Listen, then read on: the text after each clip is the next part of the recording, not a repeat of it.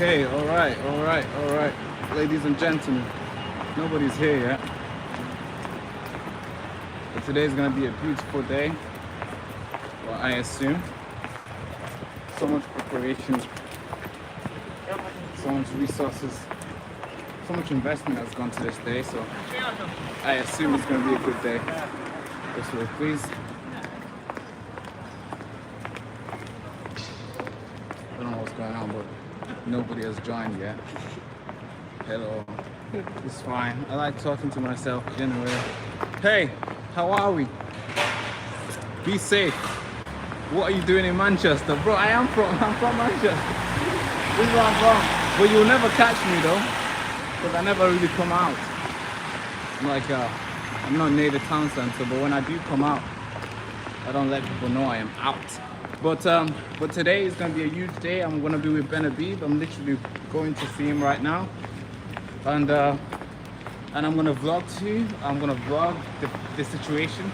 Well, whatever takes place today, I'm gonna vlog it so you guys can see it live and direct. It's gonna be huge. It's gonna be huge. I hope everything goes well. I hope everything goes well. It was so insane. Literally, I didn't even know where I was going. Ben Habib couldn't book they couldn't get a hotel. And like they did, but they didn't want to put it out there because they feared that some people might turn up and try to shut it down. And literally this morning I received a WhatsApp message telling me where I'm going to be. So I didn't even know where I was going until 7 o'clock. But hey brother, how you doing? Do you know where you're going? Okay, just a few more steps ahead. If you're from Manchester and you're near about, come say hi. I am extremely brave today, so come say hi. Hopefully you come with the best attitude and with best intention at heart, of course. But we're heading to the hotel right now. I don't know why the hotel is so like hidden. Hey guys, how you doing? You alright? I don't know if you guys can hear me. Can you hear me properly? Oh, you're from Manchester or down the corner? Come down, bro. Come down. If I'm gonna be in town till like, oh god. I can't really tell you, but come down. If you're in town, just come down. I'm gonna be in this building for a while, so if you wanna pull up and you wanna come say hi to Ben Habib and the rest of the guys who will be there, come down, come say hi, and I'm sure that's something that Advanced UK wouldn't be against. So come down. So if you're from Manchester, you're from Salford, whatever, and you're able to come down right now, come down. But it's gonna be a huge day today, a long day, I have to say. I am actually late. My train came so late today. So late. I didn't even know I was gonna make it. Train was late. I meant to catch a train at 10, but I missed it. Oh god. This is the first time I missed the train, you know. First time. I never really missed the train. I'm always on time. You know, my punctuality is always right there. I never miss. But today I missed it, so I had to wait for the next one, which was like an hour. And of course, that's why I'm late. I'm late today because of the train. But how late I am? How late am I? I am 25 minutes late. God, it's no good look for the Baraka show. Okay, we're coming. Oh, there he is. There we are, right there. Oh yeah. Okay, we're here now. So brace yourself for an impact. Hey, from Copenhagen, Denmark. How you doing? You alright? How you doing? You okay? All good? Share this chat. We don't really go live anymore because the reason why we don't go live is because YouTube doesn't get people to watch our live stream. I don't know why. I really don't know why. Hey, thank you so much for the super chat. So we're here. Gonna try to hide the gentleman's face. How you doing? So you alright? We go in, alright? Yep. I thought we had to talk to you guys. How you doing? You okay? So we're here now.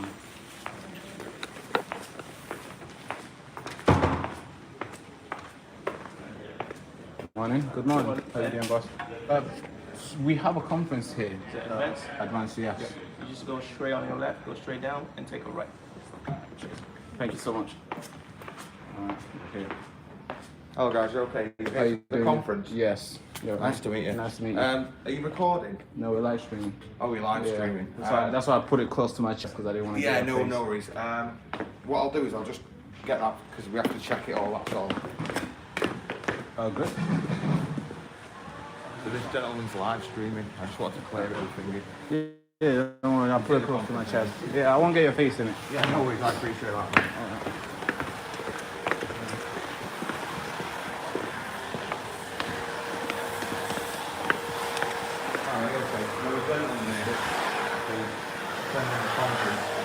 Wanting to live stream it. No filming. How come? It's private then. Yeah, I am invited By who? by Benedict himself. I will find out. Excuse me. Yeah, I found out my name is on the paper. I didn't just turn up. Yeah, no, I appreciate that, mate. It's not the guest, it's the recruit, because they're filming already. They know. Alright guys, it's taking so long for us to get in.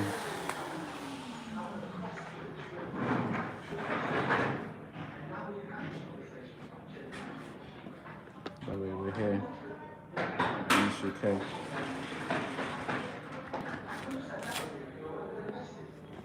I think if they don't let me live stream, we're gonna turn it off. So, but by the way, thank you so much for the super chat. Don't know who did that. Appreciate you.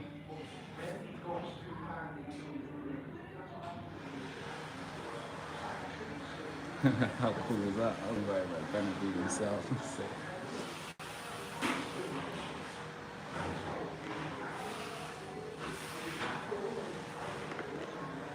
2 seconds. It's taking long for them to. You're going to have to give them 5 minutes. It's alright. It's okay. I'll try and sort it. Nah, it's alright, boss. Take your time. We're not in a rush. You know, we're here for 5 hours. How you doing, sir? Right? Ben asked you to come down. Yeah, it's Baraka. I'm doing. Right. Were you at Newcastle? Sorry? Were you at Newcastle as well? Newcastle. The event there? No, I wasn't there. I missed it. So, you guys are in my town, so I figured out I should come down. You're locally? Yeah, Localish. localish, yeah. I have to get a train to get here, but I know the town very well. Yeah, I yeah. can't get lost here. Yeah.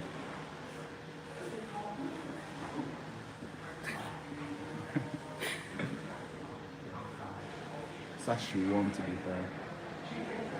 Hold this. Let me take off my jacket. Could be the reason why they're not letting me in. I look rough when I have the jacket on. How you doing? You alright? It's Baraka. You alright? It's Baraka. Did you say you had permission to film? Is this, or you just signing in? I'm trying to get in, obviously they're not letting me. Are you filming? Last stream. Are you live streaming? Yeah. Did you get permission to do that? They were already live streaming. Yeah, I was invited by Ben himself. Yeah, I've had him on the show multiple times. Have you? You just check for my name first instead of going back and forth. What's your name, sorry? Baraka. Your surname or your first name?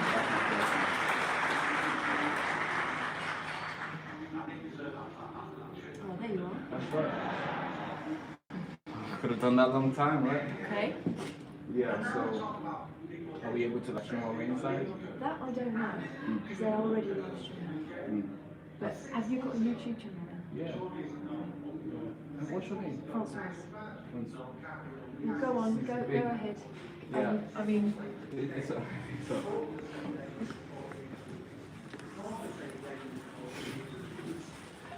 Me too. Again?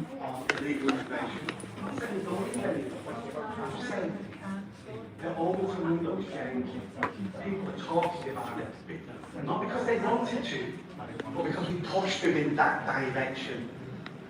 We all understand how politicians work. Politicians want votes. That's all they've ever wanted is your vote. And they will say and do whatever they think will get them your vote. And they're beginning to understand that our team is getting bigger and bigger, and it is bigger than most of the other teams now. So politicians are looking at us going, what do these guys want? Because I want to be re-elected again. An average politician in the House of Commons is on £96,000 a year. Hands up if you've ever earned £96,000 a year. I haven't. Oh, we had a little hand there. Oh, there we go. There's always one craggy. We understand how politicians think. I want to keep 96 grand a year salary, plus all the perks and all the expenses. And they keep that job by doing what we tell them to do. That's how it works. The next big conversation we're going to be having as a nation is remigration. And that's going to be an extremely difficult, tricky and emotional conversation. But we need to have the conversation. Why? Like I said before, it's our country and we can have any damn conversation we want in our country. Now, we're not all going to agree. And don't be thinking that we're going to get a utopia where we all agree, because we're not. Politics is always about compromise. It's always about the best for the most people and having to compromise that these things are good. I don't like that, but on the whole, I'm going to vote for this party. And that's what we're doing here today. And we've got a real chance here with Advance UK, because it's brand new. You're not walking into a party that's got decades and hundreds of years of history, and that's how we do things here. We've got no history of how we do things. But as long as it involves the people, as long as it involves the grassroots, as long as we're democratic, there's a word politicians hardly use these days, democratic. How do we defend democracy if the parties in charge of defending the democracy aren't democratic? How does that work? It doesn't work. That's why we're in the mess we are today. But I want you to leave it at the end, not now, but at the end of this talk today, after 3 hours here, with a string in your step. I don't want you to be downhearted. I don't want you thinking this fight's impossible, we're never going to win, it might be our great-great-grandchildren who finally succeed. Things are changing now. It's not going to get better for a year or two, but I can see things changing. It's going to be slowly, and suddenly we're going to hit a tipping point and things will change dramatically. And that's how change always happens. We're winning this. We've seen everything we've changed. More change is coming. More people have opened their eyes and going, I don't like what's around me. I want something better than this for my child, for my grandchildren. And that's how we're going to win. That's how we're going to change the country, because everybody in this country wants change. We all may want slightly different things, but one thing that pulls us all together, we want change. Because the status quo at the moment serves no one and isn't good enough. Thank you for listening.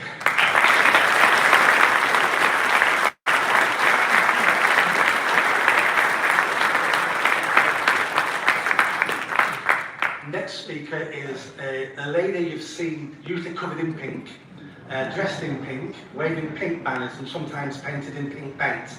It is Sarah White from the Pink Ladies. Good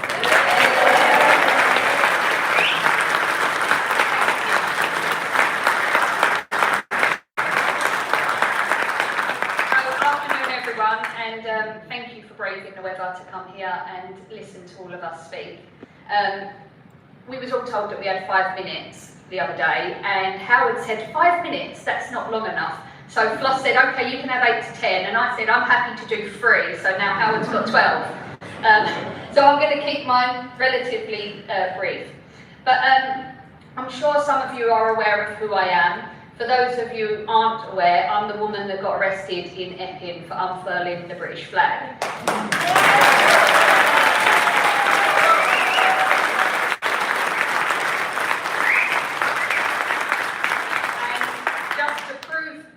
About unfurling the flag, I went and stood on them stairs just the other night, and I was shouting my little mouth off with a tannoy, disrupting the council meeting, and the police done nothing. So it was about being patriotic. So I stand here before you today as an ordinary person. I come from a very working class background. My mother was a market trader and my dad a publican, not a toolmaker.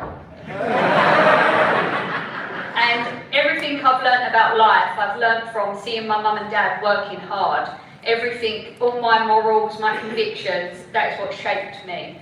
That upbringing shaped me. It gave me a sense of fairness, of community, and speaking plainly, saying things as they are, not as we wish they were. And what I can see is one of the biggest problems in politics today is that the government is run by people sitting in their ivory towers, trying to impose legislations and laws upon us. We are the people that know how our country works. We are the cogs that keep this country going. So I believe that people like us need to be in politics. We need to be the ones making the policies. Because the people sitting in their ivory towers don't understand how the country works. That's why when Advance welcomed me, it meant so much to me. I genuinely felt seen, I felt protected, and I felt like I'd finally found a group of people who weren't here to impress each other, but to listen, to learn, and to fight what's right. Every single person in Advance has shown sincerity, real sincerity, and that's incredibly rare in politics today. I've always spoken from the heart. I don't rehearse who I want to be. I don't pretend. Whenever I talk to someone about Advance, I speak honestly, I speak proud, and I've never had anybody walk away thinking that they didn't want to be a member of Advance. Now I know I'm standing here and I'm preaching to the converted. You already know why this movement matters, but that's exactly why each one of us has a responsibility to carry the message forward, talk to people, to share our stories, and to show sincerity in everything we say and do. Because the truth is this, people today are tired of being lied to, they're tired of polished lines and empty promises.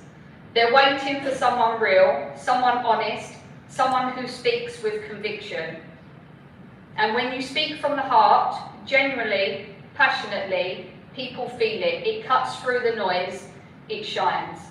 So thank you for welcoming me. Thank you for supporting Advance and for building something that actually has meaning together. If we stay true, stay sincere, and stay brave, we can create something this country hasn't seen in a very long time. A political movement built on honesty. Thank you.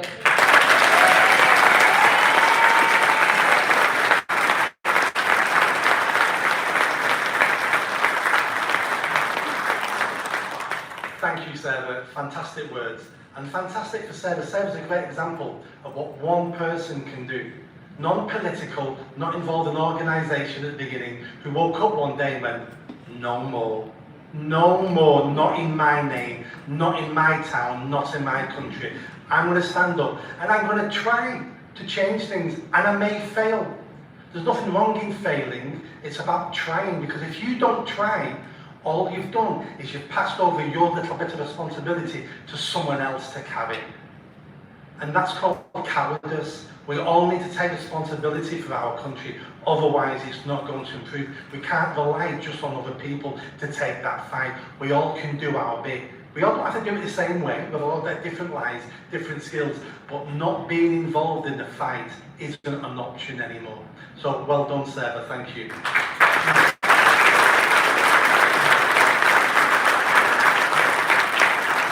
Our next wonderful speaker is Reg Ray, a passionate young person, and we need more young people involved in Advance because they're going to be here much longer than me. Thank you very much, Nick. So yeah, for those of you who don't know me, my name's Reggie Ray. I am named after Reggie Cray, so yeah. Thanks Nick for inviting me along tonight. Well, this afternoon. It's great to see so many people. I had a meeting over in Leeds a few weeks ago, which Howard attended. We had about 30-40 people there, so it's great to see a lot more here today as well. So, I've got a few questions for you. Do we believe in secure borders? Yes. Do we believe in working? Yes. Do we believe that this flag is the best flag in the world? Yes. Well, congratulations. that makes you all far-right fascists, so welcome. So I've come over from Reform UK, don't all do at once. I stood for Leeds Central and Headingley, which is a seat which obviously you'll know Headingley, the university students. I knew I was never going to get in there, but I stood to see kind of where the demographic was and what we could do to improve. I came fourth in that election. I got about 2,500 votes, which doesn't seem like a lot, but it was actually around 7% of the vote in Headingley, which was very... I was really chuffed about that, you know, getting that amount of votes in the first ever election that I stood in. So then I went on to take over as the chairman of that branch, which I kind of explained to head office, look, there's no point setting up a branch in this area because it's not somewhere where people are going to want to come. We've got Leeds Central and Headingley, and we've got Leeds West and Pudsey, which are very close by. And Leeds West and Pudsey, as you know, is our wonderful Chancellor Rachel Reeves' seat. So I said, give me that one. Did they give me it? No, they didn't. So I took over Leeds Central and Headingley until eventually somebody was found for that area, and then I became the kind of unofficial Deputy West Yorkshire organiser. And I oversaw everyone else in West Yorkshire, including Susan, who's here today. So give Susan a massive round of applause as well. So yeah, but what I saw there was top-down control, and the members kind of didn't really have a say. So I decided to leave. I've come over to Advance UK. I saw what happened with Ben Habib, what happened with Howard, what happened with Rupert, and the way that they just kind of kick you aside because they believe that you're outspoken or you're speaking from your heart. And I don't agree with that. So when I came over to Advance UK, I spoke to a wonderful lady called Phyllis. She welcomed me with open arms. That's why I'm here today, because of Phyllis. And yeah, it's just, I've never felt so welcome at a party. And I know that we stand by as principles here. Everybody here is here for the right reasons. We're not here, you know, to kind of boost our own egos. We're all here because we believe in this country, believe in freedom and democracy. So, we've seen the budget, and are we all happy with it? No. No. They said they wasn't going to tax working people. Are we being taxed or are we not being taxed? The price of fuel is going through the roof, and that's all down to Mr. Ed Miliband. I mean, what an absolute numpty he is. And then, of course, we've got our wonderful Prime Minister, Mr. Keir Starmer. Go on.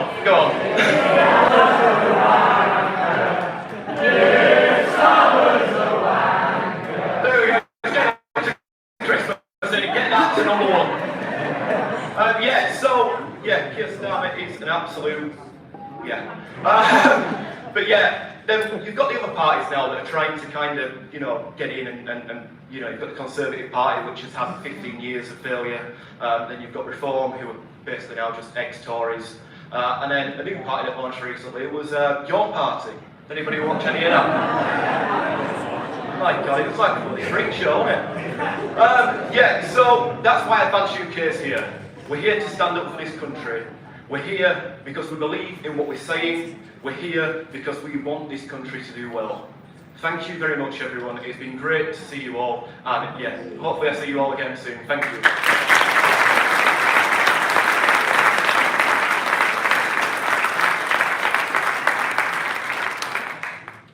Thank you. Well said. And this party needs to be making sure we hit all the demographics in this country, young, 20s and older. Our next speaker is someone you've definitely heard of. He runs the campaign Fair Fuel, who's saved us all hundreds and hundreds of pounds over the last 15 years because he's made sure he's kept every government's feet to the fire when it comes to fuel duty. When it comes to every time we fill up our car with petrol and diesel, we owe this man probably a bag of crisps, some peanuts or something every time we fill up, because he's saved us at least a couple of quid every time we filled up. You know who I'm talking about. Welcome, Howard Cox.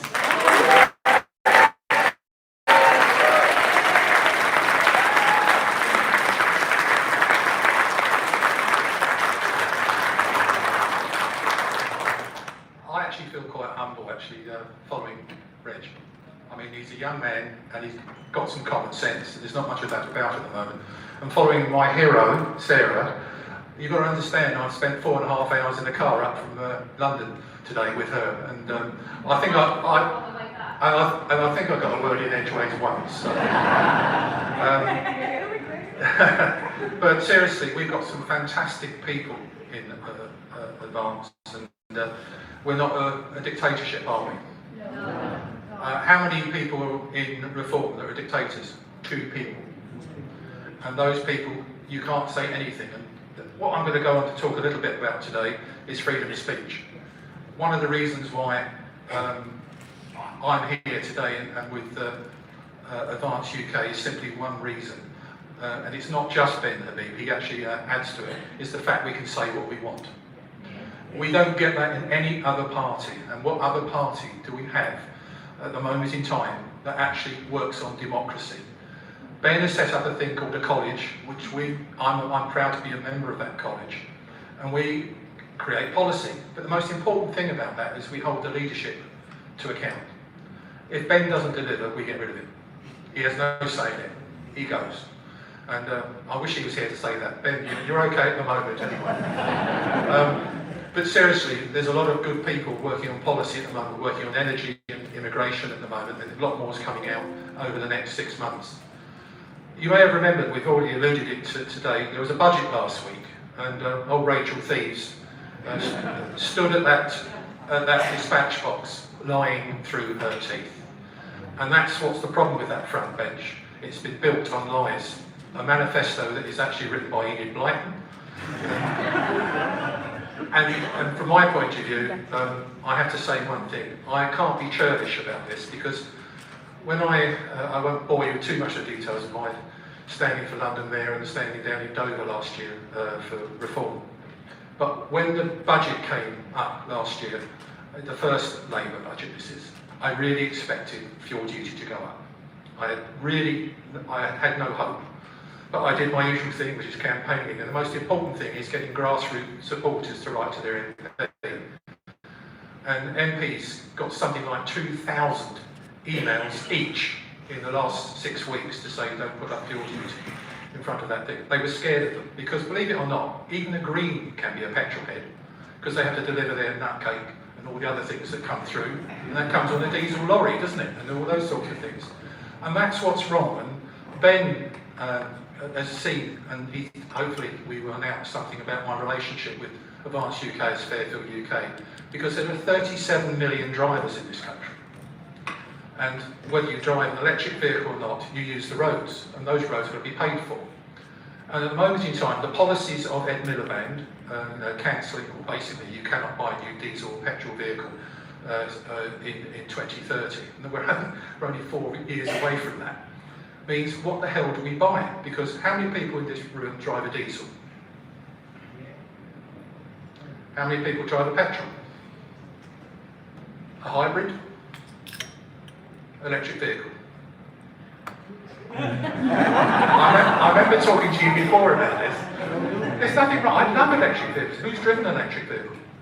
They're fantastic. They are actually incredible. But we're not ready for them. And they should stand on their own 4 tyres, shouldn't they? They shouldn't be given subsidies to the amount of Ed Miliband keeps bombarding us with.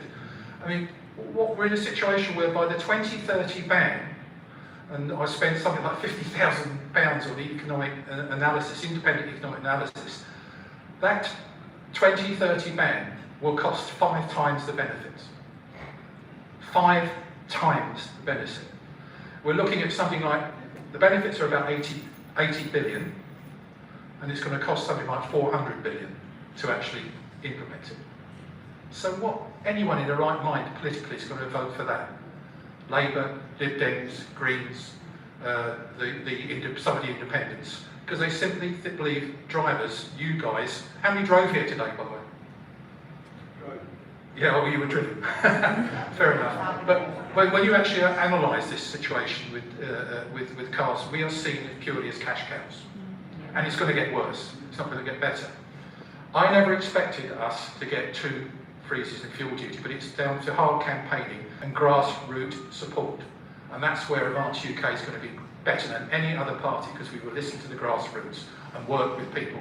And the whole idea of the college is the college will be a conduit to the leadership to actually dictate policy, as I said, holding Ben and whoever else is going to be in the leadership to account. So I really was delighted that we got this fuel duty freeze, but as you probably heard, next September she's going to reverse the 5p Rishi Sunak cut. It's a temporary cut that she gave to us in 2022 when Ukraine was invading, when the whole energy cycle in the world went haywire. So she's going to put it up 5p, but we expected it because I've got a mole inside the Treasury. They were going to put it up last week. That's what they told us. Thanks again to pressure from grassroots, sensible, common sense people, recognising the car isn't just a leisure vehicle, it's there because we need it. 80% of us cannot survive without a vehicle. And everything that's delivered in this room, that chair and everything, was once on a diesel truck. And what do? Let's tax it even more. Why don't we just actually reduce the taxation, put more money into people's pockets? And that's where I come from. And I've had many a discussion with Ben about taxation. And the thing for me, and he's agreed, and hopefully the people at the college I'm working with will agree, we want to put more money into people's pockets. Put more money into people's pockets, what do they do with it? They spend it. That goes into businesses, that employs jobs, all the obvious things, common sense. But why is it that even though many petrol-headed Labour MPs I've spoken to really do agree with that, but as soon as they walk across the aisle into the cabinet, become cabinet ministers, they lose all sense of reality. And that's the real sad reflection of this. Now, we know the thing for me is, you may remember, I stood for London Mayor, as I said earlier, and I was asked to stand by Nigel Farage, and you may have heard of him, and also Richard Tice. And I used to appear a lot on Richard Tice's show on Talk TV. And you know what's happening at the moment in time. We are being ghosted by the mainstream media, particularly GB News and Talk TV. That is totally uncalled for. Last week in the budget, I was rung up by Andrew Pearce. You know, he does the breakfast programme. He's also Tory Boy on Twitter, if you can see that. He said, Howard, come on, you're doing God's work as usual for the motorist. Would you come on tomorrow morning? I said, of course I will, Andrew, no problem at all. Half an hour later, I got a phone call from a very young, I think, spotty-nosed, acne-ridden little producer. Said, sorry, we're not having you on now. I said, well, you dropped this. They said, no. I managed to talk to him. He said, well, you can't come on because you support Tommy Robinson. Who supports Tommy Robinson in here? Yes! But also, the other thing he did say is that he also do not mention Advance UK. This is unbelievable what's happening. The mainstream media are being totally and utterly, it's more than being biased. I think it's almost criminal that they're actually ignoring the fact that we've got 40,000 members, we're the fastest growing party in Western Europe. All of those sorts of things are happening with the popularity, and guess what? Most of those 40,000 members are reformers who are basically pissed off with them, the Reform Party. And the other thing is about the freedom of speech, because that's where I don't really want to keep talking about reform, because that's not what we're here to do. But I was actually told if I continue to support Tommy Robinson, I will be expelled from the party. I just spent probably something like 15 hours a day campaigning for about 3 months for London Mayor, and also, and there's probably a lot of people here who stood as PPC's parliamentary representative candidates in the general election. I got 24% of the vote in 3.5 weeks, came second, knocked the Tories into third. But I was told by Nigel Farage and Richard Tice, and I hope this goes out on the streaming, I want to hear this, if I continue to support Tommy Robinson, I will be expelled from the party. Is that freedom of speech? No. I agree with virtually everything, not anymore now. The two-child benefit cap and the £20,000 taxation, all that's gone now. And they are no longer a party. In my opinion, they are the uni party. They are with Labour and the Conservatives. So what I'm here for today is to say to you that I wouldn't be here if I didn't believe in those things at the bottom there. Serious, principled politics. That's what we're here.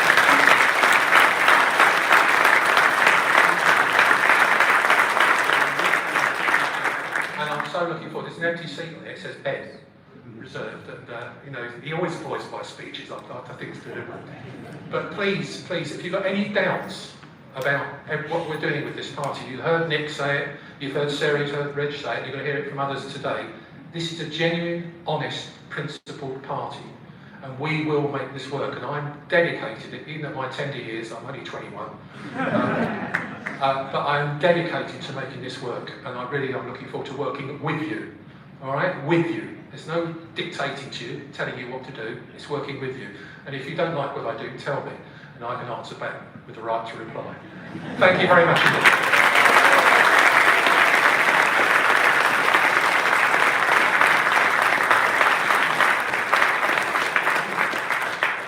Thank you, Howard. Howard's a great example of the quality of the people we've got in the college. So for people who don't understand the college, as Howard said, it's going to be looking at policy. So if you can imagine when you used to play, or some people that played fantasy football manager, where I wish I had them, I wish I had them, I'd want that goalie. That's what the college is.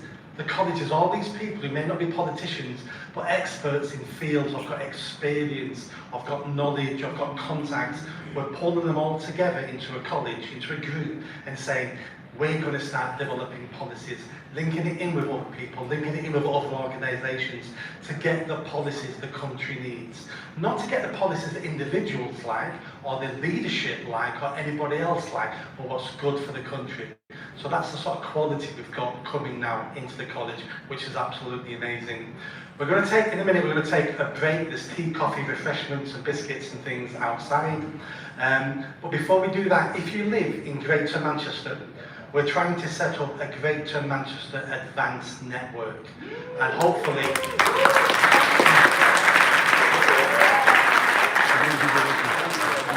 with the aim of when it grows and grows and grows, eventually we can split it into the 10 local areas of Greater Manchester. But let's start big so we all get to know each other. If you're interested in joining that network and being a member, we're looking at starting meetings probably next month, having guest speakers, looking at candidates for elections and things like that. If you're interested in that, please come and speak to Paul. Paul will be outside the main door where reception is, just outside the door. He'll have a desk there. Please go speak to Paul. He can take your details.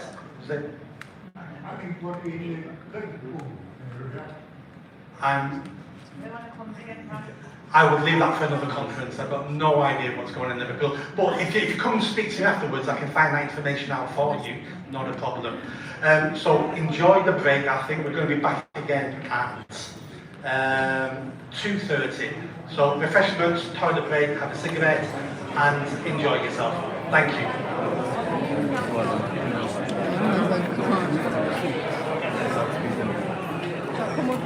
Yeah, Karen, how you doing? Sorry.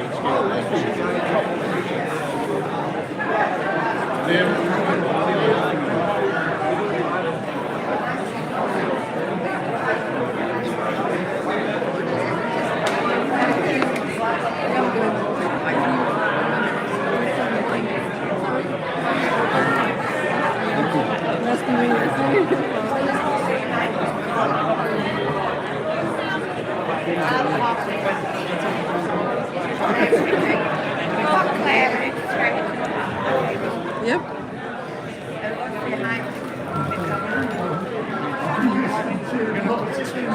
Oh, thank you so much. Appreciate you keeping that. Thank you so much. And I believe you. So I'll see how much you look great. Yeah, brilliant. Glad to see you, mate. I'll see you. Right. Come this way.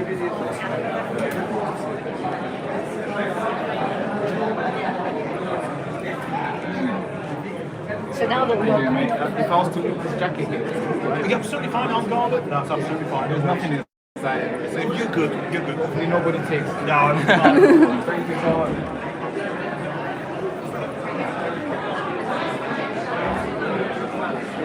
This block here. Oh. Kind of have to go through that way. How you doing? You alright? Okay. Oh, thank you so much. Appreciate you. How you liking it? It's good? That's good. That's good. I want to talk to people. I want to see. They didn't give me a seat. I put a spot for, I guess, not today. We're going to get better. media channel. Why does that do? A lot of videos with the media. I don't know if you know, but we really monetize on my own. I don't know that. I didn't know. Yeah, they delete like over 5 million. So that's why. Is that just YouTube English? Yeah. No. So most people are trying to find a video that we did last year and don't find it. The recent video you find is going to be this year, around September. Every other video before then was taken by multiple videos. Basically, we have to start from restart again. And are you finding it easy to build up your audience again? No, not really easy because before we used to get a lot of views, that's what we do so fast. But now the views has been capped. We barely get the number. We barely get like 10% of what we used to get. They're not right. Remember the Preston journalist? He's taking him pictures for therapy. Yeah, that's what they do. So they kind of cap it where it won't exceed the amount of whatever they do. It won't go as far as I don't know, because it seems easier when you're doing it the other way. Yeah. It seems kind of like. Because Silver Fox has been complaining the last couple of days how his views are going down, and he doesn't really like it. It's in the same boat with me. I mean, I spoke to YouTube because they did confirm that the channel was good. This was like late October. I literally spoke to YouTube team to that why the views were not as much. So we have this channel, we have this amount of people, and we gain 300. It makes no sense, right? So I did speak to them, they did confirm that it is censored. But then they did not say it's censored, but they did also say that they're not doing it. Yeah, so they don't, because obviously if you press charge, you go forward and so they never actually say they're doing it. They just say it's like a blurry line. They don't want to see it.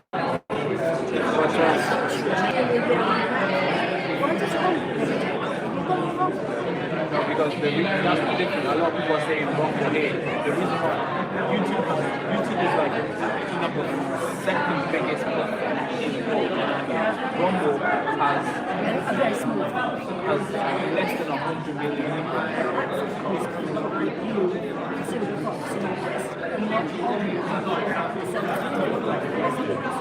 Yeah, true. And then you have to know that Rumble has been existing for what? It's talking off. I'll probably say it's been in the line for like 3 years. But YouTube has been around since 2000. That's why. Billions of people watching. Thank you so much. Alright. Yeah, so that's why they give this. But there is a lot of people who are also making traffic for the Rumble. How you doing, sir? You alright? Yeah. Baraka, yeah. Yeah, that's right. Thank you so much.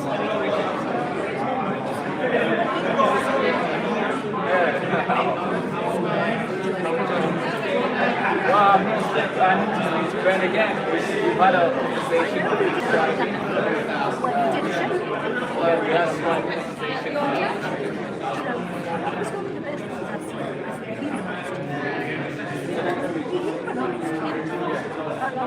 Sorry. It's alright.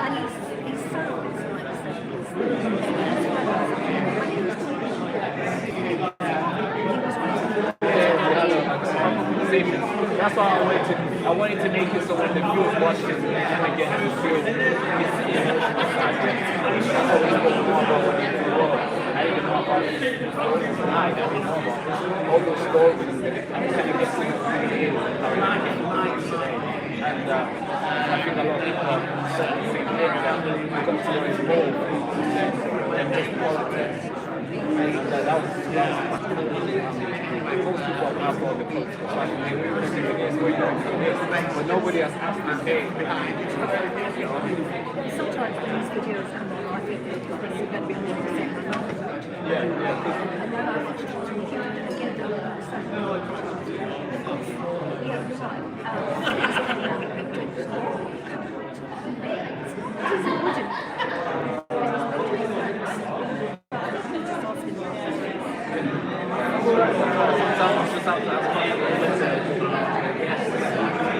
I'm glad you like it.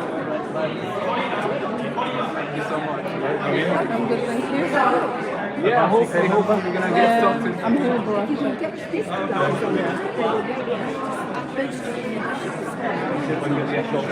Yeah. Quite dark here, isn't it? It is. It's But not I'm like. going to speak to Ben today. Spoke to him.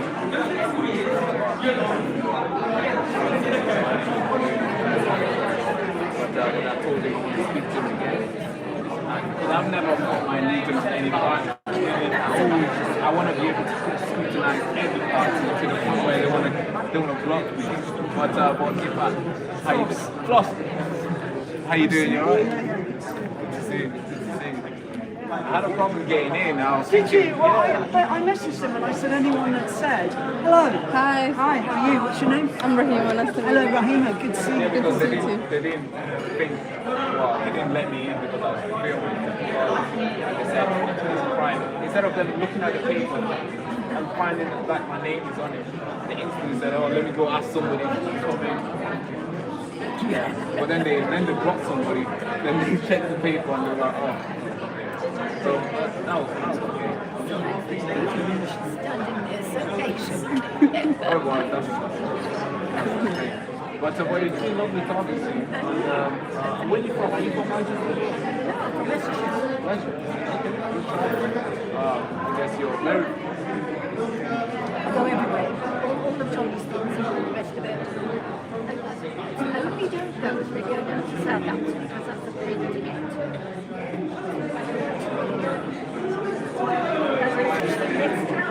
Yeah, I'm due to speak. I'm not sure yet. I'm not sure that either means to speak or not. I'm still trying to fit it in.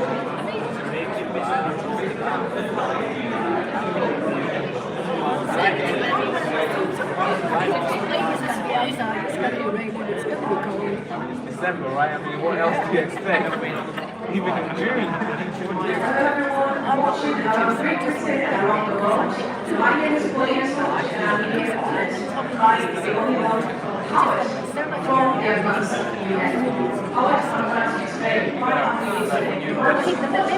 When you're at the top, and one thing that you get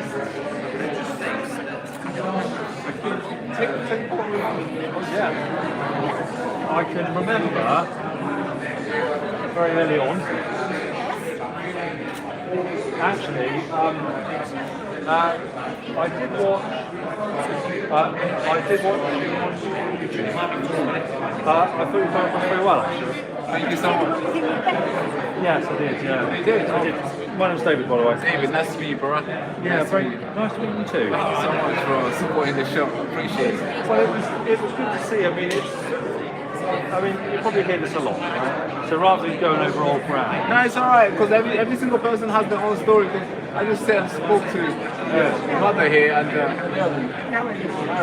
and her story is quite different. I'm not sure if you're going to, I know you're not going to say exactly the same words, but it's probably similar, and I would like to know what you think. Yeah, well, here's the thing. I'm very optimistic. That's good. I'm optimistic because as much as you picture my SK280, it's far from it. There are many risks. Also, I think we're still trying to work out what exactly to do with social media. It's like Google 2.0. So it's very new. Yeah, everything's still new. With the rise of AI, it seems like we don't know what we're doing. Yeah. But when I see young men like yourself, I think, well, they're spoken at.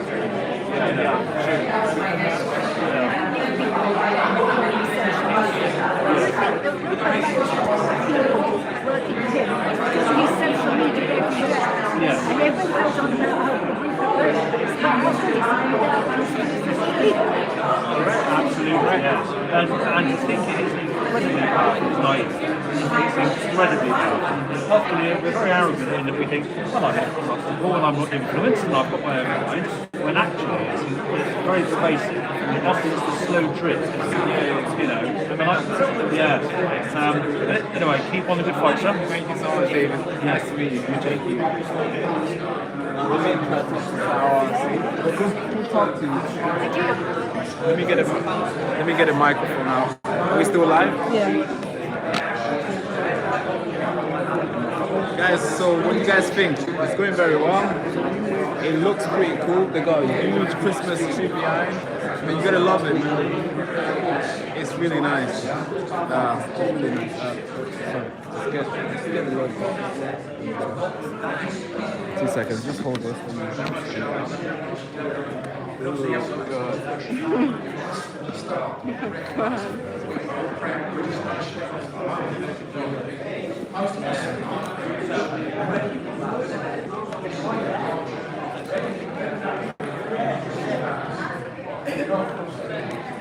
The things that I always think I don't need is when I get here. Which charger is this? This one.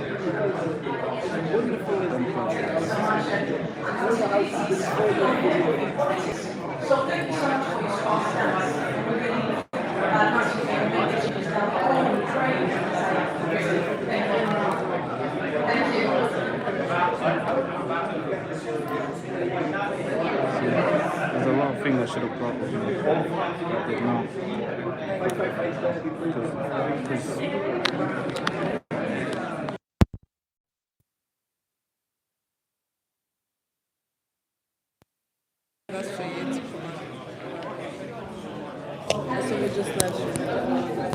No, we'll use the camera later on, but right now,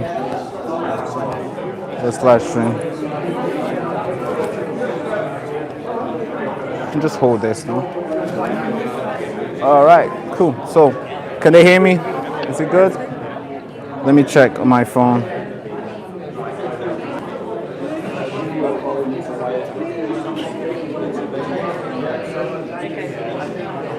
How's the signal coming out? Can you hear me? The audio is good now? Yeah, we got a microphone now, so the audio must be good now. Just hold it, let me get to side. You can wear this, Alright, the audio is good now.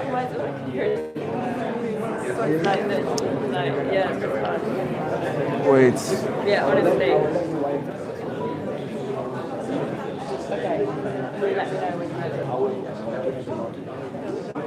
All right.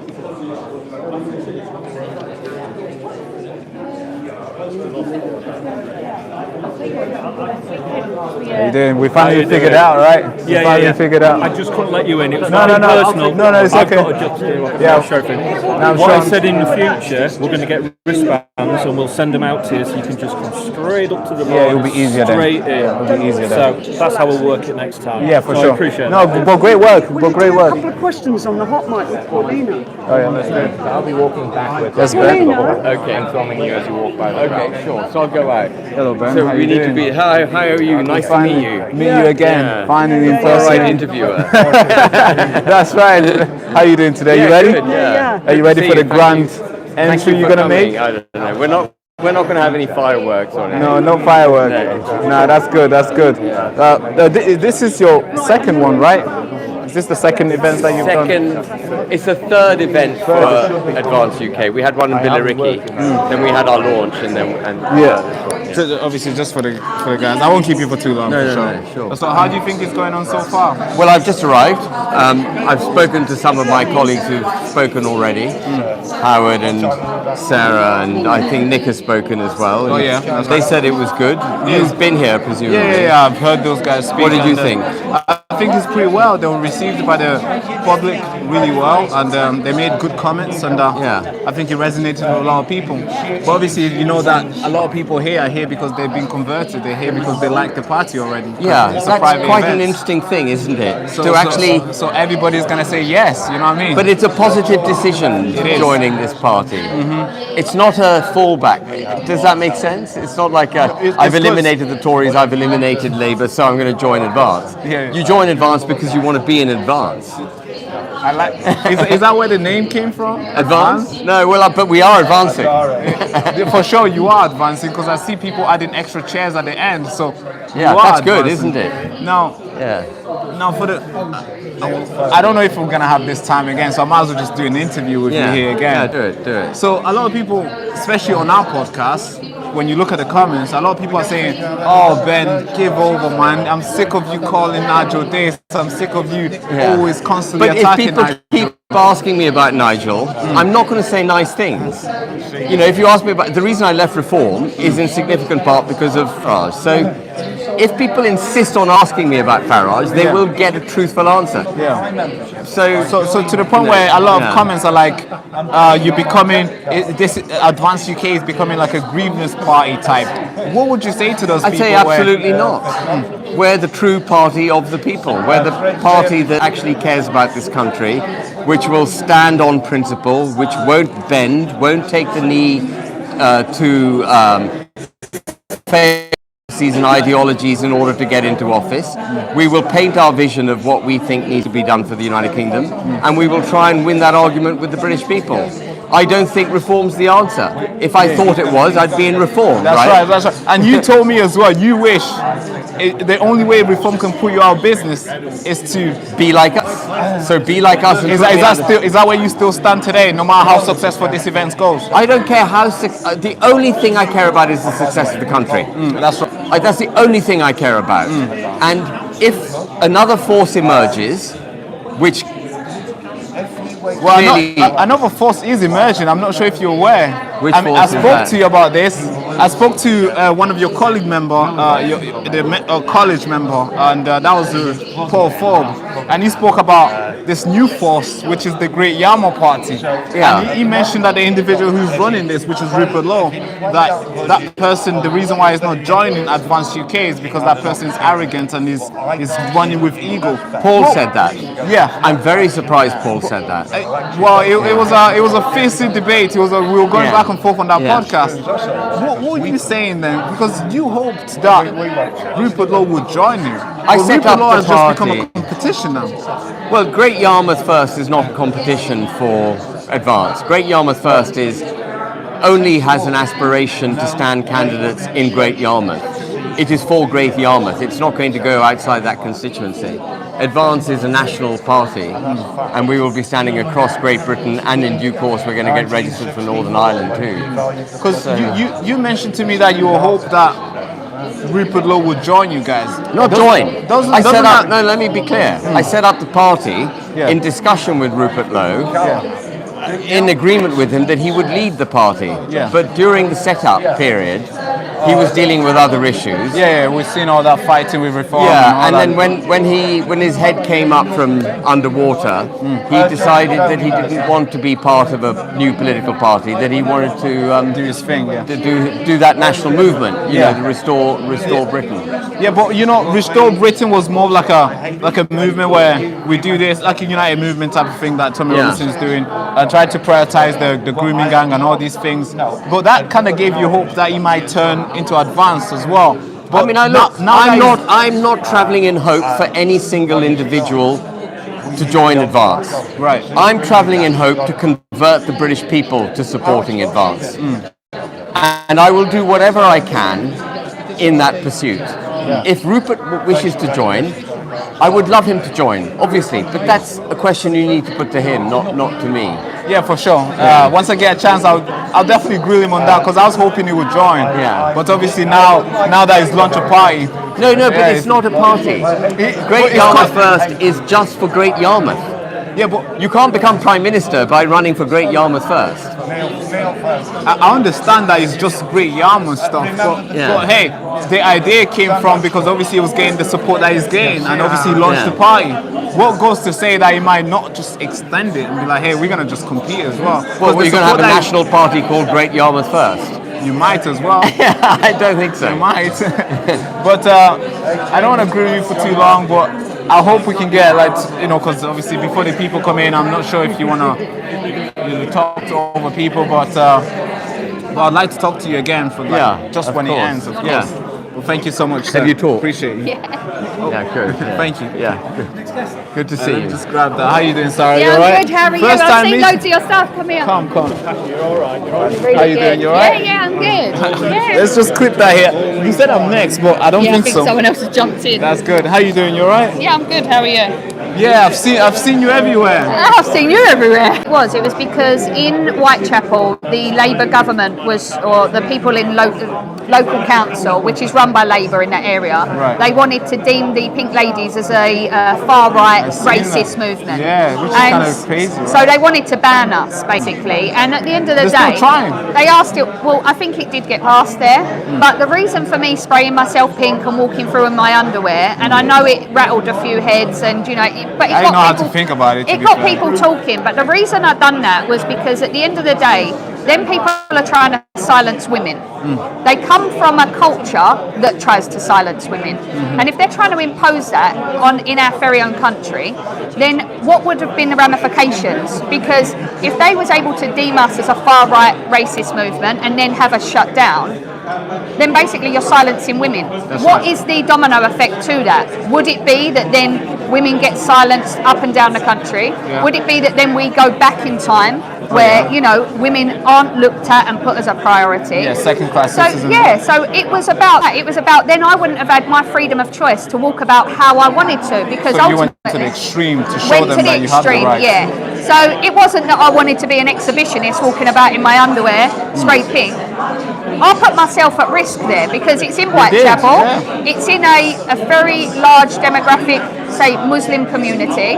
But isn't it funny, the young guys that were there that was Muslim said to me, we totally understand what you're doing and we support you, and women should be speaking out about the what's going on and the actual issues. For sure, yeah. They said, we don't want these people that have come here undocumented because they could do stuff to our women and children, and we don't want it. But the people who had the problem was the people from the far left. And I believe that the far left stand up to racism movement are actually a racist movement, and I believe that they're the racists, I believe they're the fascists, I believe they're far left thugs. So I like to put it back on them now. And and I tried to debate with them and tried to actually have an adult conversation. Yeah, for sure. And there were things that they was getting, that they was agreeing with me. And I said, can we put children as the most vulnerable and as a priority? Yeah. And can you agree on that? And they said yes. And I said, so if we can agree on that, then why would you not then put children as a priority in our communities? Because if it's young children that is getting sexually assaulted, or if it's women that are getting sexually assaulted, does that not tip the wants and needs over these undocumented men? And so they agreed with me on that. But again, they don't like to agree. I think they like the concept of protecting people, but they don't like the people who are trying to protect the people. Which is like the reason why the children will be protected is because somebody is actually trying to protect them. You know what I mean? And you've been around the country up and down, and you've been everywhere basically, on the national news, on the papers, and some people are calling you, hey, this is the next far right woman, this is the next women version of Tommy Robinson, and other people are like, this is the hero, this is the person who saved and raised the rights for women in this country again, and which is lovely obviously on this side. But what would you say to the people that you go outside and talk? How's the people feeling like? Because obviously online is very different, because people just write anything online, but in person you kind of get to feel and understand what people are actually thinking. What do you think is the most thing, if you were to try write down the concerns, list of concern, like 3 top ones, what would you say that is? Would you say it's primarily just illegal migrants, or there's more? Do you know what it is? We can all stand here and say the issue is undocumented illegal migrants. However, who are the people that are allowing these people in? Because if we really wanted to stop illegal immigration, then we could put the Navy into our shores. We could stop giving France an alarming amount of money, and we could stop giving benefits to these people who come here, because they are only coming here because of the benefits. Because you've got medical care in other countries, you've got schooling in other countries. So the only reason they then cross and come through all of these safe points is purely for the benefits that we provide, because they wouldn't get them benefits in any other country. Yeah, that's why they don't go. No, exactly. And they're not fleeing war. I'm fed up of people keep saying they're fleeing war. They're coming from France.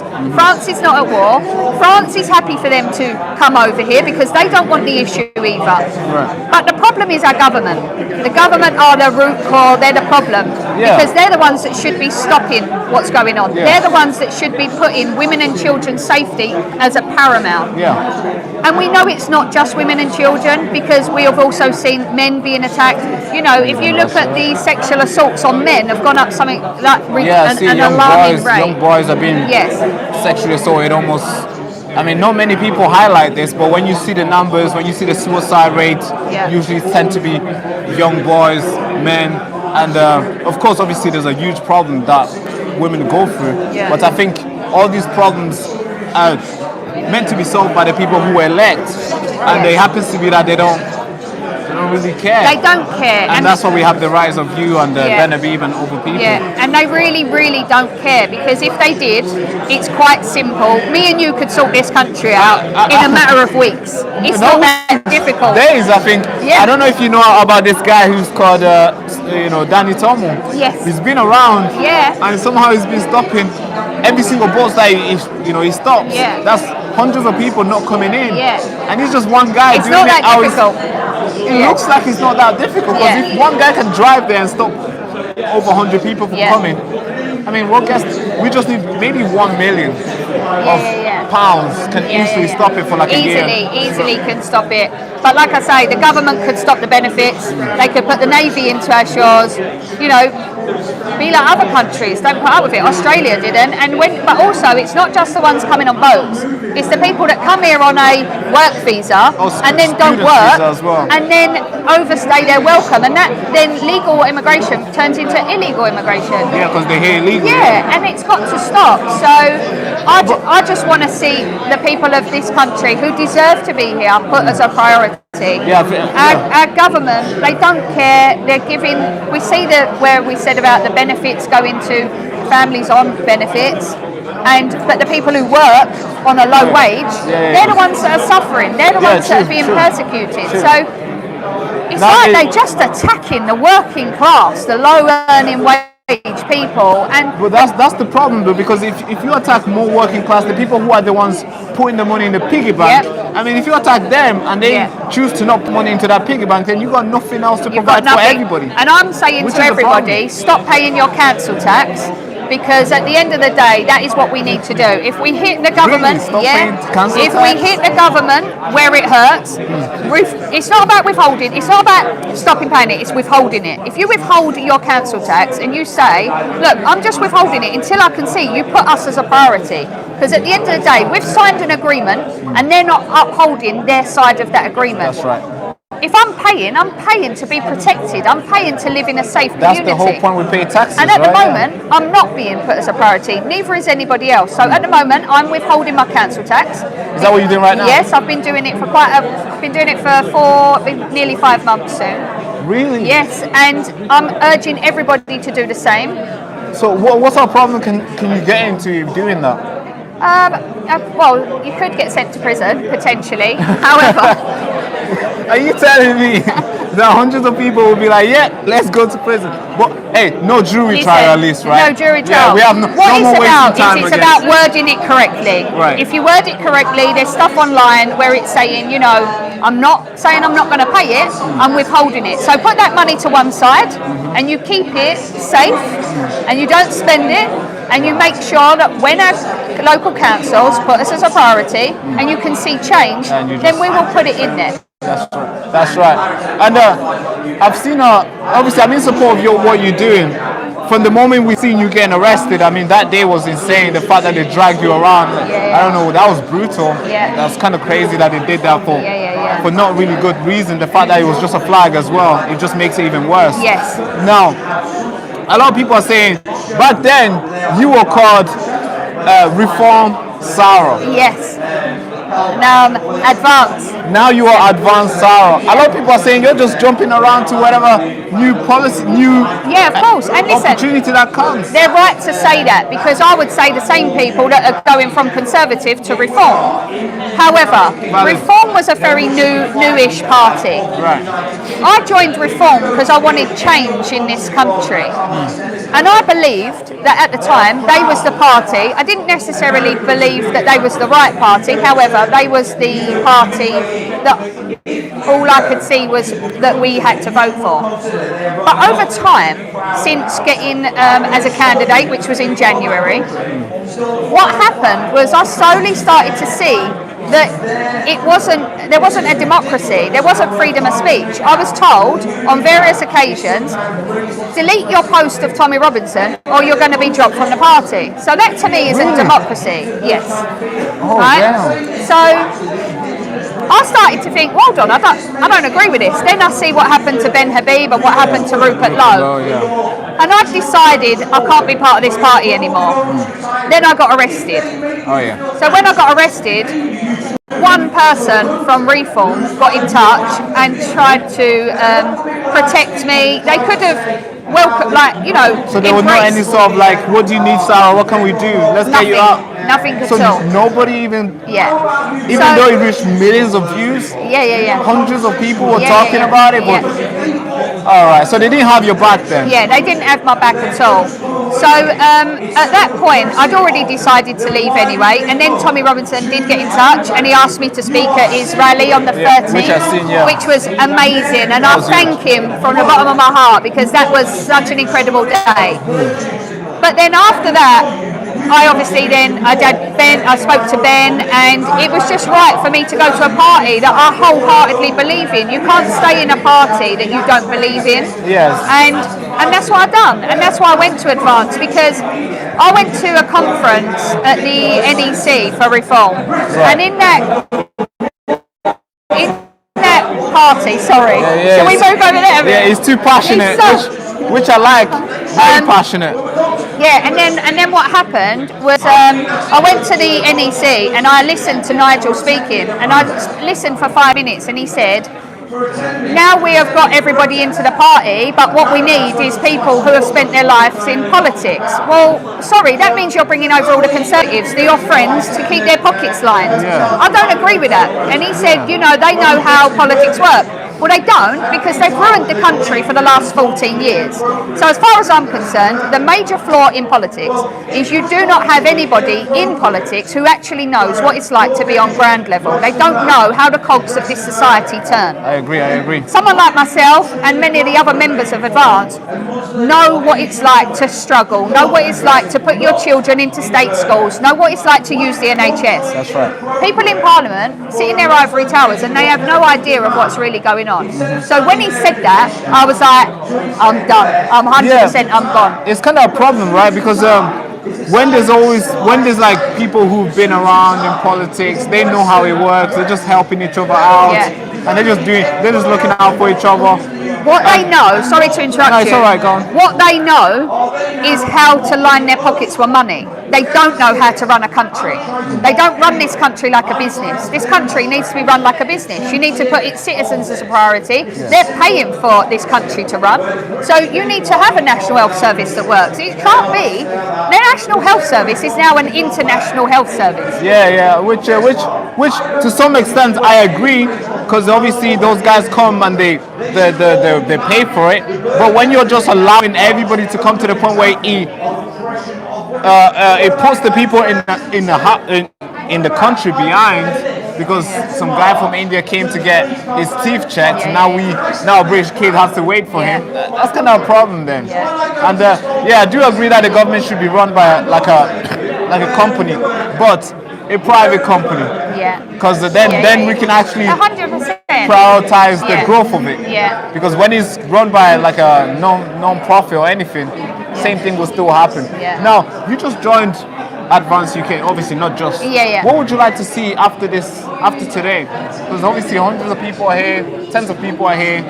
It's been a good turnout so far. And obviously And most of these people are agreeing with you. Of course, as you Oh, mentioned, 100%. these guys have been converted. That's what they hear. Yeah. What would you like to see these guys doing after they leave? And what would you like the party to be doing after this day? Would this be just a day like, hey, look at the pictures? Or would this be another day where you can be like, this day, that's when we did that other thing? I think, do you know what? I would, if they're not already members, I would encourage them to all become members. Right. I would encourage people to speak from the heart and be passionate and explain to people far and wide, because we're being cancelled on mainstream media and it's a real shame, because people need to hear about every party. It's not democracy, is it? Yeah, if you hear about every party, then you are more, equipped to make a better decision. So I would like to see people out speaking a good word of advance, speak from the heart, because when you speak from the heart, people can see that. Yeah, they can sense it. And they can hear it, and it's not lies. And this is the first of many. It's not the first of many, because there have been others. But from today, there will be many more events. Right. Next week, I'm speaking in Clacton. Sick. There's quite a big event there. So there is events taking place.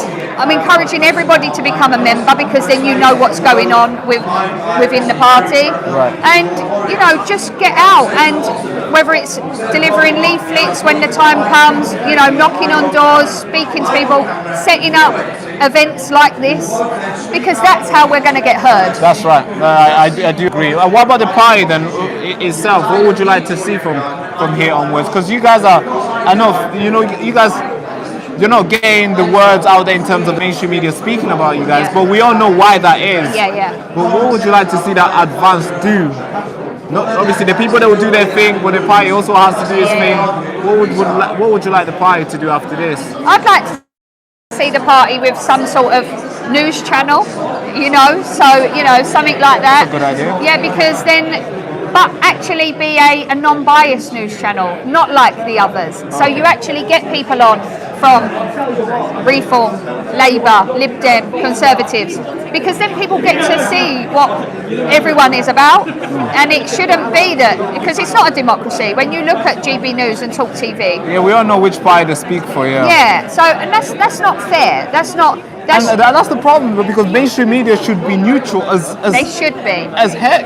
Yeah. But when you listen to GB News, I mean, they're always criticizing Labour, but never Reform. It's like, yeah, come on, we're on one track. Although I agree with what they just, I agree them criticizing Labour, but hey, can you criticize this guy as well? Yeah, listen, credit where credit's due. That's right. People do good things. It doesn't mean they do all good things. Yeah, of course. So yes, it's okay to criticize, and sometimes it's constructive criticism, but you still need to criticize people where they're going wrong. And we're just seeing it with every party. They have, hence the reason I'm not Reform anymore, because if I wholeheartedly believed in Reform, I would still be there. That's right. And I don't believe in Reform, so that's why I'm a proud member of Advance. Advance Sarah, I guess. Yeah, Advance Thank Sarah. you so much, Sarah. It's been amazing. Lovely talking to you. Lovely. Thank you. We should schedule a podcast where we can talk about 100%. everything. I'm I'll up get for your that. contact after Yeah, this. definitely. Yeah, let me just get a mic. Oh, that's how they get lots. How we doing, guys? Oh, God. We're just getting started, by the way, so tune in. So if you are about to go get coffee, go do that right now. We're just getting started. We're going to be here till like 5 o'clock, I think, 5, 6 o'clock. Then we're going to go to town and see what's taking place. It's raining outside, but we're going to go to town and see what's happening. If it's getting too dangerous, then I'll go home. If not, then we're going to see what's going on in Manchester, Piccadilly Garden. But yeah, we're just getting started. I meant to be speaking there, but obviously somebody else is doing it. I want to talk to Nick. But if you're watching right now, just share this live stream, share it everywhere. We don't usually do live streams, but we're doing it today, so share it if you can. How you doing, sir? You alright?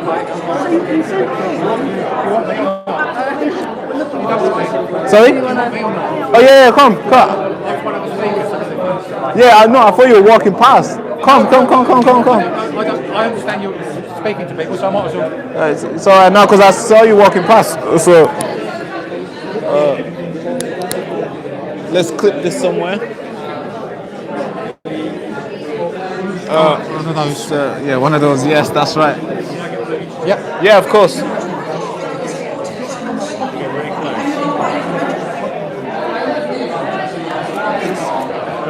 Thank you so much, David. So, you've just given your speech right there, and you spoke more about. Sorry. You spoke more about the tax, where the roads and the helping make well, obviously serious principle politics, but in a sense where you're not taxing the working class in a way where, oh, you're taxing people because they're not driving diesel car, petrol car. Tell me more about that, because that's been your mission, your long mission for quite a while. Could you tell me more about that, please? Well, for 15 years I've been fighting a campaign because we are the highest tax drivers in the world, and I wanted to stop that. We still are nearly the highest tax drivers, but at least the campaign Fair Fuel UK has actually managed to keep fuel duty frozen since 2011. Well, that is good. Thank you so much. Maybe that's why my fuel was not as much when I was driving. And that's the reason why the Reform Party asked me to stand as London Mayor and also stand down in Dover as potential MP. I did that, but unfortunately my big problem is actually how Reform treated people like Ben Habib and Rupert Lowe and me. Richard Tice and Nigel said if I continue to support Tommy Robinson, I will be removed from the party. And I said bye-bye. Why do you think that is? Because I was trying to understand, as a political party, why are they so, every party, why are they so inclined to always push this guy away? It's like they don't want him anywhere into politics. There's a lot of water under the bridge. Right. It goes back along, there's a lot of personal issues between basically the days of UKIP, the early days of UKIP, and the British National, not the BNF, it was actually the, I can't remember the party. Or something. Yeah, sorry, my brain's gone, I'll come to it. I've heard of it. That's the BNP, something like that. It wasn't the BNP, but it's the party that Tommy founded, and he fell out basically with Nigel over it, and for something personal. Nigel is just a nasty person when it comes to, if you disagree with him, he actually does bury a big long knife in your back. He's got a litany or a list of people he's actually thrown under the bus in his political career, and one of the biggest casualties of that is Tommy. But Tommy's come back fighting. I didn't know Tommy from Adam. Dan Wootton invited me on his show and asked me what do I think of Tommy Robinson. I said I don't know him from Adam, but I do know he should be given credit for highlighting the child rape gang issue. And that's the thing that mattered to me, and I decided to leave Reform, and Ben Habib also was thrown out, and so was Rupert Lowe, and we joined forces, and now we've got Advance UK. Yes, which obviously is growing really fast, and it's kind of strange that a lot of people are always trying to throw him under the bus and destroy people's life for just mentioning him, because I'm sure you will probably be doing something more than what you're doing right now. You're forced to come here and start something new, which is obviously not fair on you, but it's great that you give these people a chance to follow something like Advance UK. People here are looking for a political home. That's right. 19 million people did not vote in the last general election. Yeah, that's a big unconquered land. And we want to actually capture those people, and that's so vital. So that's why I'm here, and I'm here because of I want serious, principled, honest politicians. And the nice thing about Ben Habib, he's actually putting himself under scrutiny by having the college, which I'm a member of, to actually scrutinise his performance. If he doesn't perform rightly, he's out. Which is more pressure for him to do good. Yeah, and he will. He has the fire in his belly, you can see. He's ready for the fight, which is quite great. He believes in this country, and that's what he wants to do. At the moment, not many other politicians do. Yeah, but I see a lot of people, I don't know if you're aware, but there's a growing of ethno-nationalism out there who would like me and my staff to be deployed, and Ben as well, which I'm thinking, okay, what's going on? It makes me so angry. You are a vital part of our country, and I'm delighted you're here. What we don't like is the hangers-on who come over here, who basically are dangerous people. I live on the south coast, and I watch these boats coming. So you see it. I see it. I walk my dog down by there. My dog barks at them, which is quite funny. And I see these people coming. They're all young, fit men. Where's the old age pensioner? Where's the children? Where's the women and children? Exactly, and those are the issues.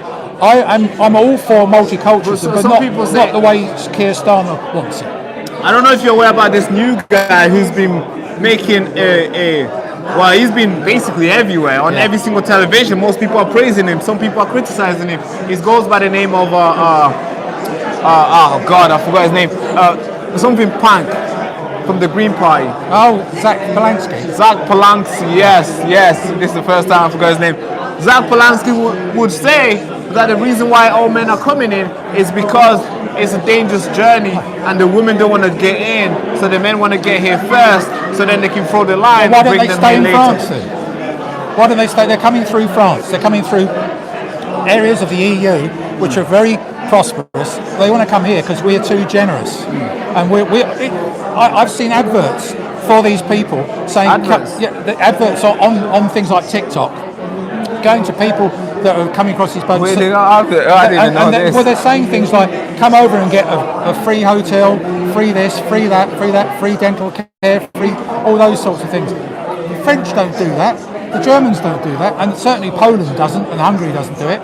So the important thing is we want people to come here who are going to contribute to the economy and contribute to our culture as well. Yeah, that's right. But you are a member of the college here. Would you like to tell the viewers what you'll be, because most people who are watching this is because either they're here to criticize this, or they're here to learn, or they're here because they support this. What would you like to tell them about the college? What you are, about the college itself, how it works, and also what you are contributing to the party itself, and the reason why they should also, if they're still standing on the line, they should join. Well, I'd just like to say that the reason why I'm joining Advance UK, and have joined Advance UK, and I'm on the college is a system set up by the leader of Advance UK, Ben Habib, and this college is designed to bring critical thinkers, sensible, experienced people to come in and deliver policy. It is not a dictatorship, it is based on actually experience and skill sets. And the college is also there to hold Ben Habib to scrutiny. If he does not perform right, he will be thrown out. It's as simple as that. And from my point of view, I'm proud to be a member of the college, and I'll be working on the energy policy, also transport policy, and the cost of living, i.e. economic policy. So we'll have all that together, we'll put the policy out there, and these policies will be delivered based on listening to grassroots members of Advance UK. It will not be top-down delivered, it'll be coming up to the grassroots, and that's the important difference. It is a democracy, not a dictatorship, which most of the other parties are. Yeah, so a random person wouldn't just come and be like, hey, I got £4 million, and boom, next minute is the guy who's running everything. No one can buy their way into this party. Okay, that's a good way. That's good, because we see how a lot of people have bought their way in. We've just seen £9 million going over to Reform. Yeah. I mean, I was a proud Reform member, but the Reform people along the way have been thrown out. Good chairmen, good regional people, good loyal people, and are very good people, and now moved over to Advance UK because they've been treated so badly. They are not listened to. Here, this party, you will be listened to, I promise. Thank you so much, sir. Can we schedule an interview, like online interview where we can You've got talk? my details, have you? No, I've not. Yeah, not too bad. Because we don't want to do any live. Let's get on. No, I'm going to be standing there with you after when it starts, so we can talk. Yeah. Okay. Yeah, that's right. Not too bad. Of us? Oh, of us. Oh, go on.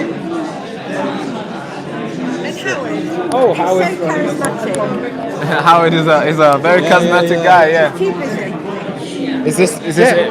Thank you so much. Oh, sorry. Thank you so much. I just said to Ben, I'd still marry if you weren't married. He says I'm not married.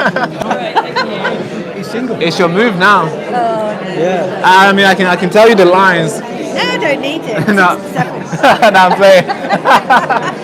That's pretty cool. Sorry. I'll text you. I'll text you today, and we can schedule up a day where we can do like a proper. You see the way we? I'm from Manchester. All right, okay. Yeah, and we can have a proper. And who's this gorgeous young lady?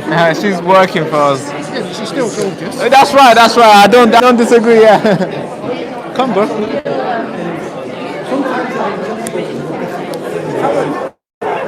So right now we're gonna get Pastor Ricky's gonna come on. Right now. Behind you. No, we're gonna get him on. So Pastor Ricky will be coming on very soon. If you guys have any questions, write them down.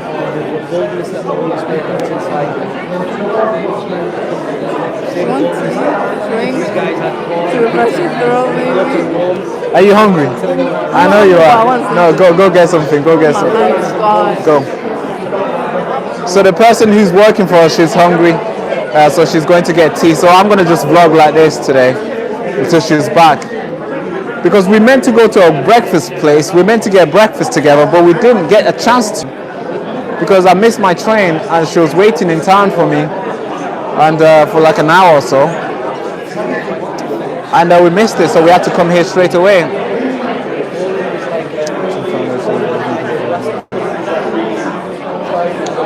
All right, cool.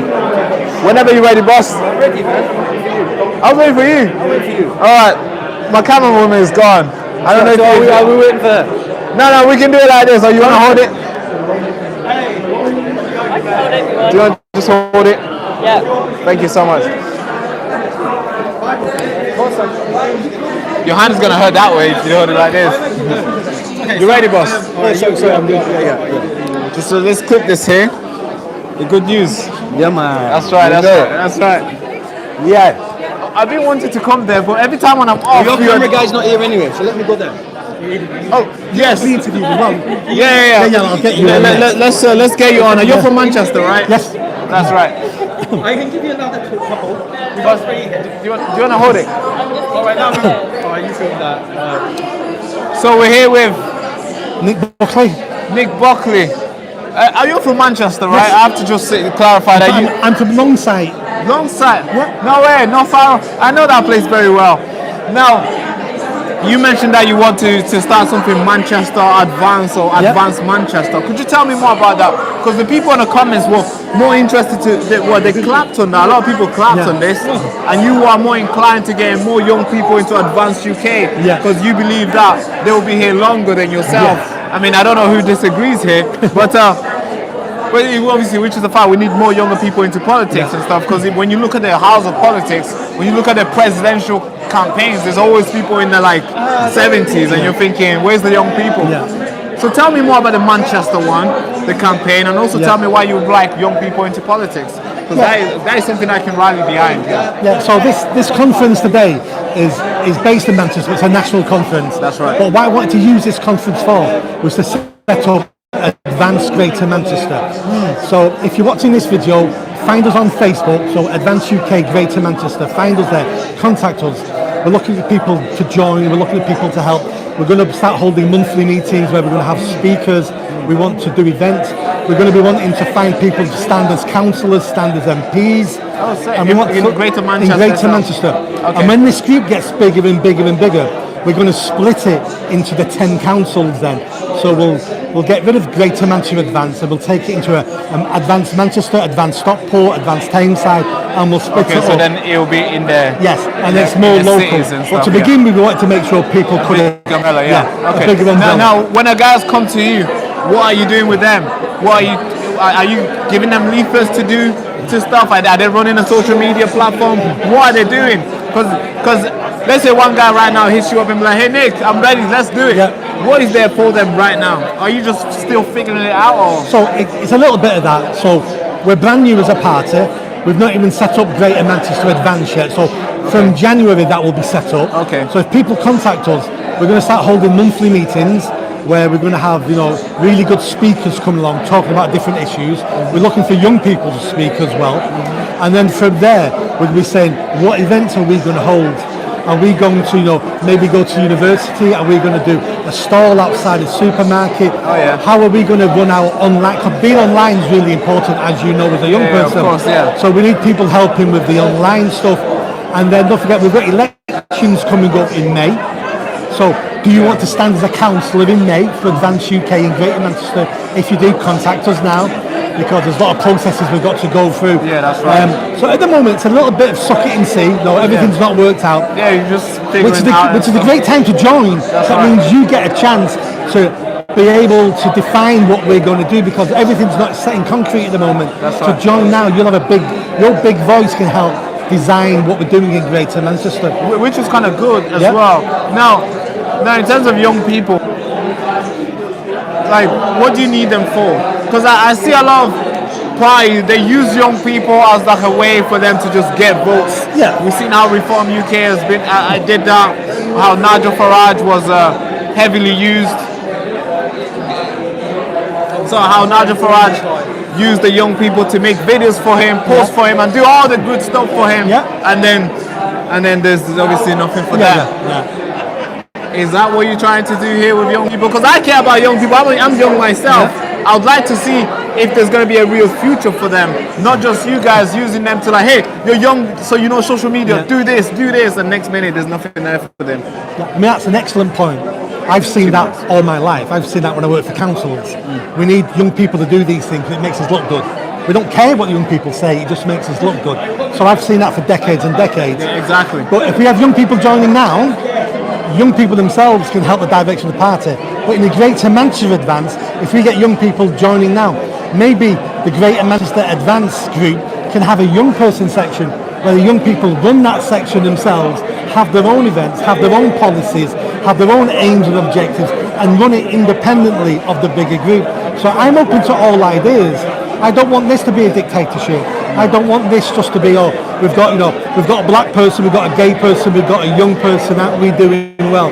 I want people to come on board and run their own projects, run their own side of things. Yeah, that sounds good. Yeah, so I mean, so if you're interested, come and put your money where your mouth is and come and join and do stuff yourself and organise stuff for yourself, and we'll support you. That's right. You're an interesting person. I've been looking at you online for quite a while. I would want to have because I know we're getting back into it, so I can't start another question here. I would like to have you on the show. There's multiple questions I want to talk, especially you're from Manchester as well. So most of the thing we're going to talk about is be more local, since I'm from Manchester myself.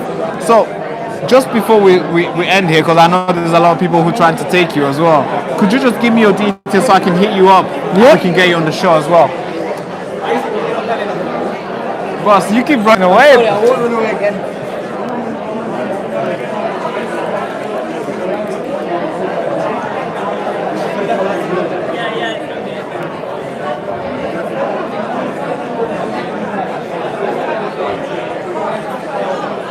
Are you doing you alright? He's got me to tell him mix up the life. Oh yeah. Thank you so much, Nick. I'll email you. Thank you. She wants to talk to you.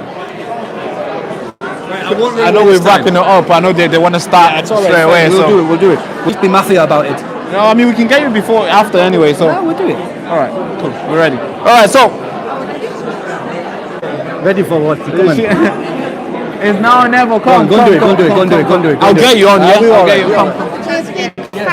My sister and I went. Just go behind it. Just go behind the lights. After you speak, we get you on. Yeah. All right, cool.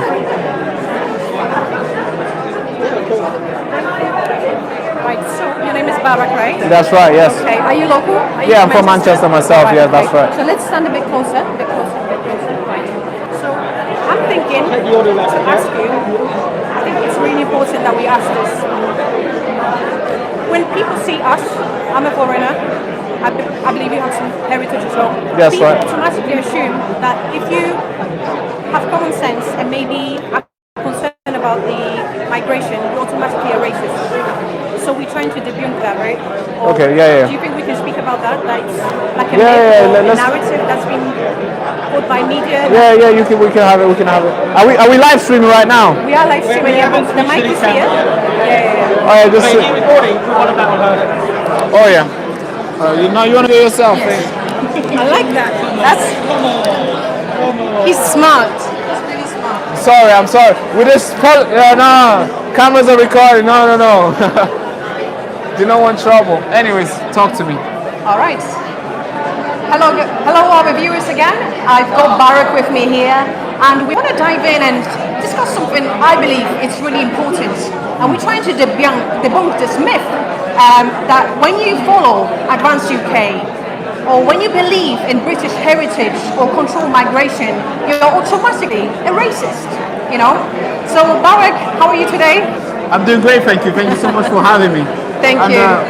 So with the question that I have, what would you say to this narrative that's being put by media that if you believe in these things, you're automatically a racist?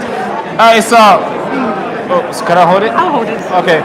So I think they use it just put it a bit down. Sorry. That's fine. I think they kind of use it to basically slander everybody and just they don't want you to be concerned about the country, and they want to be able to do whatever they want in the country without you saying anything because you fear of the word racist, right? Now, but when they see the colored person say, well, they also call me racist too. I don't know if you're aware, but they also call me racist for being concerned about illegal migration. But actually, the illegal migration doesn't just affect white people, it affects every single person in the country. I'm not sure, obviously everybody here works. They work, they pay their taxes. And it's not like black people's tax money are not going towards the illegal migration. It is, and it's affecting every single person.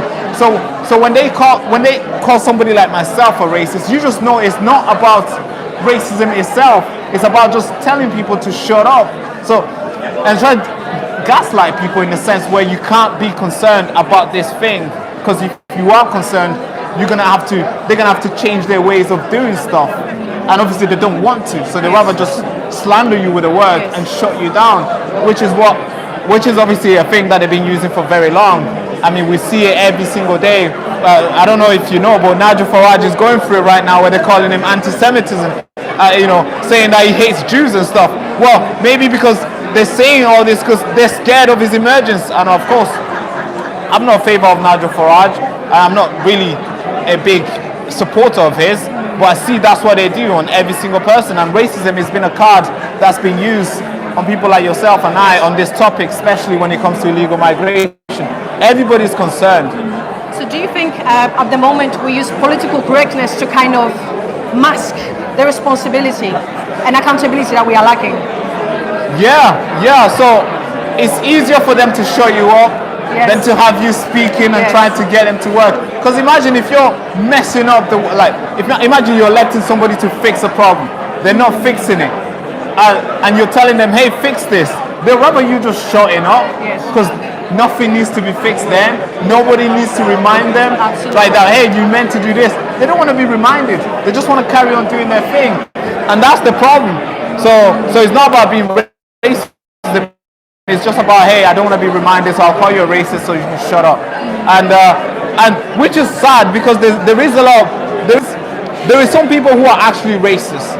And when you start calling everybody racist and racist, you're diluting that word to the point where you're actually giving a safe haven for those people who are actually racist. And then you can't really tell who's who, because everybody's now is racist. Absolutely, so that's a problem. And I feel like people have been led by feelings too much. They forgot about common sense and rationale. So I feel like we really need to focus on data and what's happening in the country to make the changes. But I want to ask you, Barak, how would you like to see Britain in the next 5 years? I would like to see serious principle politics in Britain. Hey, don't take that as an endorsement, but I'm just saying that's a good tagline, right? I would like to see that because right now we're not getting a serious politics. We see people who are just dancing around, and we got people like David Lammy who wants to abolish trial by jury. I mean, that's a bit dictatorship, if you ask me. That now they can just point one guy, one judge, and just put you in jail. You're not going to be charged. You're not going to be scrutinized by your peers. That's a problem, and that's not serious. That's destroying the foundation of Magna Carta itself. So of course we need to obviously see serious politics in there. I would like to see the British people being put in first. And when I say British people, I mean every single person in the country who actually abide by the laws, contribute to the land, and does everything that they're told and follows the law, is not out there trying to stab people. And I'd also like to see Britain put their young people first, because I'm a young person myself, so I speak a lot about young people. We see a lot of, not hate or any, I'm not trying to hate on old people, but I see a lot of old people occupying all the spaces. They don't want to give space to young people. That's a problem.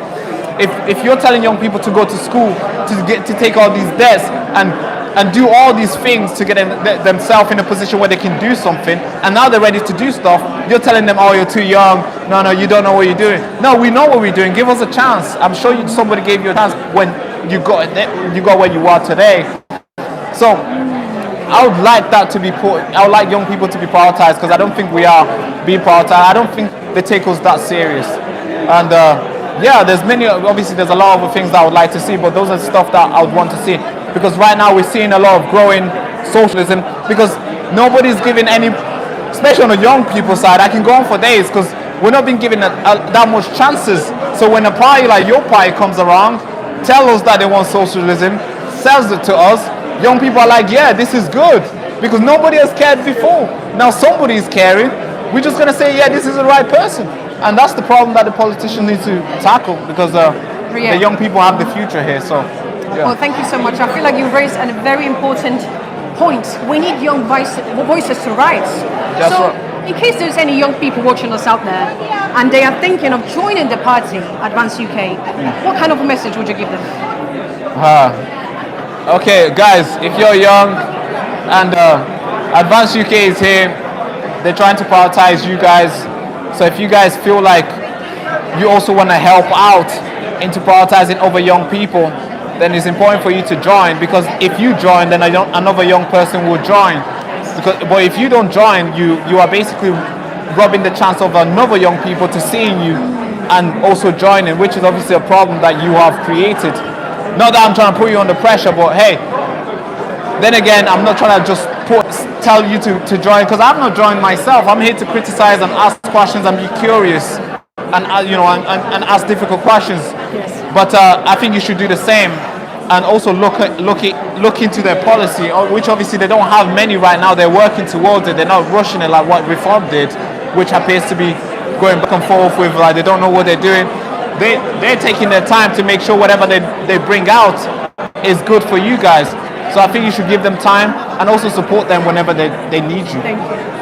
That's all I can say. I'm not trying to endorse any party here, Thank you so much. Well, thank you so much. Thank you so much, Barak. Thank you for your Thank perspective you for having me. and for your voice as well. Thank you so much. Thank you. Appreciate you. All right. We do get going. Thank you so Oh much. God, yeah, we do need to get going. Absolutely. Okay, I don't know where we're gonna go. Our spaces, I think we're over there Thank beyond. you so much. Thank you so much. Okay. So, the mic. It's a pleasure. Thank you very much. Let me just get the mic. Thank you. I don't know if we should bring chairs and you can sit here. If you want to sit here, I don't mind. it would be cool if you sit here. I want to go get tea and stuff. Do you want food? You need to go get something. I already had tea, I'm so I'm hungry as fuck. alright. Yeah, you need to.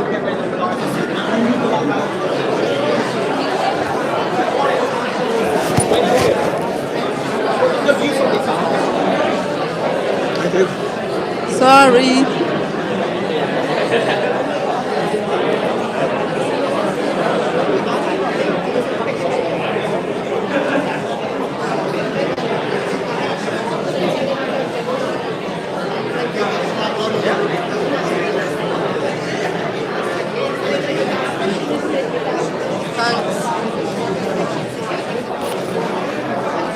Do you want to just push it back?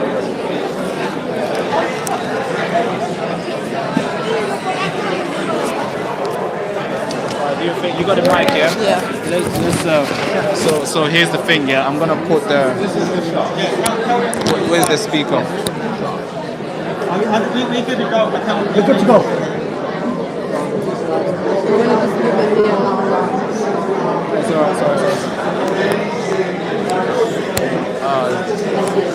I don't know where the speaker is. Wait.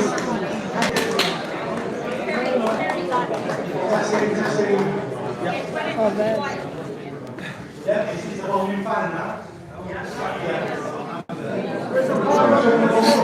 No, it's okay. It's okay. Keep it going. Testing. Oh, the speaker's over there. We can't get there. It's fine. Welcome back to the second half of the show. If you look up at your seats. I'm not doing that one again. I hope you've had a nice cup of tea, cup of coffee. This week's looked fantastic. I don't think I've done yet. I thought we had a little digestive, a huge cookie, so hope you enjoyed that. Welcome back. It's been a fantastic event up to now. The room's full. The engagement's been fantastic. I've spoken to some fantastic people while we've been having that debate and doing live interviews as well. But let's carry on with the amazing guests we've got. So our next speaker now is Ricky Doolan, who is a true patriot. Ricky.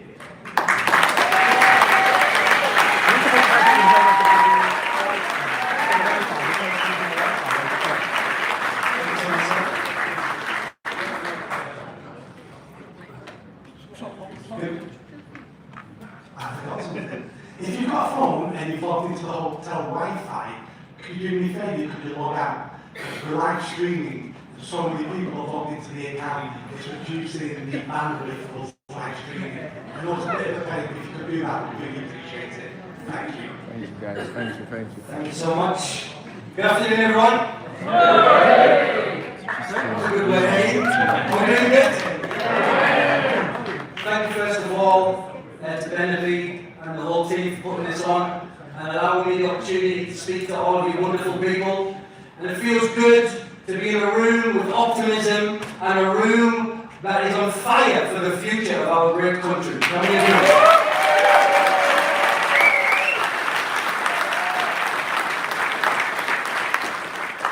Advance UK is the very final bus stop.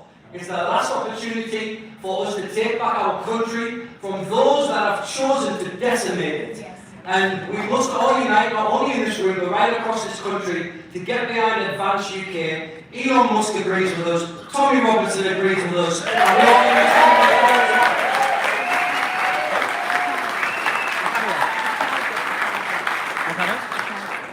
I'm not surprised the mainstream media refuse to give any platform or any airtime to Advance UK or to Ben Habib, because when somebody is scared of something, they'll do their best to shut it out. And definitely they're scared of Advance UK, 40,000 members in 4 months, fastest growing party.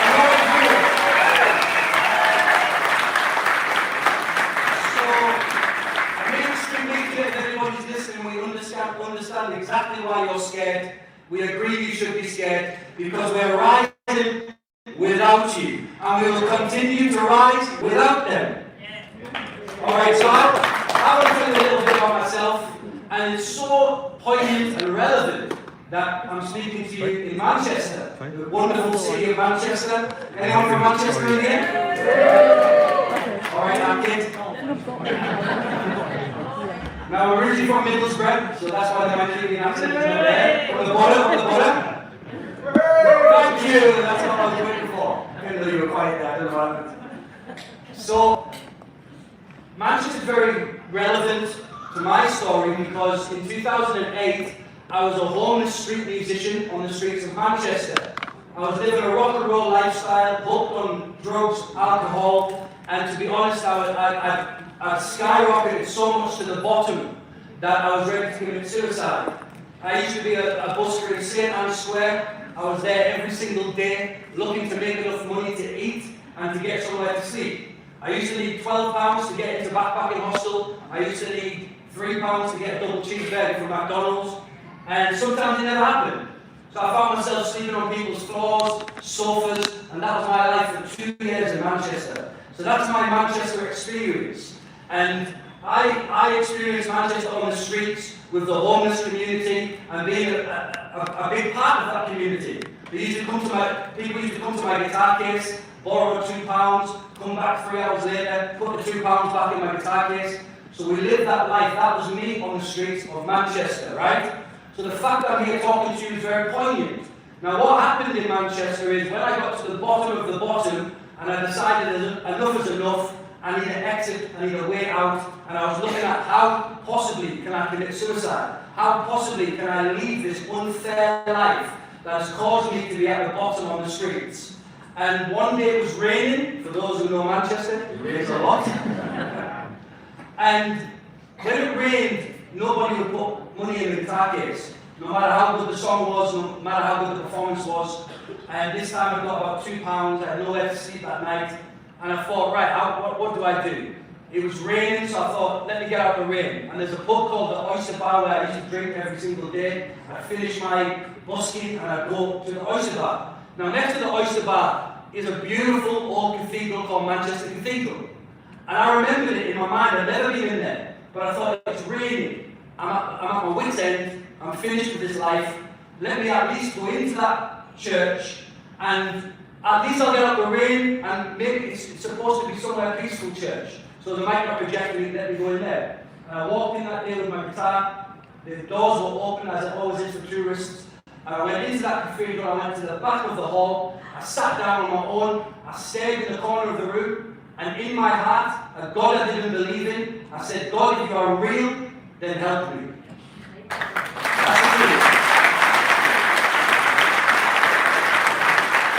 That was 2008, and it said there was no burning bush that arrived, there was no angels that flew out of the sky. I went on looking for somewhere to sleep that night. But it sent me on a journey of discovering Jesus Christ through gospel music. And then in my hometown of Middlesbrough, I walked past the church on a Saturday morning. I'd been out the night before full of MDMA and MCAT. If you know what that is, then yeah. If you don't worry about it. You don't need to know. And I came off my face, walking down Linthorpe Road, one of the main roads in Middlesbrough, and I walked past this church and I heard worship music coming out of the church, and it just grabbed me. And I walked in the church that day, I stood in the hallway, I felt dirty, unworthy. I thought everyone in church is white with a halo. It's not the truth, but that's what I thought at the time. I went in eventually and spoke to the team, and they were rehearsing for a wedding. It was a worship team, a black gospel worship team. And I said, what's your Sunday services like? One of the guys just smiled at me and said, you're going to love it. I went the following Sunday, I smoked 40 cigarettes out front because I was so nervous. I walked into the church like this, stinking of smoke. Good entrance. And, you know, my life changed radically from that moment. I received Jesus Christ as my personal Lord and Savior.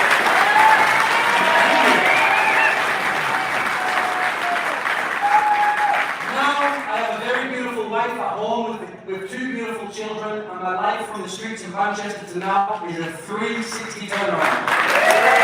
So I thought it important that I give you that testimony, I give you that story so you understand my relevance to Manchester. Now, one thing that I've seen, even in that space of time from 2008 to now, is a complete transformation in our nation. A transformation that we didn't vote for.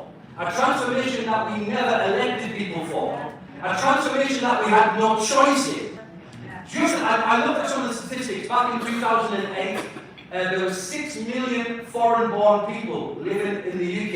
Now in 2025, it's closer to 12 million foreign-born people living in the UK. Now, my wife is foreign-born, all right? She's from a wonderful country called Zimbabwe. And I have had a long history from being a young child of brilliant relations, brothers and sisters that I love deeply, that are foreign-born. So I'm not against people that are foreign-born or immigration coming into the country, never. And I know Advanced UK is not against that either. We have a party leader that was born in Pakistan. So what? But what does matter is the destination of our nation and our culture through open borders. And that is something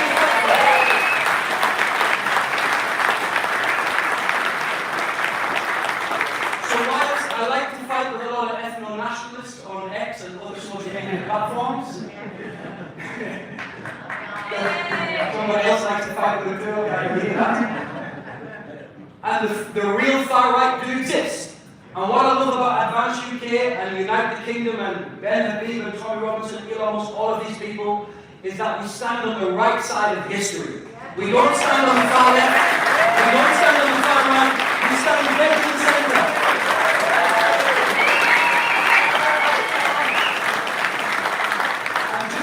I look forward now, I'm standing dead on the centre of the wonderful British flag.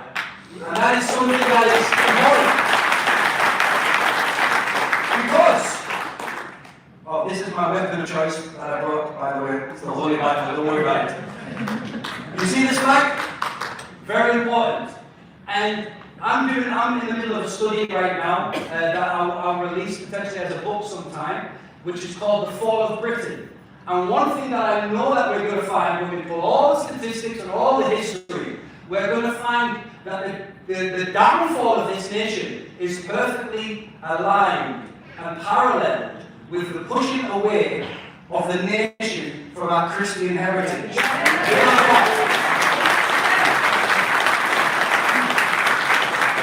For 3 or 4 generations, there has been an active, purposeful drive away from our heritage, away from our culture, away from our values, because they want to replace it with a globalized vision, a globalized culture, a one world religion, all this other nonsense, and we say no.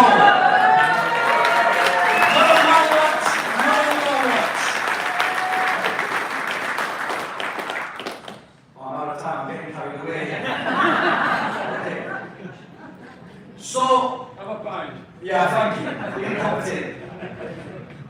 So just in closing, the Christian heritage that we stand upon, that we've prospered on, that we have built this wonderful nation on, is our foundation, all right? It's our identity, it's who we are. We are such wonderful people because of that heritage. We are such a prosperous nation because of that heritage. Now, anybody who's in the construction industry knows that if you destroy the foundation of a building, the building is only got a matter of time before it falls. So to bring our country back to where it needs to be, we need to stand back again on our Christian values, our Christian heritage, and live it fast.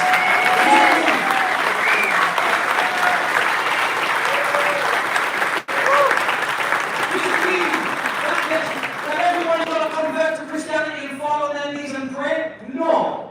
It means that we can all, as human beings, whether we are atheists, whether we are Rastafarian, whether we are whatever we are, Harry Pottering, I don't know whatever people like these days, we can stand united and say, yes, I may not be of the faith of Christianity, but I know that's what made this country great, and we're going to stand united on making it great.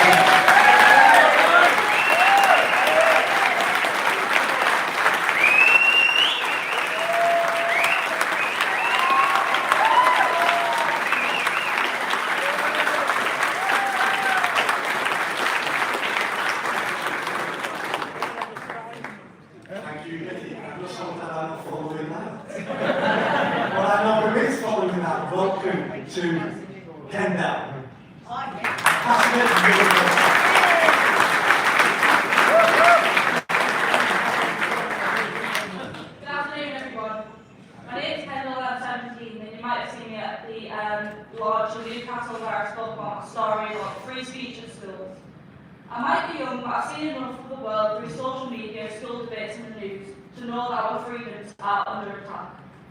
I believe in Britain first, strong borders, personal responsibility and the unshakable right to speak our mind. Free speech is the backbone of our nation, crucial in our education systems, and we need to start having hard conversations. We must get Ben Habib and advance UK into government to fight for it all. Our country's future depends on it.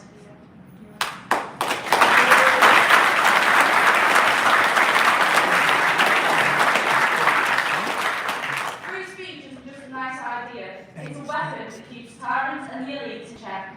It's what lets us call out the globalist agendas, the open border policies, flooding our communities, and the woke nonsense eroding our traditions. I'm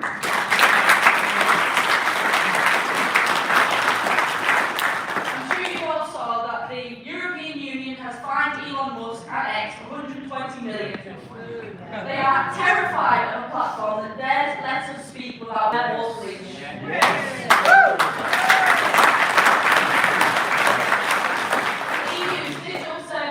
Nothing but a totalitarian tool covered by the word regulation, but nothing will stop us from talking. Yay! Free speech is a fundamental right of our democracy, and it should be in schools and universities where the next generation is shaped. Teachers tiptoe around the topics like British history and biological facts because they're scared of the woke brigade. Remember the Free Speech Act in 2023? It was a step forward, our government and woke administrators ignore it, cancelling events on immigration and traditional values. Surveys show that conservative students self-centre to avoid backlash. It's no longer education, it's brainwashing. In our school, I was discriminated against for speaking facts. We must not be silent with these education systems. We need to fight to the very end. We can't stay silent. They will never win.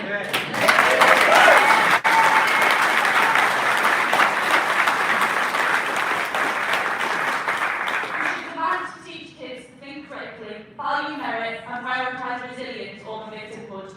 We must have hard discussions. The left loves slinging labels like racist, bigot, far-right, Nazi to avoid the facts. It's easy, it's lazy, and it divides us. Name-calling shuts doors, but hard discussions open minds. I've seen it in my own debates at college. Obviously, have a lot of free periods on my college, and a lot of friends, and I've seen how long political conversations on my free time. And the ones that are open-minded, you can actually change their minds. But the ones that you know, label you racist, Nazi. They don't want to know about the facts. All they care about is what the media telling us. Yeah. My friend group is massive at school, and every single one of them, before I became friends with them, had the idea that I was racist because someone else had told them that. But now they realise that it's all a bunch of nonsense, and people fling wrong words just because they don't agree. When we stick to evidence, we win hearts, and we must commit fiercely but fairly, and that's how we advance as a society. But to make all of this happen, to safeguard free speech, fix education, and promote real dialogue, we must have leaders with a backbone. Ben Habib founded Advance UK this year to take on the establishment betrayals. After standing strong on Brexit, he's building a party that puts Britain first, ending illegal immigration, slashing taxes, and crushing cancel culture. Advance UK fights for absolute free speech. No more hate laws stifling debate. They'll reform schools to teach real history and critical thinking, not indoctrination. With Ben's track record of exposing EU overreach and championing workers, he's the leader to unite, right and deliver. Advance UK isn't just talk, it's action for a strong UK. Thank you.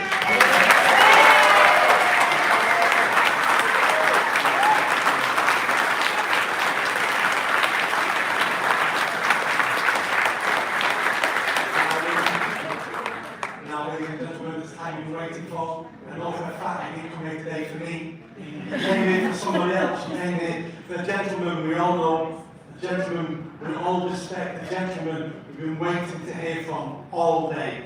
That gentleman is here now. A big round of applause to the leader of Advance UK, Ben Habib.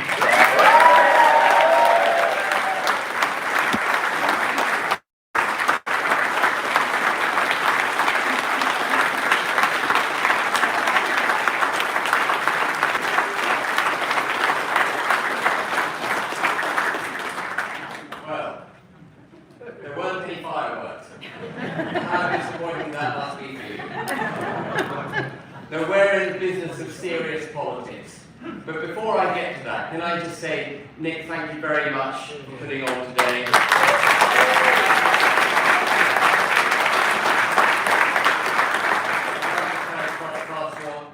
Francois for also putting on today. Thank you very much.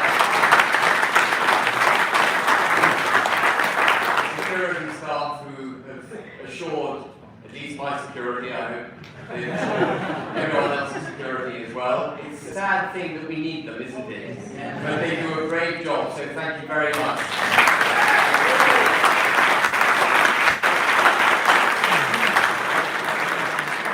But thank you most of all to you, the people who've come to Manchester today, people who've come from within Manchester to this hotel, to show your support and steadfast commitment to Advance UK and this country. Because, as quaint as the idea might sound, Advance UK is not a political party which is going to be the sort of organism that promotes itself over and above into the detriment of the country. Advance UK is going to be a new kind of political party which actually stands firmly for the country. Let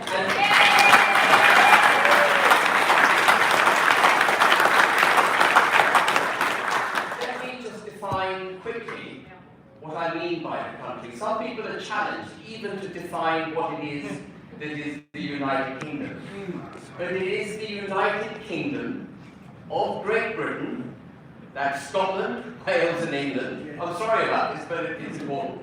Scotland, Wales and England, and Northern Ireland.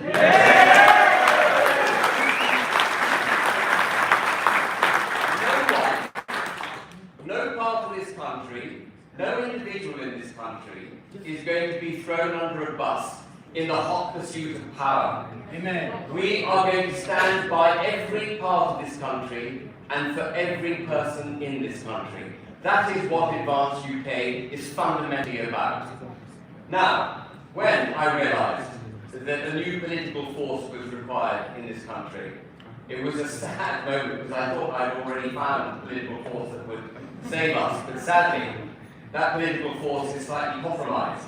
And I woke up one morning, I think it was in February this year, realised, damn, I'm going to have to pick up this chalice, and I'm going to have to launch a new political party, and as difficult as it sounds, I'm going to have to stand that test. And it's not what I expected to be doing in my 60th year on this planet. I've worked pretty hard all my life, but it's something that was absolutely vital. And just a test, and perhaps secretly, if I can confide in you and live stream, I set myself a test. Perhaps partly because I wanted to see whether there was a way out of this commitment, this burden I had to carry. I set myself, ourselves, a target of 30,000 members. And I thought, well, if I can't get to 30,000 members, well, the British people don't want me, and I'm perfectly then at liberty to retire and go sit on a beach with a cocktail and whatever else you have on the beach. No, I didn't say that. But remarkably, we got to 30,000 members in absolute record time. We launched the soft launch of the party on the 30th of June, and we got to 30,000 members on the 6th of September. And the hurdle of 30,000 had been set as a prerequisite to apply to the Electoral Commission. So on the 8th of September, which was a day later than some other party called Advance UK also applied, some spoiler party, I wonder who initiated that little fiasco. Anyway, we applied on the 8th of September, and I'm very, very pleased to reveal today that we are no longer just a movement. We're not just a collective of people who see the danger the country's in and are going to stand firm to restore our country. I can confirm today that we are now a fully fledged political party.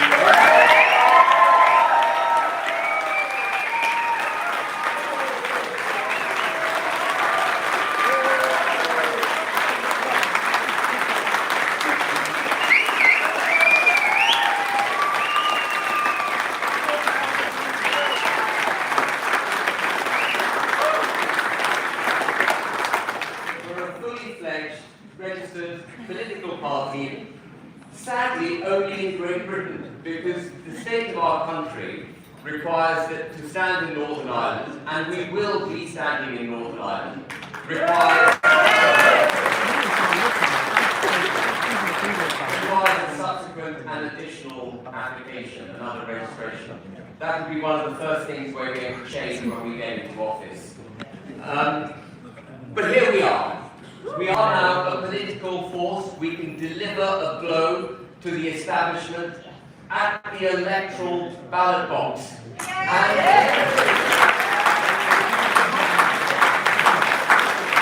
we will be delivering multiple blows. We stand against the establishment. We are, by that definition, a populist party, because we stand for the people of this country against an establishment that has repeatedly turned its back on the people. And Kevin, I'm so glad, Kevin, that you mentioned the European Union, because many people, even people on our side of the debate who should know better, have forgotten that when we voted to leave the European Union in 2016, it wasn't just a vote to leave the malignant organisation, the malignant anti-democratic organisation that is the EU. It was a vote to leave the global order, to restore power to this country.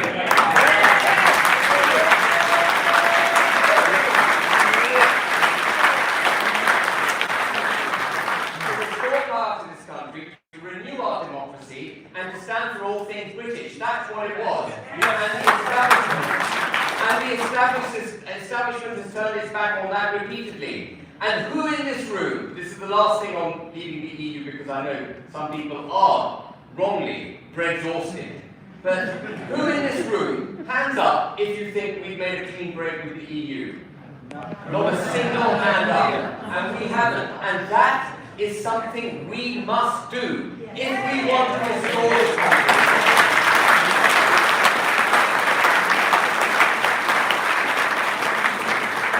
We have to leave the EU. You cannot have a sovereign, democratic United Kingdom if you're subject to laws made by a foreign parliament and adjudicated by foreign courts. And we are infected with that in a number of places. That will go under an Advance UK government.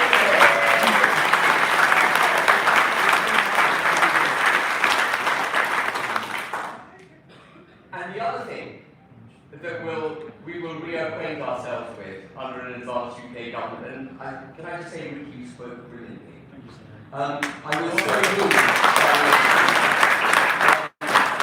The other thing we're going to reacquaint ourselves with, as Ricky rightly said, is our Christian cultural and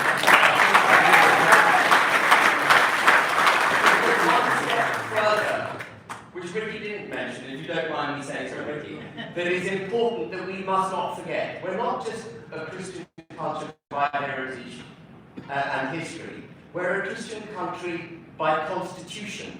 Yeah. Now, we don't have a written constitution because the way our constitution evolved was perhaps the most sophisticated, most delicate evolution of any constitution in the world. It turned on precedent, it turned on protocol, it turned on an understanding of who we are. Most of us in this room took that for granted. Tony Blair turned that on its head.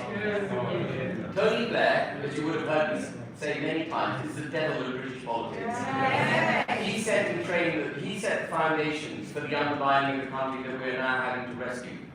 And one of the things that he very cleverly did was to bring the Human Rights Act into this country, which is the embodiment of the European Convention of Human Rights on human rights into the fabric of British law, and make the European Court of Human Rights the supreme adjudicating body.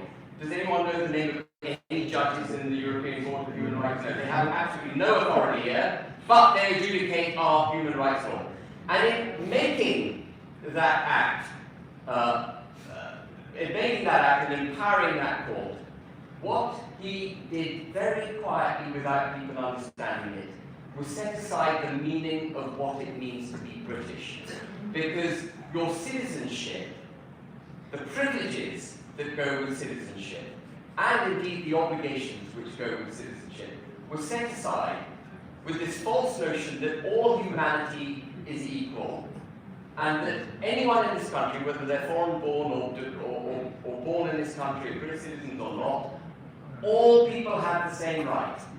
And of course, Advanced UK understands that there are certain rights that must be protected for all humanity, but that does not equate to setting aside British citizenship, which is what Blair did. And Starmer, and I'm just going to go back to our Christian constitution for a second, Starmer is a wanker.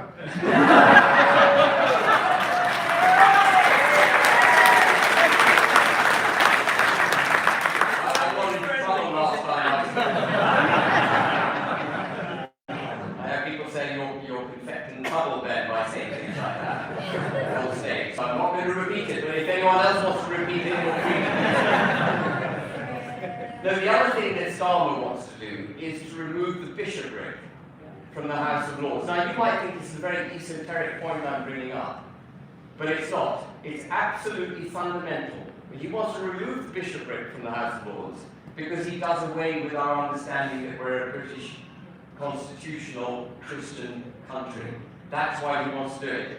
And then there will be a hop and a skip to saying constitutionally we're a multi-faith country.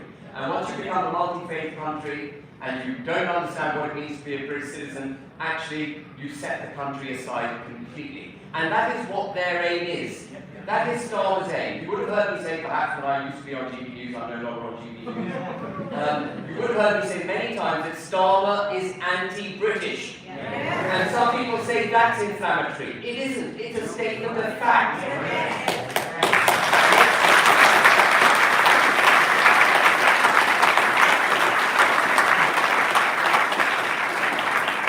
He doesn't have confidence in this country.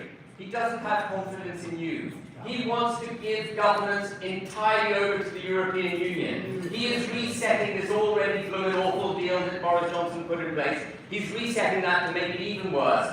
He's going to hand over more power to Brussels. He's already signed us up to their sanitary and phytosanitary standards, to their carbon taxing system. He is going to bring us closer and closer to Europe, including, and this is something we should all be very, very concerned about, the European Defence Union, European Defence Research, which is basically the funding and creation of an interoperable European army. And that won't be like NATO, which is the coming together of lots of great nations in this world for the defense of our common values, that would be an army under the direction of Brussels, controlled by Brussels because of interoperability. No single member state will be able to exercise total control over its military ever again. It will be through this, it will be, the military will be bound by this interoperability controlled by Brussels.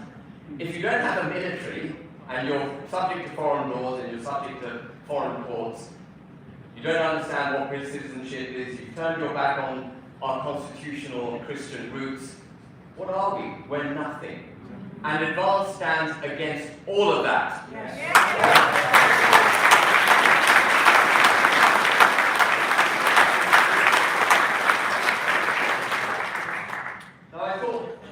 I thought I'd look up the definition of far right, because when I was growing up, I thought I was really quite middle of the road. But Wikipedia took it upon itself. Actually, the day on which we launched classify us as far right, if you click on the link on Wikipedia, on far right, it says far right, Advance UK is far right. When you click on that link, it takes you to an image of people wearing Nazi regalia. And nothing could be further from the truth. First of all, the Nazis were not a nationalist party. Even though it's a National Socialist Party, the Nazis were internationalists. They had a view that they wanted to go abroad, subjugate people and kill them in their millions.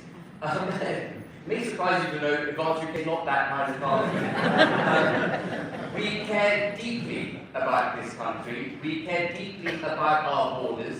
We have no aspiration to go abroad and do anything, frankly. Right now, it's all about this country. But I went beyond Wiki, and I thought I'd have a look at the government website to see what far-right terrorism is. Because apparently people who protest after young innocent British girls are killed, if people protest against that sort of thing, they're classified as far-right. So I wanted to know what that meant. Far-right terrorism, on the government website, is defined as those who promote far-right ideologies through violence. That makes sense because that's what the definition of terrorism is. Then it goes on to define what far-right ideologies are. And they include white supremacy, agreed, that's pretty far-right. Ethno-nationalism, which you touched on, Ricky, and we eschew ethno-nationalism. But there's a third category that it includes on the government website, which is cultural nationalism. In other words, if you believe in a settled culture for the United Kingdom, if you believe in this country, which is what nationalism is, they've managed to hijack the meaning of the word nationalism, but if you believe in the culture and nation state of the United Kingdom, you are far right. That is how bad it is. You are informed by the government of this country, an anti-British government, that if you believe in this country, you're far right. That is absolutely abominable. The task we have, ladies and gentlemen, is vast. We are on the precipice. We are facing a constitutional evisceration of our country, a cultural evisceration of our country, and of course when you don't look after your constitution, your culture and your people, you also inevitably end up in economic catastrophe, and we're facing an economic disaster. This Labour government has taken the principles of economic governance that's been applied to the UK ever since Tony Blair, which is essentially tax, borrow and spend, sit on aspiration, sit on wealth creation, make sure people don't get up in the morning feeling upbeat and wanting to go to work, make sure that they feel that they haven't got confidence, there's no ability for them to move forward without the protection of the government, empower the government, strip power away from private businesses, small businesses and the individual. That's the path we're on, and that is the destruction of our economy. And the IMF is not big enough to bail us out. I used to think maybe if we appeal to the IMF when the inevitable crash comes, then the crash is coming. Be under no illusion that an economic crash is coming. This country doesn't have the dollar, which is the reserve currency of the world. People have to want to buy British government debt if the government is to finance itself. That means people have to want to buy sterling. If people will not buy sterling if we can't make ends meet, if we don't have genuine GDP per capita growth, if we're not a productive country, if we're not a country that is worth investing in. And we're very, very fast getting to that point.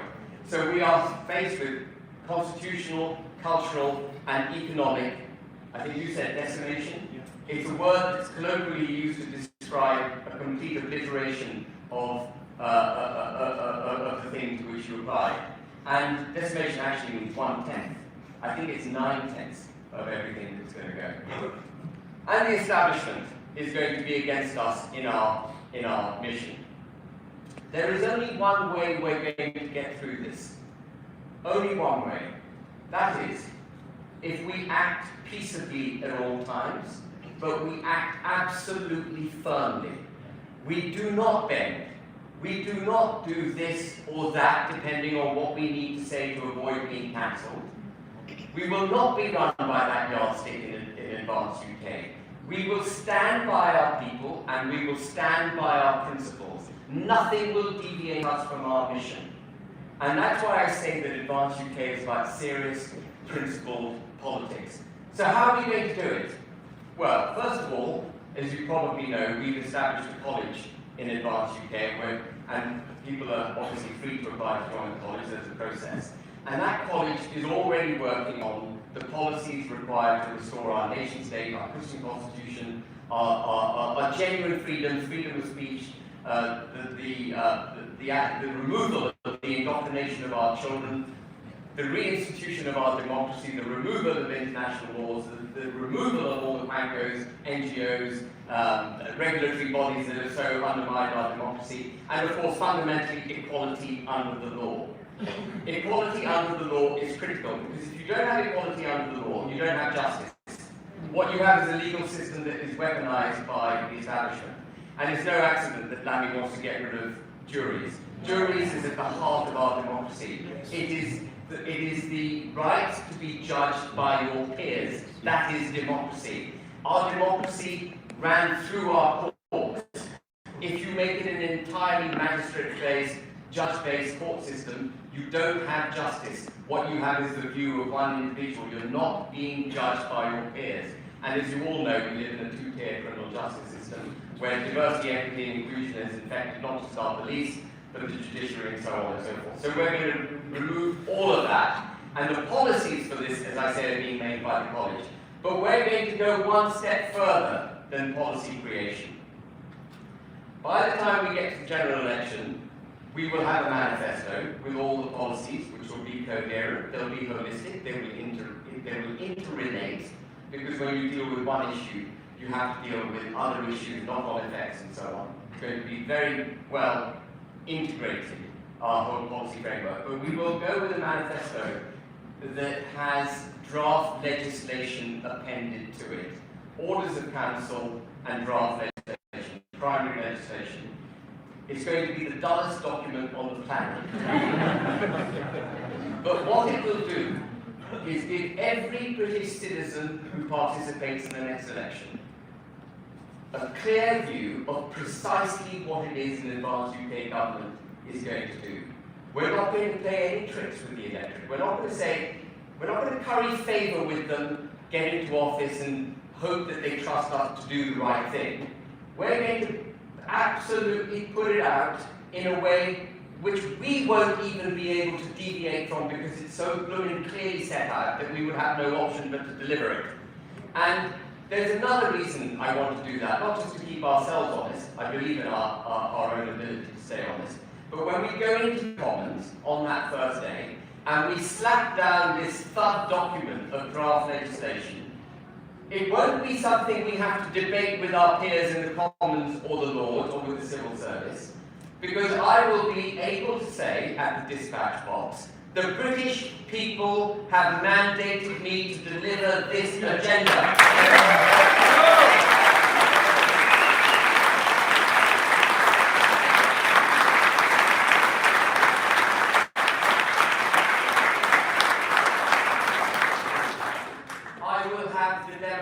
Mandate. We will have a democratic mandate. Do not underestimate how critically important that is. It's vital. And that's why we've had constitutional. We used to be the bastion of stability. Do you remember? What was the most exciting thing that ever happened in the United Kingdom before Tony Blair? Afternoon tea might have been cold. That's on the political stage. That was exciting back in those days. But now we can't hold the Prime Minister in popular regard for more than 6 months to 12 months. Why? Because every successive Prime Minister since 2016 has not delivered what the British people voted for in 2016. And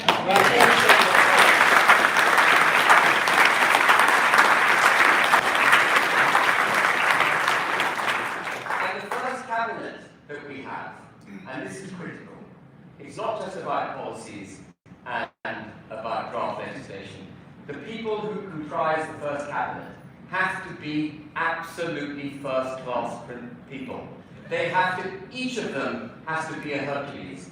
Each of them has to be capable of marshalling, identifying the problems, marshalling the arguments against the problems, revealing the solutions for the problems, and then fearlessly delivering those solutions, not just at the dispatch box or on the telly or on social media, but to the civil servants, to the House of Lords, to anyone. They have to be first-class people. And we will deliver a first-class cabinet, because I am not in it for me. I am here reluctantly carrying a burden. I am in it for the country. And I want every great person who similarly believes in this country to put their names forward. Come out, now that we're a fully fledged political party.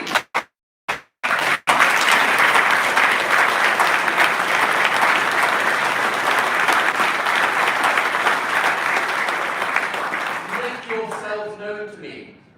Please, don't be shy. You must be brave. The time for thinking, I have the answers, I am capable, but actually it's all a bit of a hassle, has gone. If you care about this country, you now must come forward. And we have, as of yesterday, since we became a registered party, set up a new email address. Make a note of this, please. It's called standfor@advanceuk.org.uk.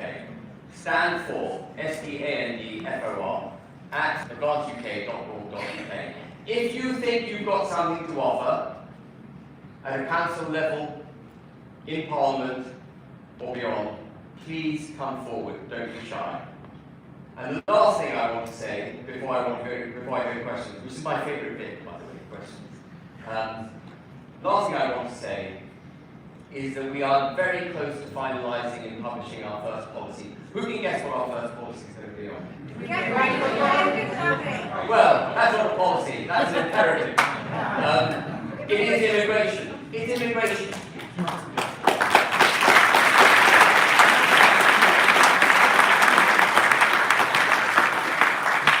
And as Ricky so brilliantly articulated, there is not a single government in the last 30 years that had a mandate for mass migration. Did you ever see a manifesto who said, we're going to take our borders down, we're going to let in millions of people legally, and we're going to let in actually millions of people illegally as well. And then they're going to come to this country, we're going to welcome them with open arms, we're going to kick our veterans out of their accommodation, we're going to kick our cadets out of their accommodation, we're going to house these people who come to our country in 4-star hotels, in our former military establishments. We're going to give them free dental care, free NHS, cash in their pockets, free food. Where did we vote for that?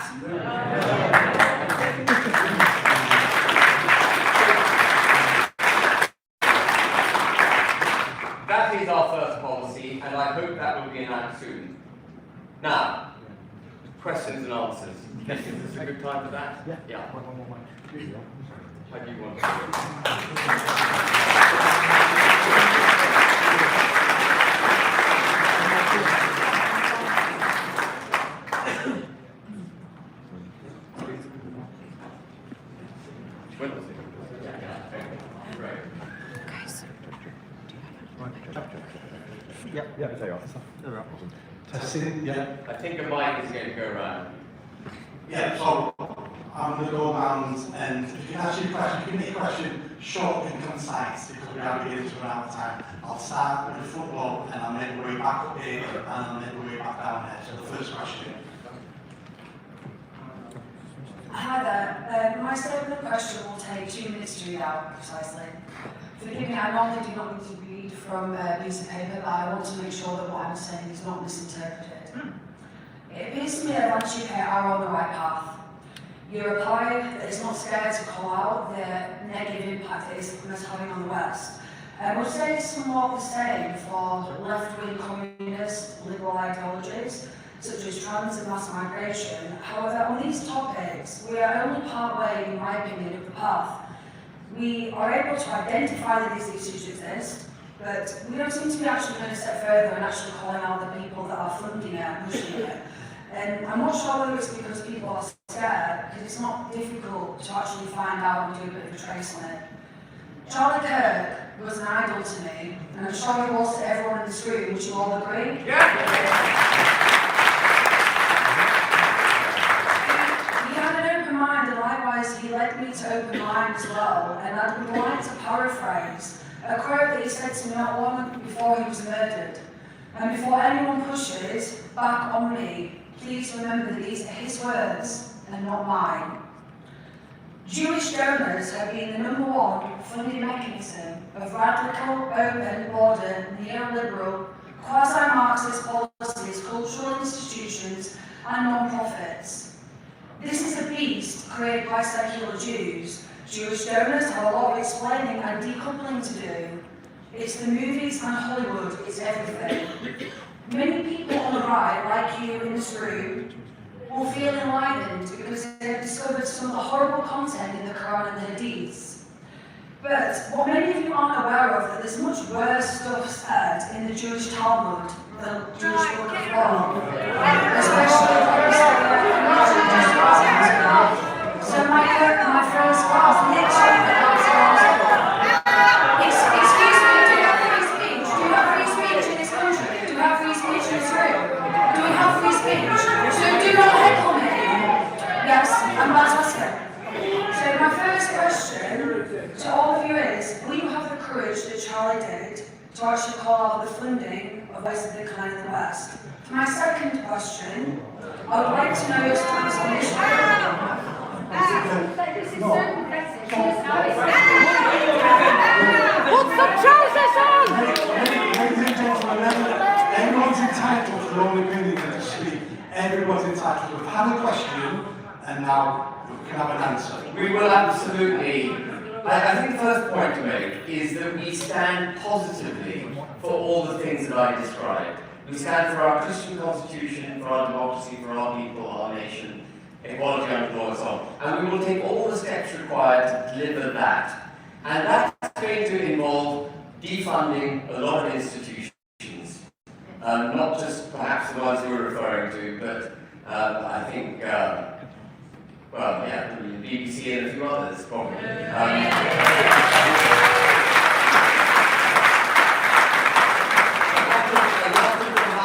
lot of the money which comes from these far-left institutions that are undermining our democracy actually comes from the government. So we can switch that down off straight away. And next, we're going to have the questions concise and short. We've got lots of hands going on. First of all, thank you, Ben, for replying to my Facebook message the other day in regards to the broadcasting skills.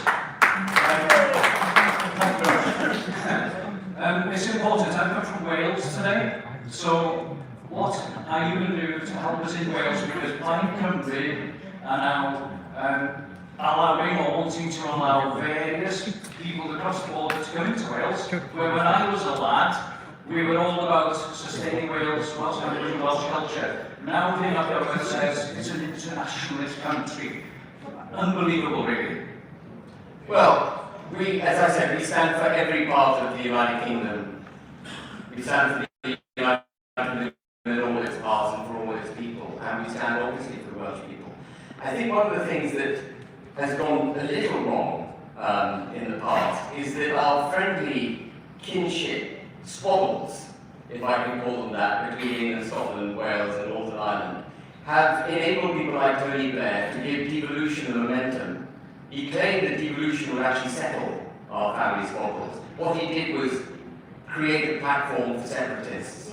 And one thing advanced it has to be very delicately handled, but advanced UK stands firmly against devolution. We are one country. And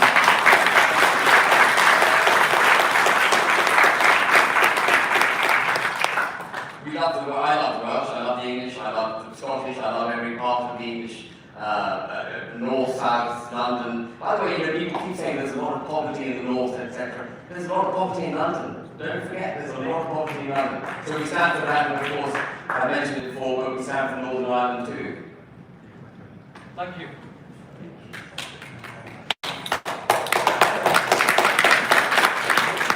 Afternoon, everybody. Who's me? My name's Colin.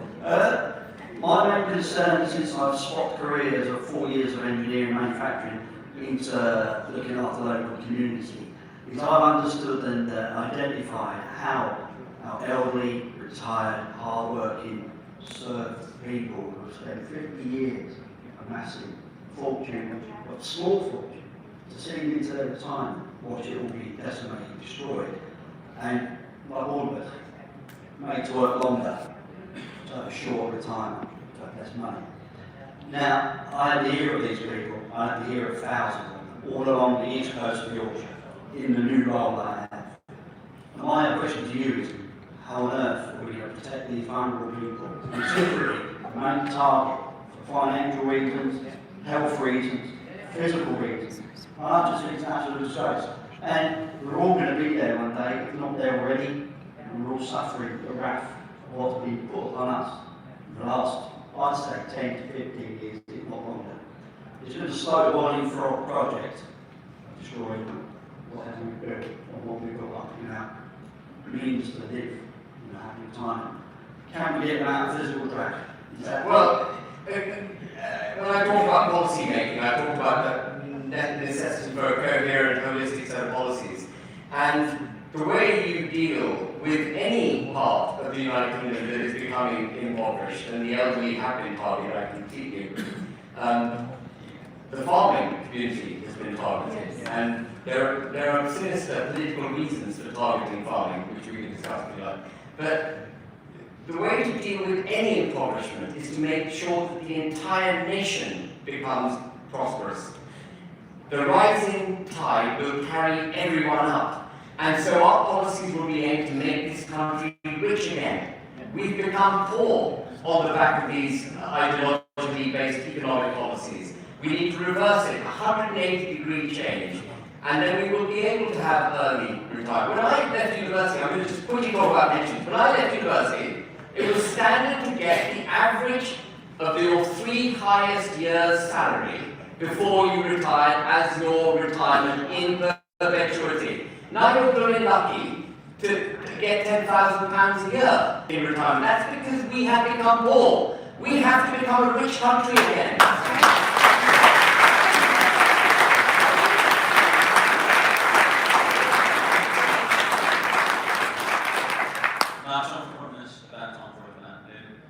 The main question was, I support this part of your movement because of this council culture what we're dealing with constantly.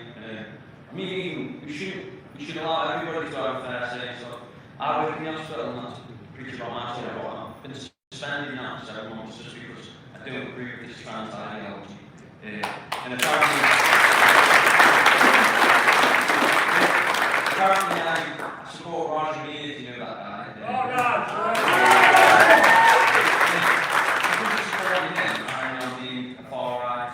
Propagandist. I'm also on prevents terrorists. What's and like I say, I'm not like hiding mice in my bedroom. So I'd just like to know that. So cancel culture, is your question about cancel culture? Yes. So cancel culture is, can I just say, we applaud and support freedom of speech, and I'll talk to you personally afterwards, and we can have a discussion about your broader points. The cancel culture is a weapon that's used to shut down freedom of speech. And anyone who takes the need to cancel culture in the pursuit of being socially acceptable is actually perpetuating cancel culture. There are a few people that come to mind who should know better. And so we stand firmly against cancel culture. That doesn't mean anyone has a free pass to incite violence or to incite violence, break the law, or do anything that is genuinely extreme. But cancel culture, just because you don't believe in what the government is pushing down your throat, does not mean you should be cancelled from civil society. And there have been so many good people I had my first podcast, I don't know if you followed Fearless. Can I put a plug out there for Fearless? On my first podcast, I had, I think, perhaps one of the biggest brains in the United Kingdom, a guy called David Starkey on. And he'd been cancelled. He'd been cancelled. So we're all prone to it. Advanced UK stands firmly against cancel culture because we stand for freedom of speech.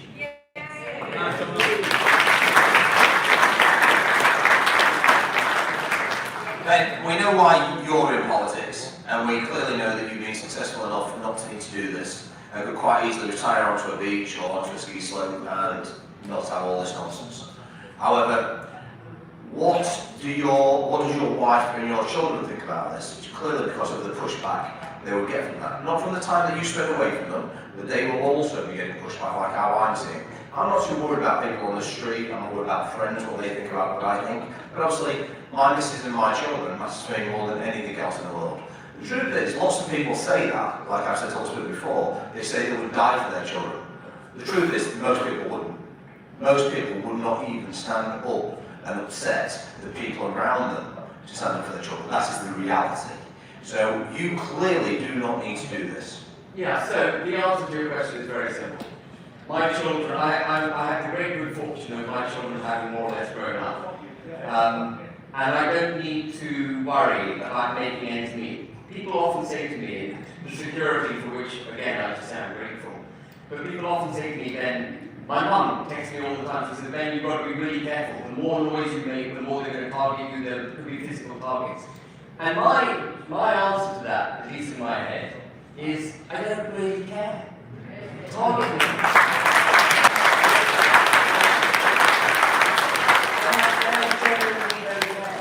I've had a great life, I've had a privileged life, I've loved my life, and it's because I've had a privilege and a life that I've loved that I want to make sure that the nation has the opportunity to continue to give people the kinds of lives that I've had.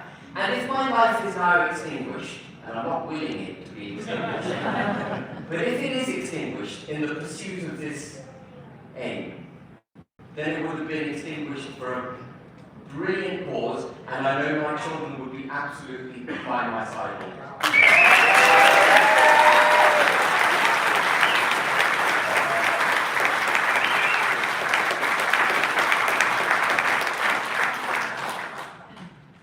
Hi. As a veteran, I was very lucky 10 years ago when I got homeless to be put to the top of the list. Now that's been done away with. And obviously we've now got people living on the streets that have served this country. What will you do for those people that have obviously fallen by the wayside?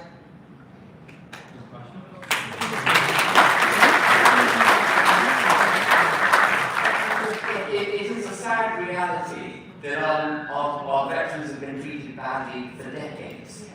It's not a new phenomenon. Of course it's getting worse, as I said about the elderly. If the United Kingdom is getting poorer, it's going to look after everyone less capably than it used to. And that's where we're at. But the veterans, there must be a I talk often about the restoration of the United Kingdom. I think I mentioned it a few times in my speech. To restore us, restore our constitution, restore our Christian heritage and so on.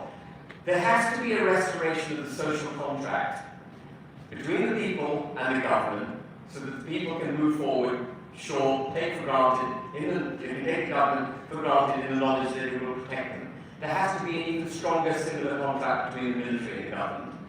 The military need to be able to move forward knowing that they will not be put in harm's way unnecessarily, that when they are put in harm's way, that they will have the requisite equipment to deal with the harm that they're risking.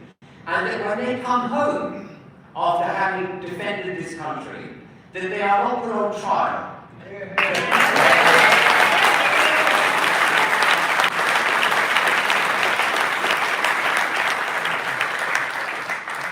And at the heart, by the way, of putting our military on trial is the Human Rights Act.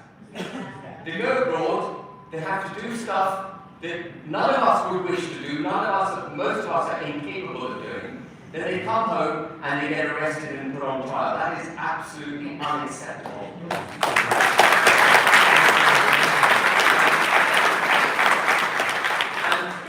And the veterans must be looked after. If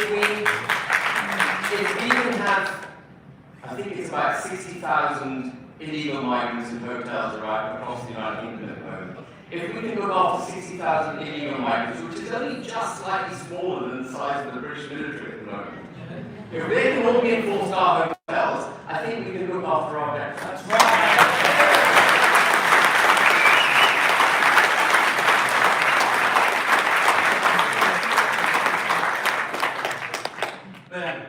I'm an old guy that's come out of retirement to protect my children and my grandchildren. I joined Reform and it was a complete load of rubbish. I joined Advance as soon as you set up for members. And I've been pushing with Advance ever since to start doing something within the Walsall area. We're still waiting for the branches to be set up. I'm so glad you brought this up. And this is the problem with speaking without notes. I meant to talk about our regional network, and so you've given me the opportunity to do it. We've been building the party in a very methodical fashion. The first thing that came was the Constitution, the 30,000 members, the Electoral Commission registration.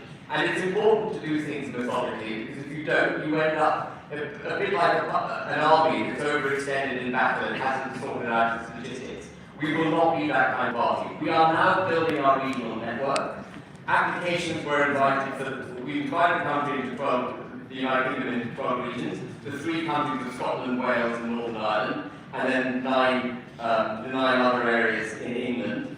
We've invited applications for regional directors for each of those regions. Applications have been made, we're going through them. We now have a team in the South East, we have a team in Scotland, and we are going to be putting that in place. That is a critical component of the way we're going to win the general election. And in order, and this is a call to arms, a proverbial call to arms. I always have to say that. It's amusing, isn't it? That we have to now classify our language, we have to qualify our language just to make sure it's not misinterpreted. But in the English-speaking world, we use military metaphors, normally because of our wonderful history. But we have to create an army across the United Kingdom. As I said, the establishment is against us, even GB News is against us, they're all against us. They don't want it. They love the organism with which they're already associated. And the only way we're going to do that is through the people of this country. So I have set a target of 1 million members for Advance UK by 2028, 2029. If we get to 1 million members, we don't need the Telegraph, we don't need...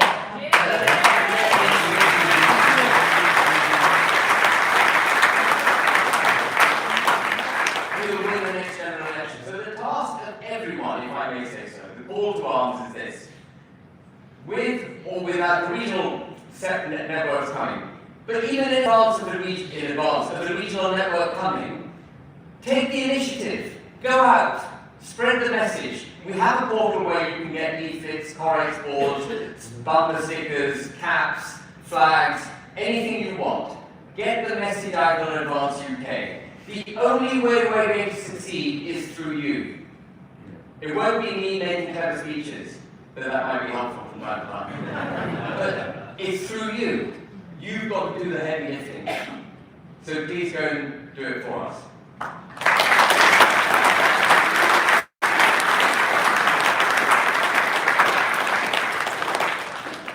Thank you very much for having us all. My question is about Rupert and his Restore Operating Movement. I know you two are very well aligned. Would you be willing to accept his policy and work with him on the stuff he's working on with regard to that? So Rupert and I are mates. I think we're cut from the same philosophical cloth. Rupert, for reasons which you would have to get from Rupert, believes that the best way forward is through a movement rather than a political party. And as you may have heard me say on various podcasts, the only movement I'm interested in is the one that you get after your first cup of coffee in the morning. The way to deliver this country back to safety is through a political party. That is the mechanism. We have to form a government. This party was made, established, in agreement with Rupert that he would lead it. But he was under a certain amount of pressure at the time because of various false allegations having been made against him. And when he emerged from that pressure, he decided he didn't really want much to do with political parties. And that's obviously his prerogative. But Rupert is welcome to join Advance UK whenever Rupert wishes.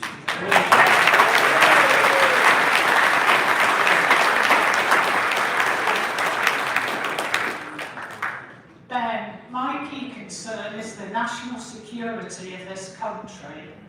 Those that have arrived on votes in the last few years now surpass our standing British Army. How are you going to deal with that? Thank you. As I mentioned, the immigration policy is coming, but I can tell you, I can give you some snippets from it, which I think will be encouraging. The first is that every single illegal migrant in the United Kingdom, every single one, women and children included, are going to be detained, held under lock and key, and deported. They broke the law.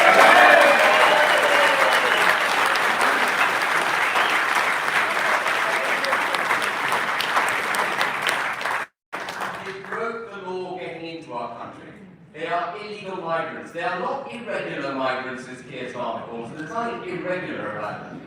They got here illegally, therefore they shouldn't be here. And it is not extreme to say that women and children should also be deported. We are only sending them back to the country from which they came. They were sending them home. How is that extreme?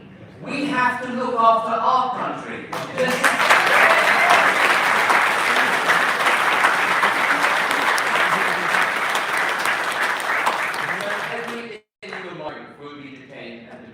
And we will take all the changes in the Constitution set up required. We will make all the changes in our Constitution required to ensure that we can do that. All of them. And of course, ECHR will be ditched.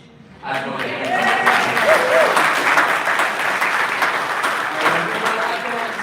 to finish because it's so exciting talking about this. We are also going to reverse anyone who's been granted indefinite leave to remain.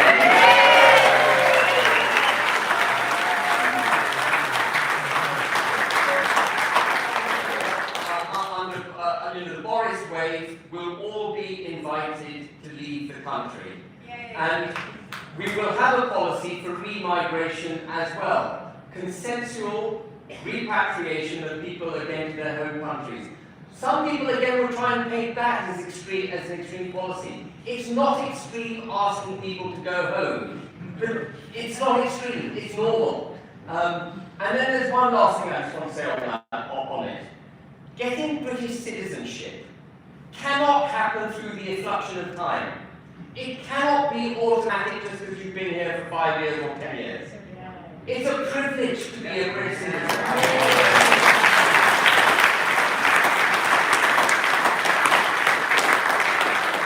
The first thing we will do is abolish indefinite leave to remain, as I mentioned, but also absolutely stop the granting of British citizenship to anyone until we have sorted out our own problems.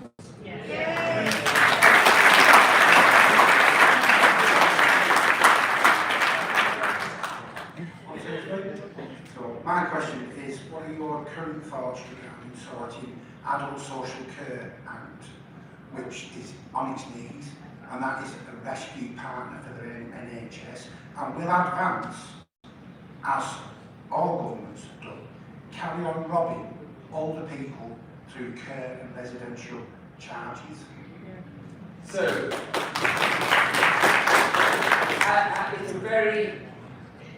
Your question actually goes to the heart of families in the United Kingdom. In the pursuit of economic prosperity, the false pursuit, the way to be pursued has been false. In the pursuit of economic prosperity in this country, successive governments have made policies that have broken the families in this country. So, for example, I was absolutely horrified to see Jeremy Hunt in his first and only and last budget, I think the only chance of one budget, produce yet another spending spree I'm not talking about social care, but childcare. And he had a policy to give mothers who had children as young as 9 months support to put their child into childcare so that they could go to work. Why would you drive a mother away from her child when the child is only 9 months old? And the same is happening at the other end of the age spectrum. Instead of enriching this country, instead of renewing our sense of family, which goes hand in hand with our Christian culture.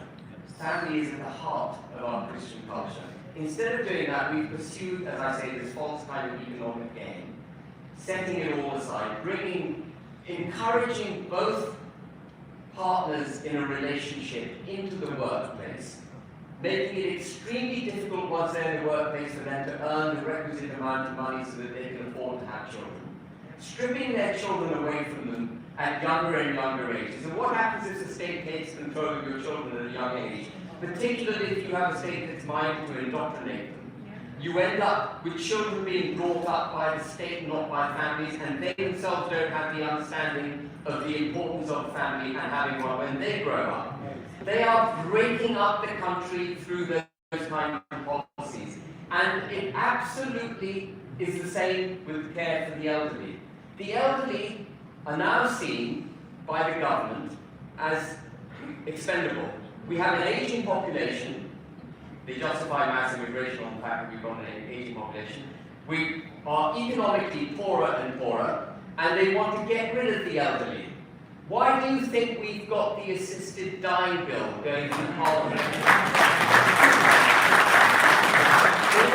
They're justifying it on all sorts of, oh well, you know, there are some people, and as there are, some people who are suffering great distress, being vulnerable, old, ill, and they may wish to leave this life.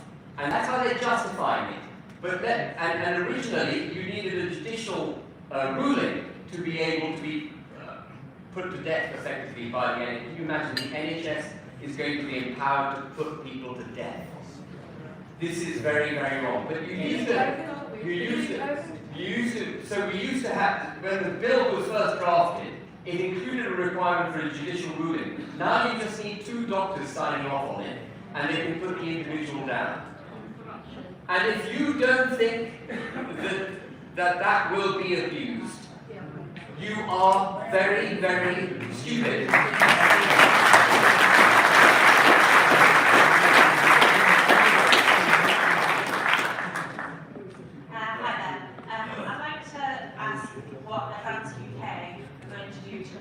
Children from the trans ideology. I know it was spoken about briefly, but I don't actually believe that we've seen the last of the trans ideology. There are lots of activists in universities, in our schools, you can even find them in churches. It's infiltrated so much of society, and I really feel we need to protect children. So what advice would you give?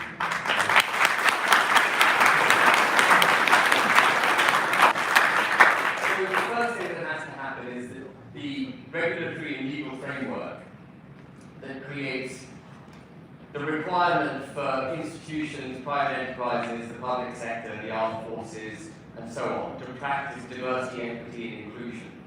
That legal and regulatory framework needs to be dissolved. It needs to be reversed. When that is reversed, then the notion that those in our society who are from minority ethnicities, minority religious beliefs, transgender, and so on, the notion that they should be not just protected, but promoted and celebrated is removed. And right now, we live in a society, we live in a multicultural society, where transgender ideology is on the same pedestal as we put all the different cultures we've imported to this country, and we're promoting it, and we're celebrating transgender ideology. We've come to the conclusion that the organism of the United Kingdom under a malign government has come to the conclusion that actually the promotion of changing your sex is somehow nice, it's kind, it's what we should all sympathise with. This is what some people might regard as suicidal empathy, because it is deeply, deeply damaging. And it's not just transgender nonsense that's being taught to our children. They're also being taught that if they're white, they're privileged. If they don't recognise that privilege, they're racist. They're being taught that, and you would have heard me say this as well in the past, that our forefathers all made their money through the slave trade. No, that's not true. You know, we actually stopped the slave trade in this country. That's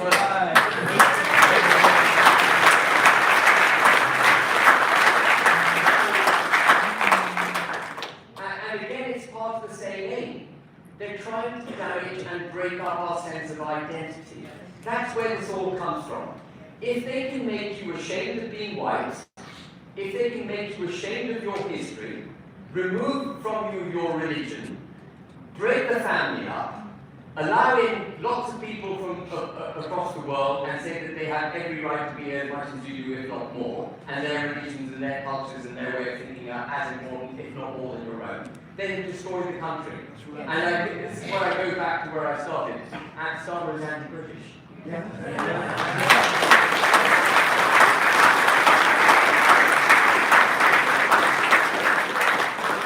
Ladies and gentlemen, we've come to the end. I've tried to extend the time as much as we possibly can, but people have to leave.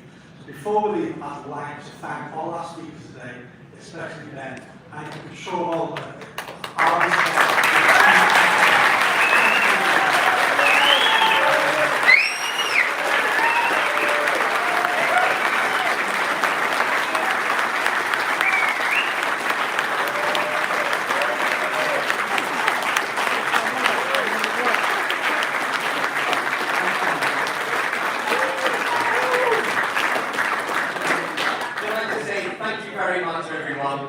Don't leave this room, go home, or do go home, watch Netflix, but don't forget the message. We've got to win through you. It's through you we win. Thank you.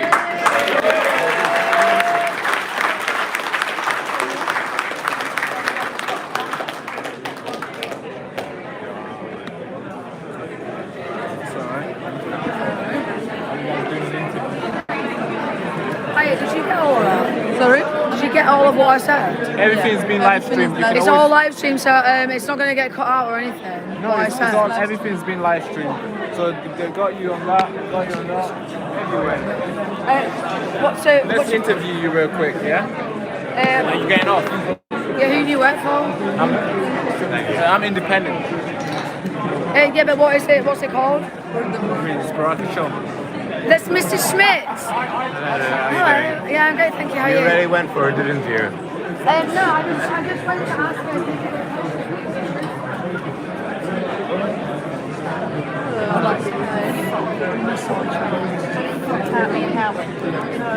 Ben, can we get a picture? What's the website? I want to get a picture with Ben. So just record everybody. Just record the room right now.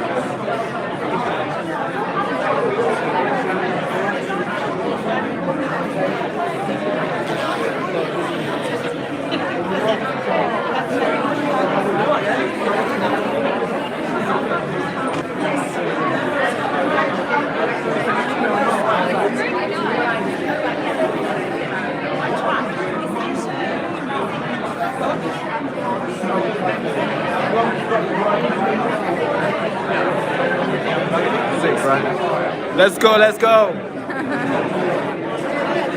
Am I in the road?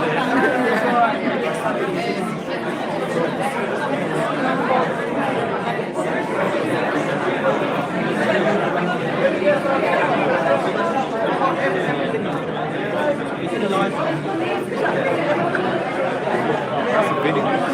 That light looks great. I know, it does. Let's get one of mine.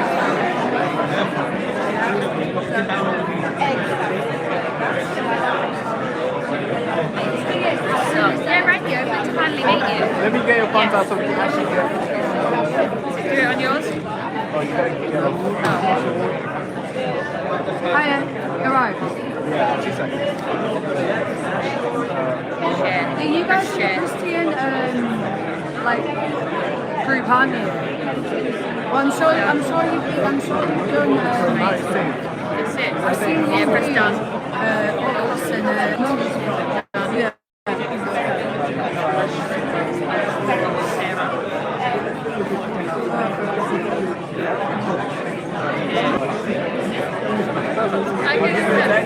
Yeah, we'll sort it out. Yeah, Baraka.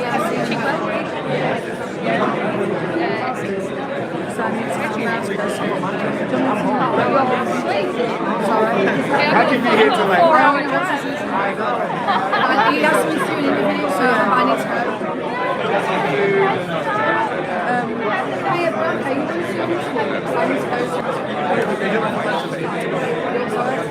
No, I'm not going right now. I said I need to go see this. That's all.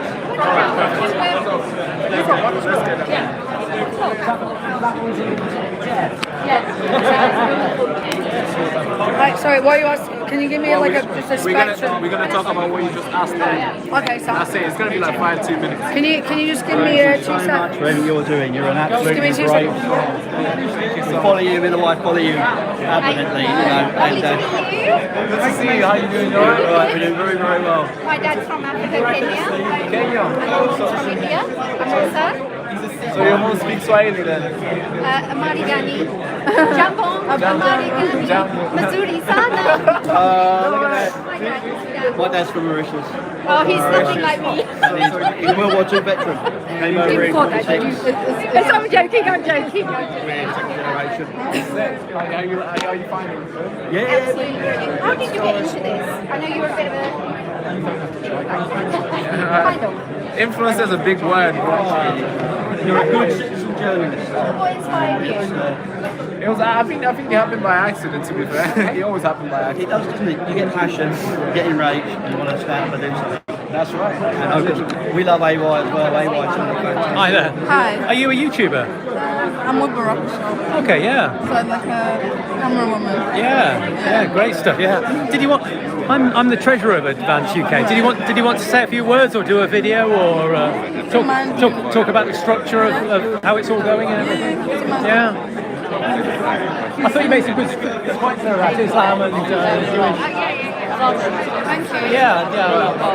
I mean, when you look at Islam, taking over our country, when you look at Islam, taking over our country, what needs to be talked about. There's a big elephant in the room, so we do need to talk about these issues. The main thing I was talking about was about Judaism and the Jewish donors. Yeah. So it's more insidious. So what's being done? I feel more Islam takeover of our country by Islam than I do Jewish donors. Yeah, but you've got to understand why they're there. Look at our inner cities. They're absolutely.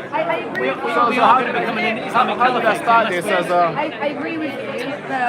I've been making videos since I was 14. Islam is just So it used to be very different type of videos.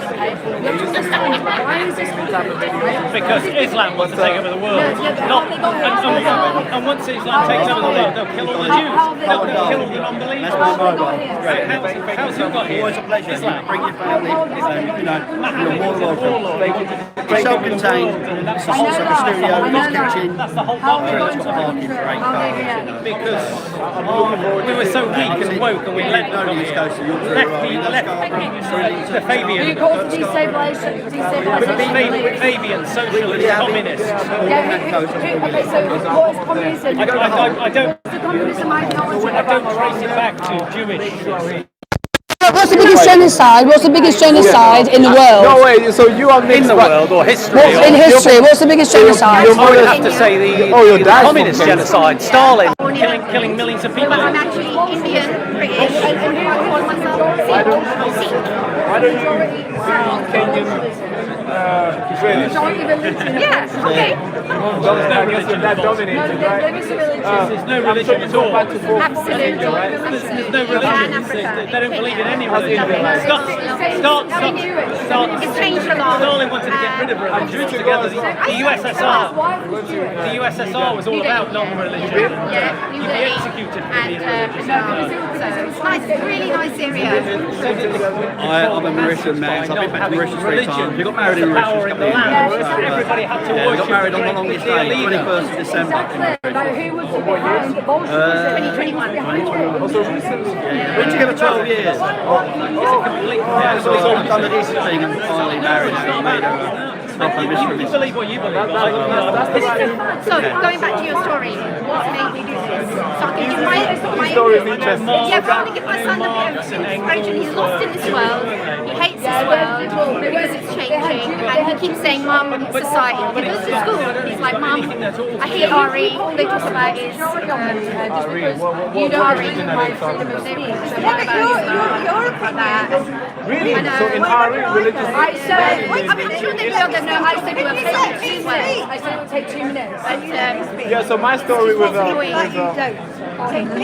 for him, so let me just grab this mic. Sorry, let me just grab this mic because it's coming through. But we're gonna get you on, yeah? Please let me speak. Plug it in. Okay. So when I go around places and hear people like you, my story, I started.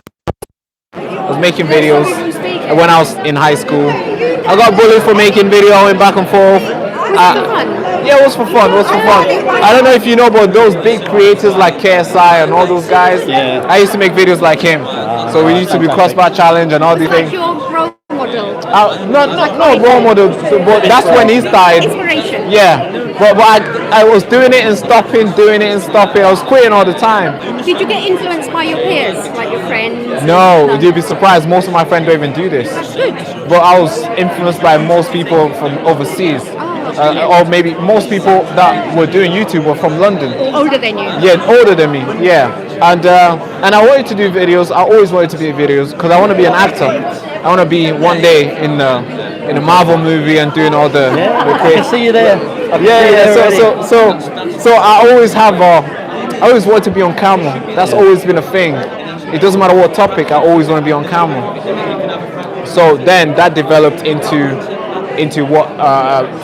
I don't know how I got into politics, but what happened? The protest broke out in Leeds, Hare Hill, when everything was getting burnt upside down. Police cars were getting burnt. I don't know if you guys remember. This was last year. Yeah, we will. That's what. Then I made a video about that, and it just blew up. And then I did a part 2 to tell people more stories. And it just blew up, and it just kept on. I was like, okay, cool. This is what the people want. Right, let's give them this. Let's give them this. Let's give them this. And that's where we are today. But being an actor is coming. It's coming.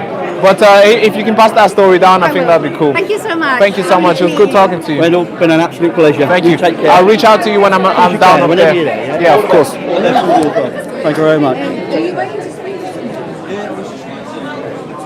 Whenever you're ready. Any interview I do, I always get it recorded. Yeah, you do it. Well done for your free speech. Are you waiting to speak to somebody? Do you record? Thank you. Yeah. Thank you so much. Let's get a picture. Yeah, that'd be lovely. That'd be lovely. Sorry, I'm ready to talk now. Yeah, it's alright. Just a quick picture. Mom and Dad. Thank you. Lovely. Thank you so much. Thank you. Appreciate it. We're on Instagram, and that's all we're on. We're on YouTube. If you can add me, I'll send you these pictures. Yeah, that'd be lovely. All right. Cheers. Thank you so much. Hi, yeah. Sorry, I always. Right. Is it? Yeah. If you just start it now, is it starting now? Thank you so much. Appreciate Are you it. recording now? Yeah. Fantastic. So we're here with. Hiya. Nice to meet you.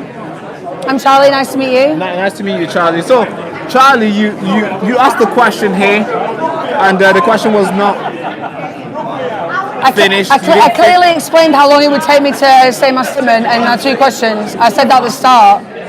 But why do you think?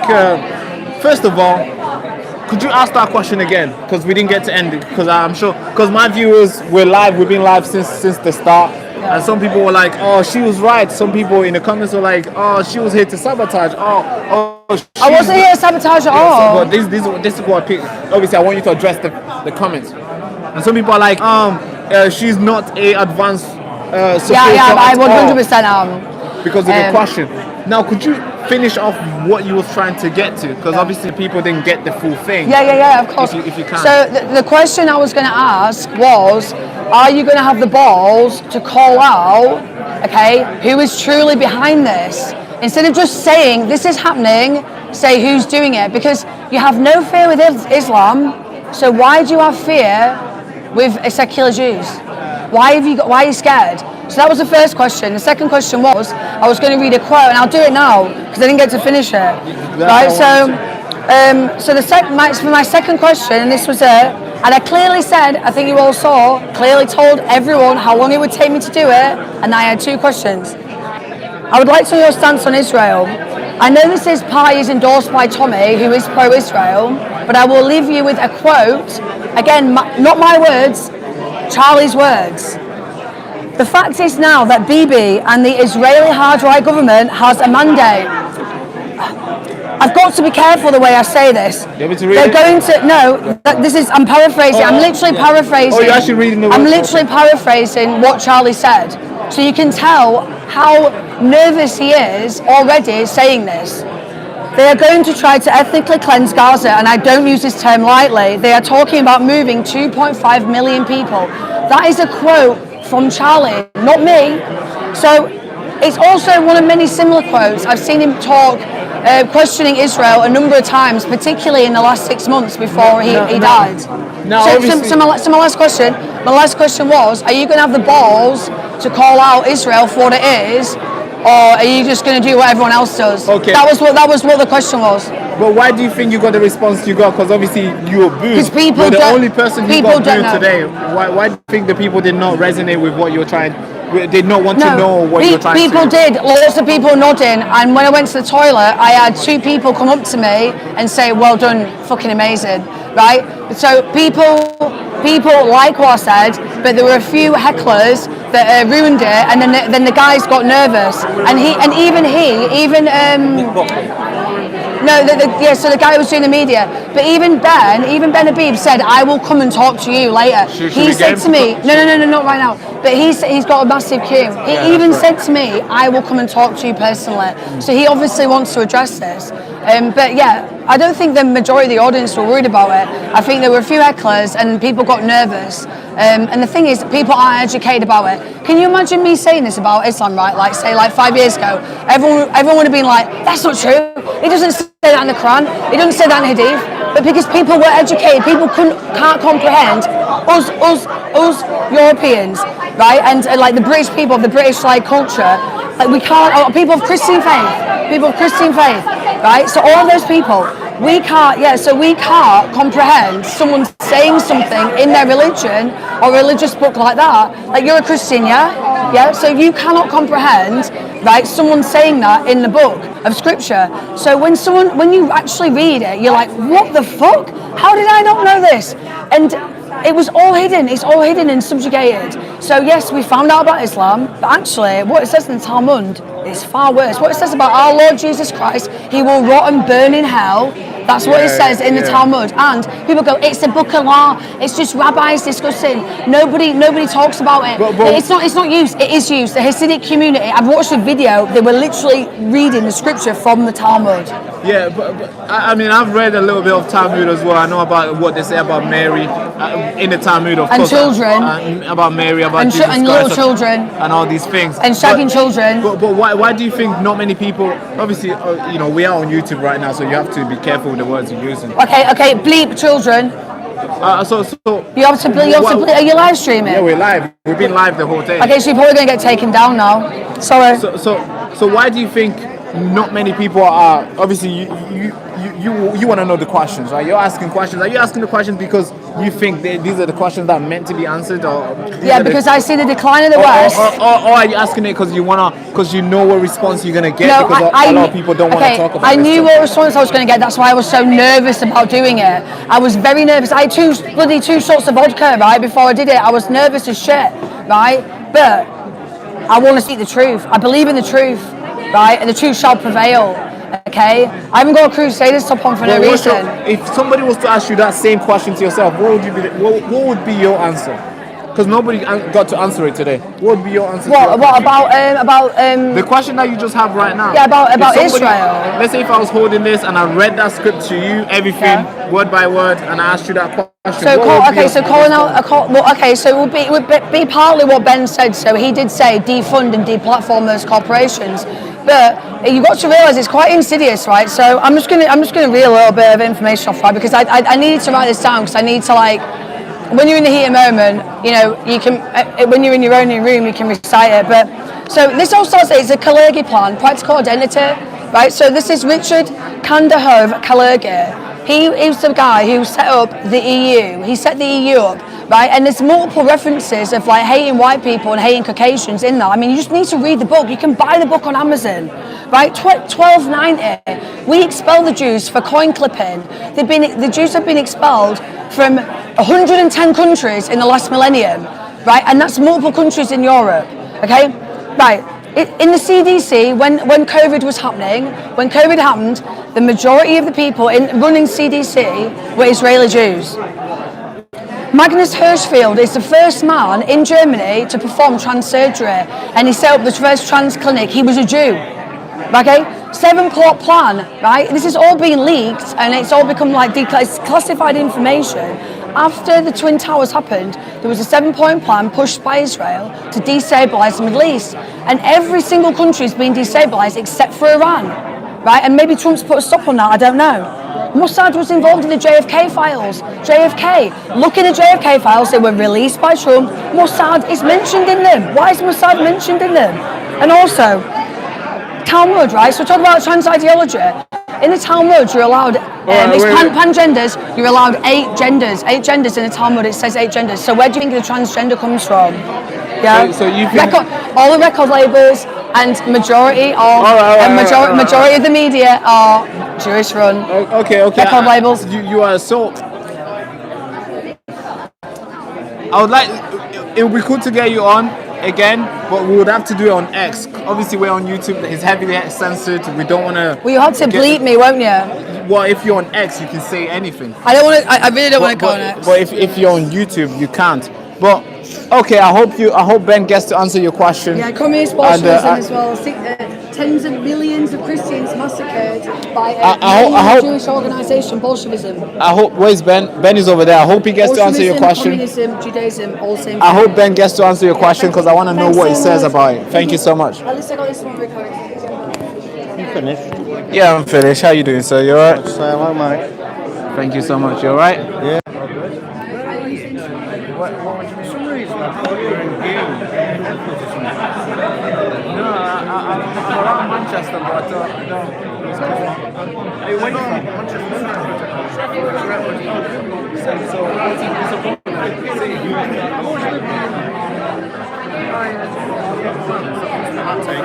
Except for the crap.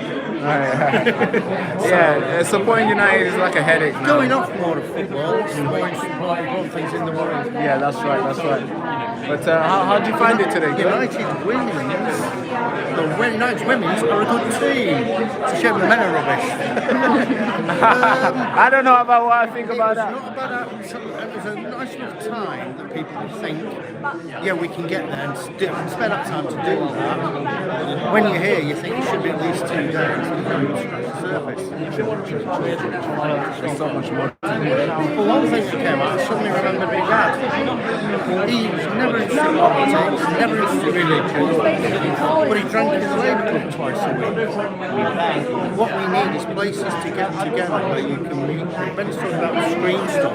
You need to actually meet people.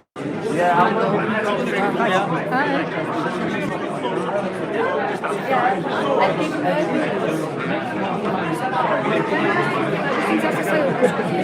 right, so do you think this will make YouTube?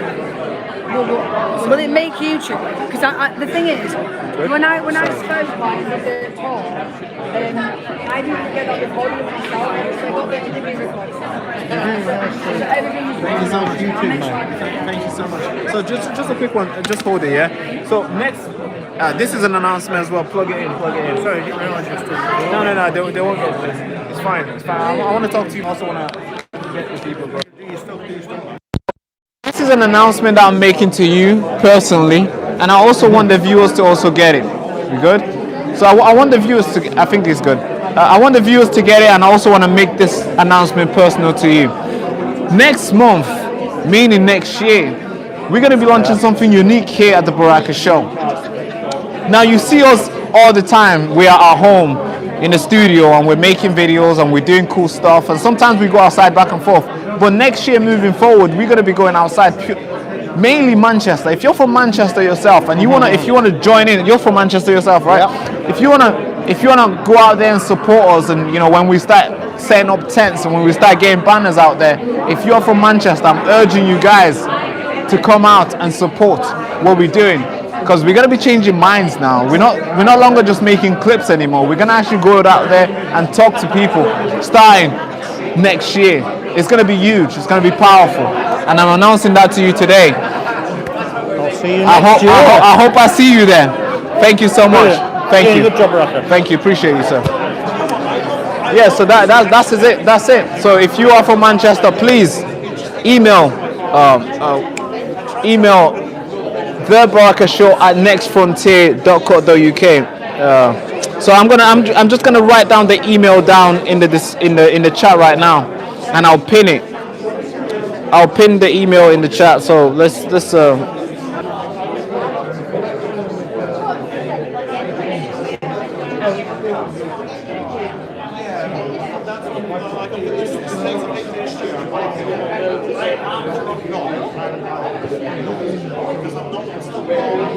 all right, so email the Baraka Show at nextfrontier.co.uk. So I just put a pin email. I'm just gonna pin it if I can.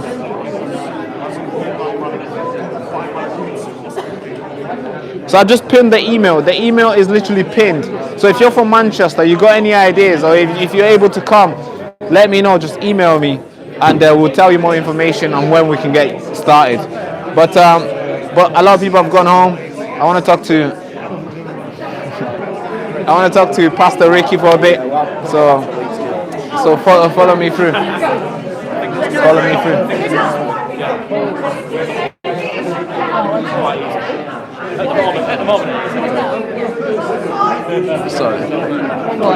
When are you leaving? I did say that at the Soon. start. I did say it would take me 2 minutes and I've got 2 questions. Anyway, yeah, we'll see you again. Yes, good to see you, bro. You doing alright? I'm doing good, bro. How you doing? Working from here? Huh? You're working from? No. I'm here with the team. I'm just live streaming today, and after this, I'm gonna go to town and get some food for sure, and then see what's the public saying. How far is it from town here? I don't know. It's literally not far. It's like a quick real walk. 15? I was thinking 5, but okay, maybe I just walked too fast, right? Yeah, probably. But yeah, so that's it. So see, but it's kind of busy in town, so I'm probably not going to be there for too long. When it's too busy, it's too dangerous. You'll get good footage in Manchester. For sure.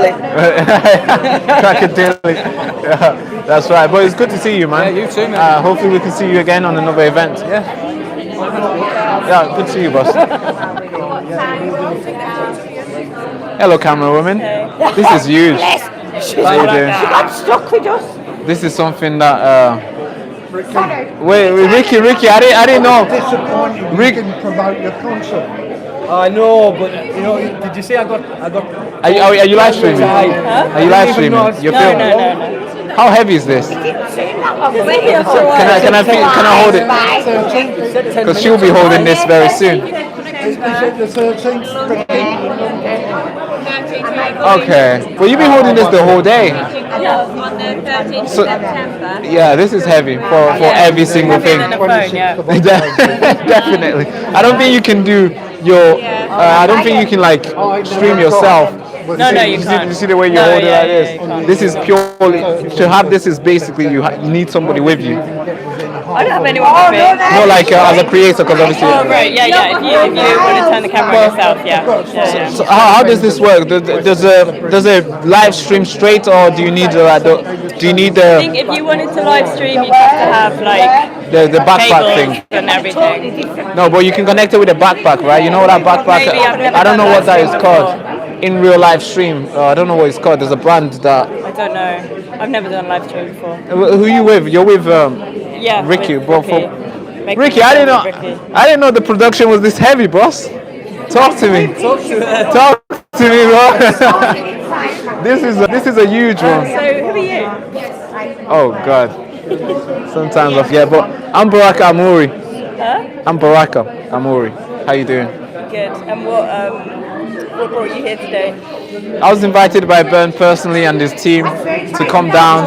I've met him once, but today was obviously we met second time today to also live stream the event to show the people at home what Advanced UK is building. And also, of course, I knew people that I know, like Ricky would be here, and Kendall. I didn't get to talk to her. I knew that she would be here, and I thought it's good to be with like-minded people. So. How do you know Ricky?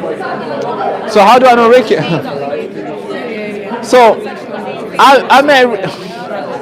You see, I knew Ricky before he knew me. That's the thing, because as a Christian, when you're trying to connect to God and stuff, and you go out there online and you try to read stuff and watch videos, I'm more of like a visual learner, so I like to watch stuff, either animated or somebody telling the story.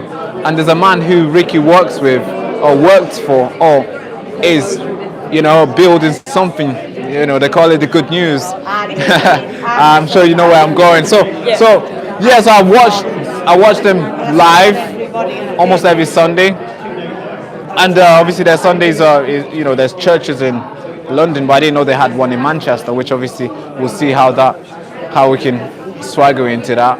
But I noticed Ricky at the event in London. I spoke to him. We connected very well, his story, and I was like, hey, come on the show. He did come on the show, and then we just kept in touch, and then we're like good friends. Where now he's inviting me to his church, and you gotta get so close to get there. So yeah, that's how Tell me about your show. So my show, is the Baraka Show. It wasn't really the Baraka Show, it was just a YouTube channel, and I used to just make entertainment videos. They're just video that I was inspired to create. So I was just a creator, right? It's a YouTuber. And it became a show in 2024 when something took place in Leeds. Something happened in Leeds, a protest broke out, and not many people was reporting on it. And we were the people who were like basically live streaming in Leeds, telling them what's going on. It went off, it just blew off. Hundreds of millions, well not millions, hundreds of thousands of people were watching, hundreds of thousands of subscribers. The channel just blew. And then we were known for telling what the news is not telling. So we just thought, okay, it looks like there's a market here that these people are not being, there's something here that these people are not getting. How can we fulfill this? And so we just tapped in and we just went on, and it just grew and grew, and we called it the Baraka Show. And then now we're like, okay, this is it. And to the point where we've built some, now we got people working for us. Now we have people like Ben Habib appearing on the show regularly, not regularly, but multiple times, where we can actually contact them by phone numbers. And that's what we've grown, and we're looking forward to see what God has in store for us in next year. Great. Thank you so much. Thank you very much. Thank you so much. Thank you. How you doing, boss? You alright? Something for your channel. Habari? Are you doing something for your channel? How do you know that? Asante San. Where are you from? Poland. Poland. Yeah. Wow. Where in Africa you been? I've been to Nigeria, Zimbabwe, Malawi, Uganda. Oh, sick. And I'm here to go to Tanzania. Tanzania. Yeah. Dar salam. That's good. Okay, now this is giving me a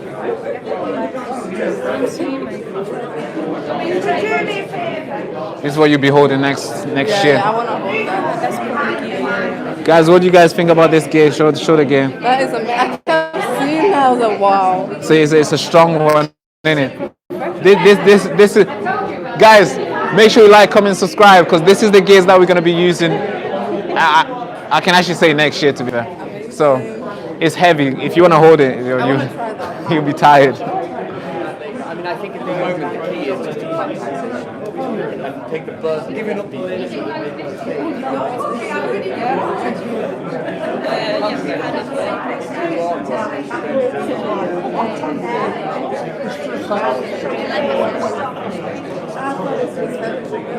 Guys, if you guys subscribe, this is what we're gonna get for the team. Show it. That's it. We should, right? Yeah, that's it. How heavy is it? Yeah. This is huge, boss.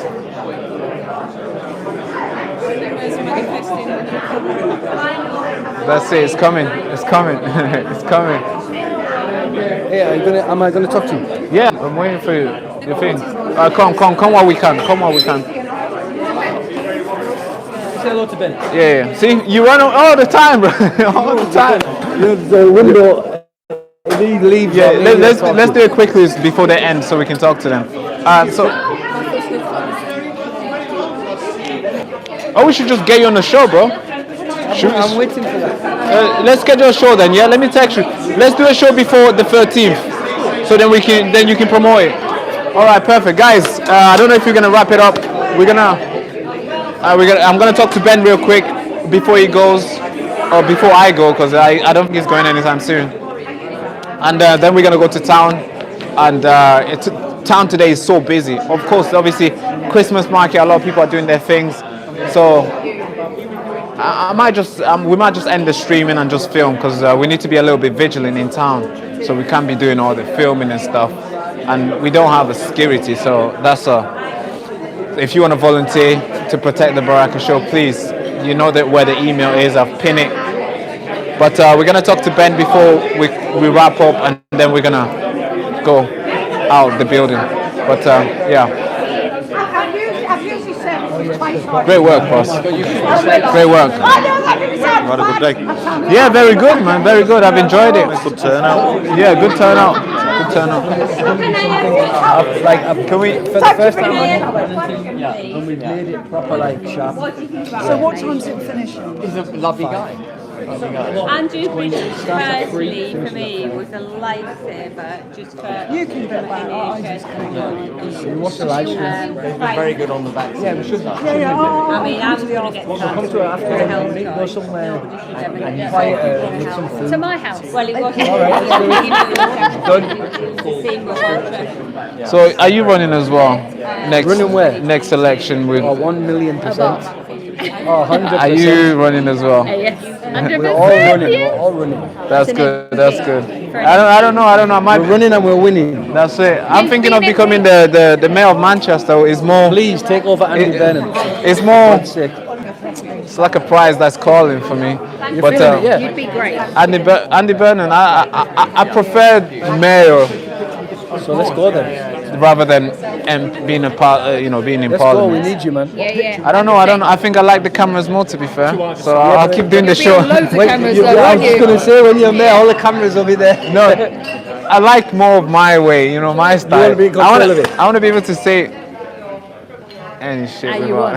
Yeah, whatever you want. But I think I won't make it, but in politics, you should still be able to say what you want. You should, positions of MPs, you should still be able to say what you want. That's the goal.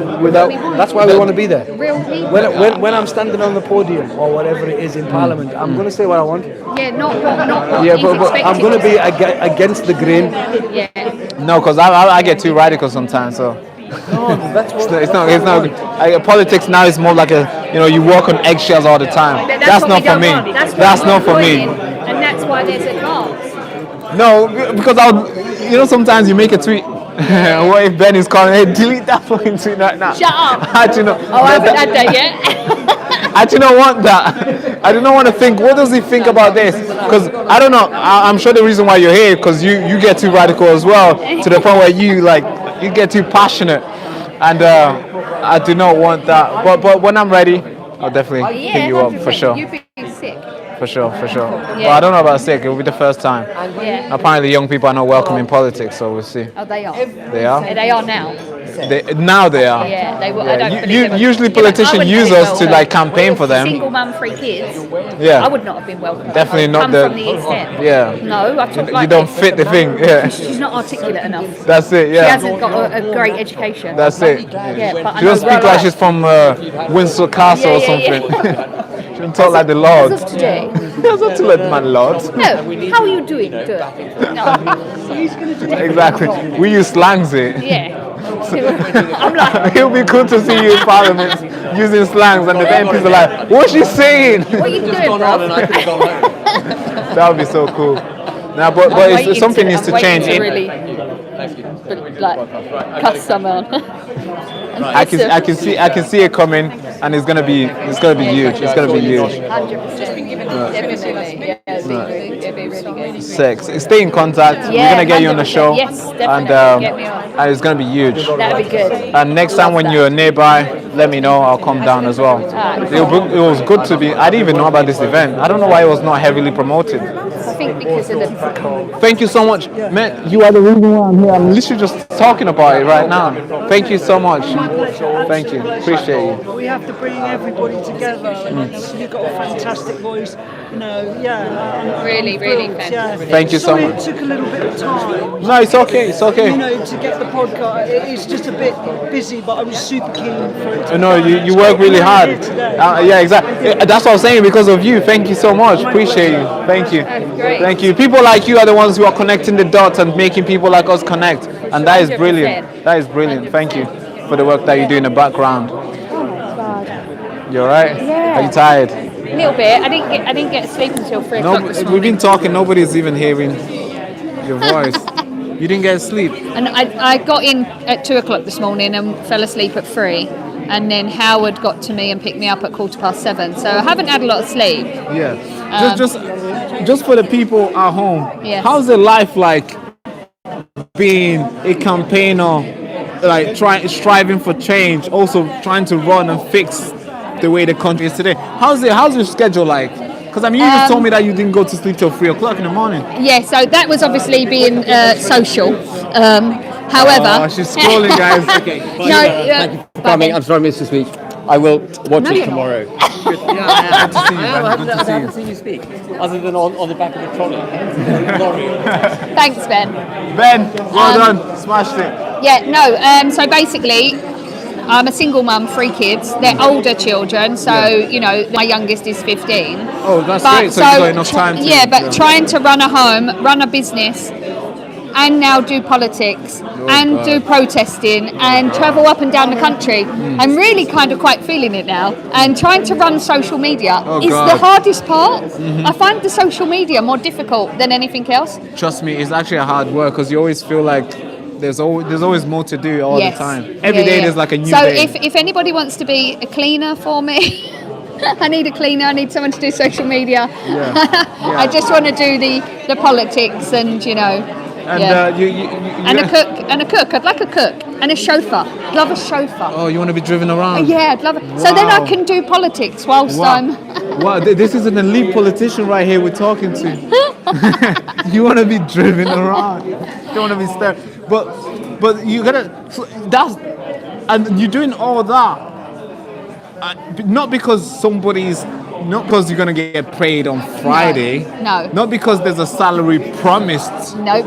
You're doing all that because you need to do it. I care about the future generations. Because you could easily choose to. You could easily choose to stay where you are. Easy. Where you were. Easy. I run my own business. You could easily choose to just focus on your business. Yeah, 100%. And since doing this, I've had my own business for 6 years. I've never lost a customer in 6 years. Since I got arrested and since people got to see who I was and what I stand for, I've lost 6 to 8 customers. Now people are like, You know, how can you not? I stand up and want protection for women and children in our communities. How can people be against that? You know, standing up and speaking the truth. Why would you? Why would you? Why would you be against that? So are they paedophile protectors? Are they? Trust me, there's a lot of them here. There's a lot of them here. Yeah. So you know, it's not right. It's sad how we've become where. I mean, we all know that politics is very divisive. You know, activity to play, you know, to participate in. As soon as you make a comment, any sort of political comment, you almost lose half of your friendship. Definitely. You almost lose half of your customer. Obviously, I've just said 6 customers just left, and most of these customers probably agree with what you're saying, but they just don't like this the how far, you know, where you're standing. Because I'm sure most of these customers agree that children needs to be protected. Yeah, of course. Because when I call out, when I'm a protest where there's people from the left, and I hate saying left and right because which is so divided, what is right? Yeah. You know, we should stand for what is right, and that should be all it accounts for. But when I say to them, okay, like I try to have actual adult conversations with these people, and I say I'm standing for the protection of women and children. Like, surely we can agree that children are the most precious. They try to argue, and I'll go, just answer that simple question: are children the most precious? Are children the most vulnerable? And they'll go, well, yeah. But, and I'm like, no, there's no but. Where's the but? Yeah, why but? That's what I'm standing for. If you've got someone who's born and bred here, and you've got a child that's disabled child, and that disabled child like needs benefits to provide for like stuff at home or hydrotherapy or anything, and this man just needs benefits because he's a lazy ass. Yeah, because he doesn't want to go on Who Indeed. are you picking? Yeah. Who are you picking? Because I'm picking the child that needs the benefits. Yeah, but families not just being disabled child, just being the child themselves. But if we pick them and say, right, well, that is someone who's really vulnerable, really needs our help. I'm going to pick that child over that man. Yeah, of course. And I think anybody would. And when you try to explain it like that to people, if they don't get that, then they need their meds checked. You know? That's it. They need the med check, or maybe they need to get off the meds. Yeah, maybe. That could be one of them. Maybe. Right, I need to find Howard. That's it. Oh, he's up there. He's waiting to go. He's probably gone now. Well, thank you so much, Sarah. Sarah's coming on the show, so if you got any questions, put them in. Ready. Yeah, get them ready, and we're gonna fire them to her. Well, thank you so much, Sarah, for coming to my town, Manchester, and I'll see you next time. See you next time. Invite me to your town. I will do. Cool. Yeah, come whenever you want. Thank you. Appreciate you. Finally. See you later. Thank you so much, Sarah. We'll see you on the 13th. All right. So you just mentioned see you on the 13th. Yes. Most people are sitting there thinking, hey, what's going on 13th? Yeah. Am I being left behind? Could you please? It's the happening of happenings on the 13th. We are going to celebrate the birthday of the main man, the most famous man in the world, Jesus Christ. And we're going to celebrate it on the streets of London with a Unite the Kingdom special event called Putting Christ Back into Christmas. Everyone's going to be there. Sounds very practical, this one. Very practical. Yeah. Tommy Robinson's going to be there, of course. We're going to have Bishop Dewar, a whole load of brilliant Christian ministers from around the country. Oh, yeah, I see. And nobody's talking politics. That's what I'm saying. Somebody said, because when you say it's gonna be no politics. No politics. But what's the location again? Whitehall. Man, it can't get more political than that, bro. Right next to Downing Street. Bro, that's literally where they live. You know, it's framed like it's political, but it's not. So nobody's talking politics. Everyone's talking Jesus, Christmas, culture, no politics. Yeah, and the people at home are seeing this. Oh, be careful. Oh God, sorry, I got distracted. Right. I didn't want her falling over. But it was your good heart. That's it. So, Ricky Doolin, you made a good, like, your speech was I'll say Ben, Ricky, and obviously we can debate the rest. Thank you for rankings. But I'm on the Baraka rankings. That's it. That's it. A lot of people really resonated with what you had to say, especially your story in Manchester, you know, being homeless in the street and then finding Christ and everything changed, and that, you know, you are who you are today because of the stories that you know, the horrible stuff that you endured. Now, some people are saying they're trying to know like why advance UK. Like I said in my speech, because the reason why I'm asking that because the way you speak, the way you're able to connect mind, and the way you're able to rally people behind your voice, it's a talent, bro. Why advance UK? Because I mean, there's multiple people who could put a lot of cameras behind you, a lot of you know, everything like and to get you to speak. But why advance UK? Especially where it's like nothing. There's nothing. Yeah, it's new. It's new. There's no building. Yeah. They're renting this. And yeah. we're folding flags. Yeah. And we're doing it manually. It's not, you know, why? Because Advance UK, in my opinion, is the only option for the UK. Because I don't want to be part of a party that are not going to have values, that are not going to have some type of moral standard in terms of the way they treat people. And that's why, for what we want to achieve, which is taking our country back from the globalists, from those that are destroying the country from within, Advance UK are the only option. The only option. And you know, you can't be in a political party just to kind of have a good image. A political party for me is only a vehicle for winning elections. So if a party can't win elections, there's no point being in a party. But these guys, it's a distraction. But these guys can win elections. We can win elections being in advance because we have somebody like Ben Habib in charge who understands politics. He's been in there, he's won elections, he knows what it's all about. And we have other people that have also done the same thing within Advance UK. I do believe in the next 4 years, Advance UK is going to be like a magnet. It's going to draw so many great people towards it. And what you're seeing today will be a much bigger, more ferocious machine when it comes to the general election in 4 years' time. And you know, my prayer is Rupert Law also joins Ben Habib. Spoke about him today. That would be just the beautiful thing. That'd be the Avengers. That would be it. The Avengers assemble in it. That's it. So Elon Musk supports Advance. He said it's the only solution for UK. Tommy Robinson supports Advance. If Rupert comes on board as well, it would be fantastic. We will have a big bash at that general election, more than what people think. That's good. But also I wanna raise people's concerns about you as well, because some people are saying, hey, this guy is just jumping up and down. It's, you know, seeing opportunities jumping. It seems like he's jumping because and also they're quoting like, hey, this guy was not mouthpiece, I wouldn't use that word, but this guy was a supporter of this party called Reform. Then he went to UKIP, and now he's going to Advance. And I mean, where is he going? Is there another party that might emerge next 4 months? This guy might jump there. Why should we support this guy? What would you say to those critics or valid concerns of theirs? It's a good way to put it. The critics or valid concerns, one or the other, right? So basically, I couldn't care less about party politics. I honestly don't care about party politics. I see political parties as vehicles, right? And the vehicle is used to get somewhere.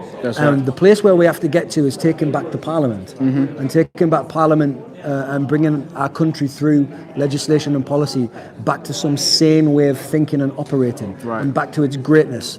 So I think if you follow my journey in politics, it's probably a great analogy or a great example of what's happened in British politics, where we're all looking for the answer and we're searching for the answer and we're trying lots of different methods. And obviously I was with UKIP. I've never been with Reform though, but I was with UKIP for a while, and I'm looking for the answer, and I found the answer with Advance UK. That's what I can say. But if Advance UK decided to change all of their policies into some nonsense and started throwing people under the bus like what Reform do, I would leave Advance in a heartbeat. Okay, well, that's valid. Because guess what the order of play is for me? God, which is Jesus Christ. That's right. Country, which is Great Britain, and then party at the bottom of the totem pole. Party should always come last. The country is first. Country's first, and God. No, God is first. Of course. Party should never be, because party is more like a concept, a group. That's it's a vehicle. It's just a thing that, hey, we're getting together under this color. That's it. There's too much tribalism on parties these days, man. It's like a brand that gets used to get to the big picture. And you see with these other parties, they'll be attacking people online because of party. Back and forth. It's like, no, are we for the country or we're not for the country? Because to be for the party is too small. Yeah. To be for the country is too small, but to be for God is the ultimate. Yeah, you win multiple. You you win, slay man. multiple dragons You with win. one sweep. weapon of choice of yours. which that was The really Holy good. Bible. that was really good to start. Now, so you probably have your own vision of what Great Britain should and ought to look like. And of course, obviously, many other people who came here today have their own version. Could you tell the viewers, what would you like? Let's say Advance UK wins a general election in 2028, 2029, whenever Keir Starmer decides to call... To allow it. Yeah, whenever he decides to allow it. What would be your vision of what you would want to see in the country? Right. Well, I grew up in the 80s and the 90s, so a little bit older than you. Oh, God. And so I lived long enough to see a Britain that was proud of its identity, a Britain that was proud of its heritage, a Britain that had immigrants, but was within it all was proud of who we are, and immigrants came in and became a part of that, assimilated to the British way of life. Where now it's completely the opposite. Like Ben explained in his speech today, it's almost like they've moved British culture in Britain to the bottom of the pile. Yeah. So I would like to see a Britain collecting that dust. Yeah, collecting dust. I'd like to see a Britain that goes back to being proud of its nation, back to promoting our flag. Instead of other countries' flags or LGBT flags or whatever, and promoting the ideology of our culture, which is the Christian ideology, over promoting anti-Christian ideologies, and go back to some type of sane way of thinking on that level. Secure our borders, remove people that are not supposed to be here, and get back to a country where people feel safe again. Can you imagine? People I've just talked to today said they don't feel safe walking around Manchester. Bro, I'm like, telling won't you. even pull out the mobile phone. And I'm thinking, is this where we've got to? You know what I mean? Yeah, that's it. Never used to be like that. So, you know, Jesus Christ is, to me, the most important thing for my life. And I like to bring the light into the darkness. And we're going through a season of darkness right now. And so we're going to bring the light. It doesn't mean everybody's got to convert to Christianity, but at least we bring the light from within the political sphere, you know? Some people, because when they see this, when they see or hear that, a lot of thank people you so much, Howard. Appreciate it, man. Thanks. When they see and hear that, a lot of people are calling for Jesus Christ, you know, God, Christianity, and politics. They're like, how are we gonna separate the, you know, religion and politics? How are we gonna remove the church away from the? Well, Starmer's trying to do that, isn't he? Are you in favor of keeping church and politics separate? They can't be separate. Politics is tell us. Politics is a fruit of Christianity. Really? Oh, really? Yeah. I didn't see that coming. Yeah. Now I would like to be educated. Tell me. Yeah. What would you suggest? Our democratic way of life, the democracy that we live in, comes from Christianity. Yeah. So our forefathers that created this democratic system, where the power is supposed to be with the people, they created it, birthed from their Christian beliefs. And even if you go back to documents such as the Magna Carta, which was obviously key in setting up government in this country, but also around the world. Yeah, true. If you go and read it, they're referring to the Lord all the way through the document. Which Lord? Jesus Christ. So everything's set up on Christianity, and because of Christianity, the basics of our morals, the basics of our legal system and our laws comes from Christianity. So everything comes from Christianity. So there's no separating politics and Christianity when it comes to Britain. You just can't do it. You can pretend to do it, and that's what they're doing right now. They're separating so much that they're acting like God themselves instead of honouring the God that put this country in such a wonderful position. Yeah. And that's why a lot of their policies are anti-Christian in their essence, such as abortion all the way up to 9 months, as giving people the power to kill people with assisted dying. They're anti-Christian, right? Supporting Sharia law and some fake Islamophobia thing, all that stuff. So it all comes from anti-Christianity in its core. So we have to get back to Christian heritage. Yeah, and let's say a Muslim is watching this, or maybe a Hindu, or maybe a Jewish person is watching this and be like, oh man, God, they're going to try to convince me to join this religion. God, I mean, how are you going to get their vote as well? Well, for anybody watching out there, we are all brothers and sisters in humanity. That's the first and foremost thing. But anybody who's a Hindu or a Muslim or a Rastafarian or all the or a Harry Potter, Harry Pottery. There is. I knew there was going to be something like that. So keen on. Yeah, and there's people who are into witchcraft for real and all that stuff in this country, right? But we should be able to unite on the fact that this is a Christian country. Doesn't mean that other choices or freedoms or liberties are going to be taken away. No, everybody's got to have the freedom to choose, freedom of choice. Everybody's got to have a freedom to worship whatever God they want or not worship God at all. Okay. And these liberties come from Christianity because God created the world. He created man and woman, and then he gave them choice. It's called free will. Now, what's happening with this anti-Christian government, because, like I said, they moved away from Christianity so much, is they're taking liberties away. Instead of giving us more freedom, they're taking freedoms away. And that is not God's way. That is not the Christian way. That's why, it's another fruit of their anti-Christian behavior. So for all of those watching who are not Christians, we're together in this country. We want a good country. We want a good country for our children to live in. We should be able to unite on that fact, but understand that whenever we are talking about Britain, it's a Christian country. That's just the way it is. Yeah, just a quick one. Obviously, before we wrap up, because I'm sure a lot of people want to go home now. Even you. She wants to go home. You want your dinner, I know. She wants to go home. Yeah. She's tired. Now, obviously, we want to end on the 13th and what's taking place there. Because I got the sense that the people who support you and Tommy Robinson and any of and the movement will come. Oh yeah, that's like I know that's these are like season ticket holders, right? Yeah, that's a good way to put it. But you gotta convince the people who are on the fence. Yeah. The people who are thinking, oh, it's gonna rain. God, oh, Arsenal's gonna play. All these sort of things. Yeah. How are we getting them there, bro? Because obviously we try and put Christ into Christmas. That's very practical, and we need everybody there, right? Yeah, that would be the best thing. Yeah, and plus, the momentum is really key. Yeah. Because when you're at the top, especially when you're referring to Tommy Robinson, there's always a lot of people who want to tip you down, and they only have to do it one time. And if you are at the top, you always have to always do it and deal with that, and be able to stay at the top. So the momentum is key in that sense, where the last event he did, millions of people. Yeah. And obviously the next one, yeah. We don't want 10. We don't want 100. It won't be 10. We want big numbers. Yeah. How are we getting the non-converted ones to come? Yes. So obviously this is a bit of a last-minute event in terms of announcement-wise. Oh yeah. But no matter who turns out, it's going to be a wonderful celebration of Christmas, our Christian culture, and of course Jesus Christ. It's his birthday. So it's going to be Christmas carols that we all grew up with. It's going to be the message of the Bible, of the Nativity.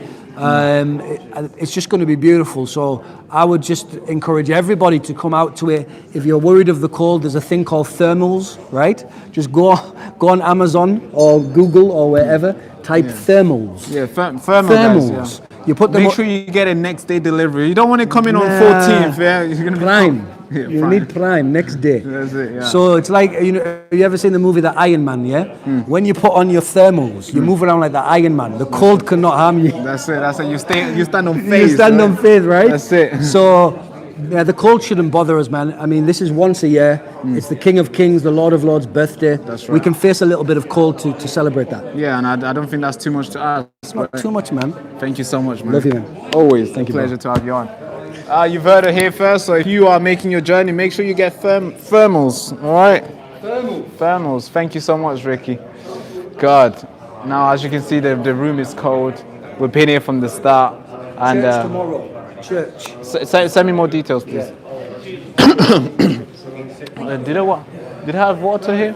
All right, guys, we're gonna start going into town. We're gonna go into Piccadilly Garden and see what's happening there. But let me say bye to the guys, and we're gonna make that journey. No, it's okay. Sorry, keep.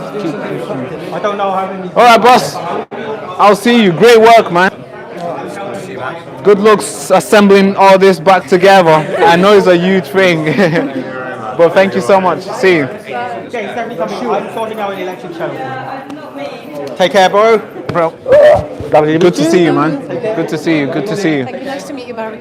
Yeah, well, I'm walking you outside. handshake. Strong handshake. I don't want to squeeze your hand too hard.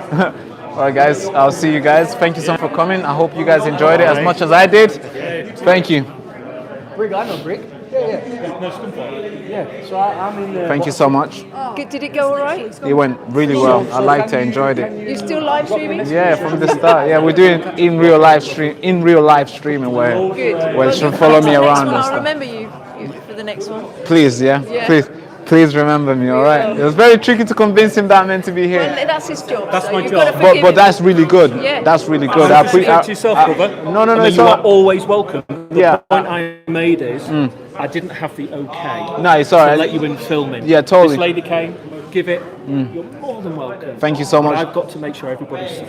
No, it's all right. It's all Okay, right. I know Yeah. it sounds stupid. No, do that all the time. Even if you see me again, do it again. Because Next my time- twin might next time come. you will have a press. Yeah, you my will twin have a might press come. He's not a good guy. bracelet. No, I'm Next time playing. you come, we will send you a press bracelet that you will clip on and you'll walk straight past. Yeah, that's as professional as we're dreaming, right? Don't Unlucky. send him. It costs money. Wait. Unlucky. Give you. No, But we can we'll just have a register. pick it up on arrival. We'll have a register. Which Well, thank you so much, We'll have a guys. complete list of media coming. So. You're working here as well, right? You've been doing a lot. Of, Yeah, I am now. you are now. You just took the role. Like, yeah, I'm gonna do this. Yeah, it will be slightly different next time. If you come to us, it will be register, press, fantastic. You're allowed to film. Thumbs up, you'll go straight in. All right. Thank you so much, guys, Okay. and have a lovely. Look after yourself, and I Pleasure hope to we do meet. see you again. Thank you so much. Appreciate you guys. All right, guys. Thank you. Bye bye now. Thank God you. bless. God bless. Right. Bye now. Talk to you soon, boss. Oh damn! I was gonna leave the jacket. This is how quickly we're running. Hope it's not raining.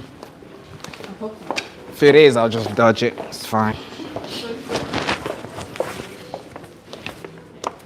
So where you coming from? Coming from Manchester. I'm local. Well, you're local. No way. Are you guys from Manchester? Yeah, I'm from Manchester. I've never gone anywhere else. But do you ever go to Tanzania? No, I've never gone back. Well, you guys were born here, right? No, I wasn't born here. You said bye. Now we're together again. Oh, Are you still streaming? Yeah, we're streaming all day, man. So you're doing IRL streaming? Yeah, yeah, that's I all. was thinking to do some of that when I go out evangelizing. Oh, yeah, sick. Every connection you make, thank you so much. Every connection you make, everything is filmed. Because UK needs more streamers, man. So I'm glad you're doing it. Thank you, bro. I might try dive into the cultural thing as well. It's good, bro. But I don't know where. Send me more details for tomorrow. WhatsApp with the address. Thank you so much, guys. Thank you.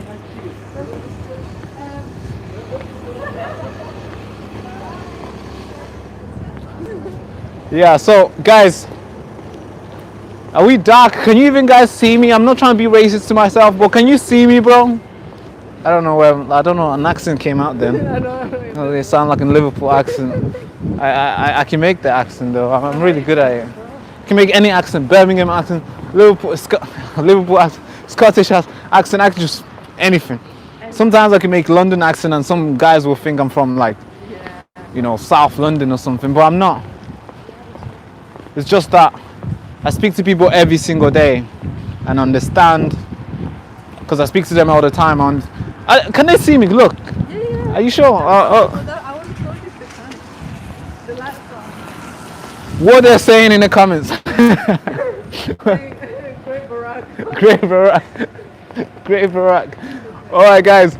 I think we need the lights for us to do in real live streaming, but by the time once we get to town, it's gonna be a little bit lighter than it is here, because obviously the Christmas market and stuff, the lights are on, people are dancing, they're doing all the crazy stuff that people do in town, and you guys will be able to see me, and we'll be able to interact with other people, just like we did over there.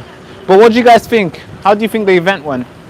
What do you guys think? I think it went good, to be fair. Comment down below what you think. What do you think of Ben? Do you like Ben? Ben Habib? What do you think of him? I think he's a guy who he has fire in his belly. He doesn't look tired. He looks like he has the energy to still fight, and that's extremely important, especially in politics, especially in today's politics, where you constantly have to fight all sort of allegations that gets put against you, wrong allegations almost every single time. I think he has the stomach to fight that, and I think he believes in what he says, which is very important. Most people just say random stuff that gets views. Most people think, how would this thing sound? And if I was to say this, just you can go behind this, all right. So most people think and be like, what do I need to say that will get views? What do I need to say that my team will be able to clip and go viral? And that is wrong. You should just say what you believe, and that's what I think Ben does. He says exactly what he believes in, and he leaves people to just figure it out themselves, and that is good. That is important. So that's one thing I like about Ben Habib. I don't know about joining. A lot of you guys have told me like, hey Barak, join Advance UK. Oh Barak, join Reform UK. Hey Barak, I don't know, you know. I don't think I'm not that keen in joining these parties, but I am passionate in getting change in the country for sure. But next year we're going to be going outside more often. We're going to be outside a lot. Okay, it's time to cross. We're going to go outside and we're going to make a lot of noise. We're going to be talking to people. We're going to be setting up tents. We're going to be debating people. We're going to be convincing minds, converting people in the best way of living, thinking, and acting, and that in every single topic, almost everything, even in religion as well. I don't really talk much when it comes to religion.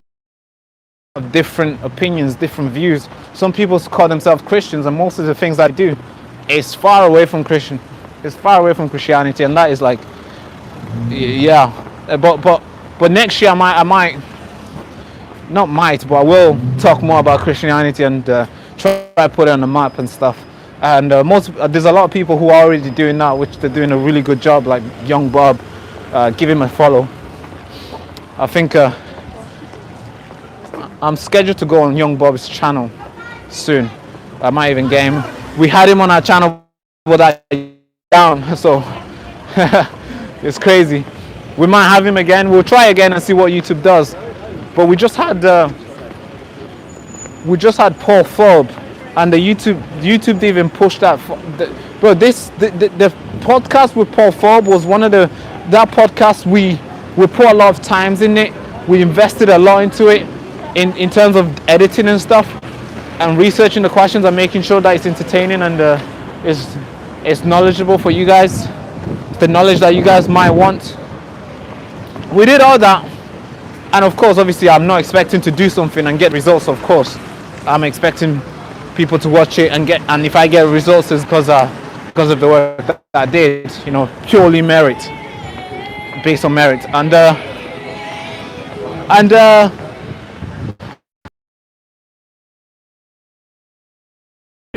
the video podcast got like less than 10k views. That is freaking insane.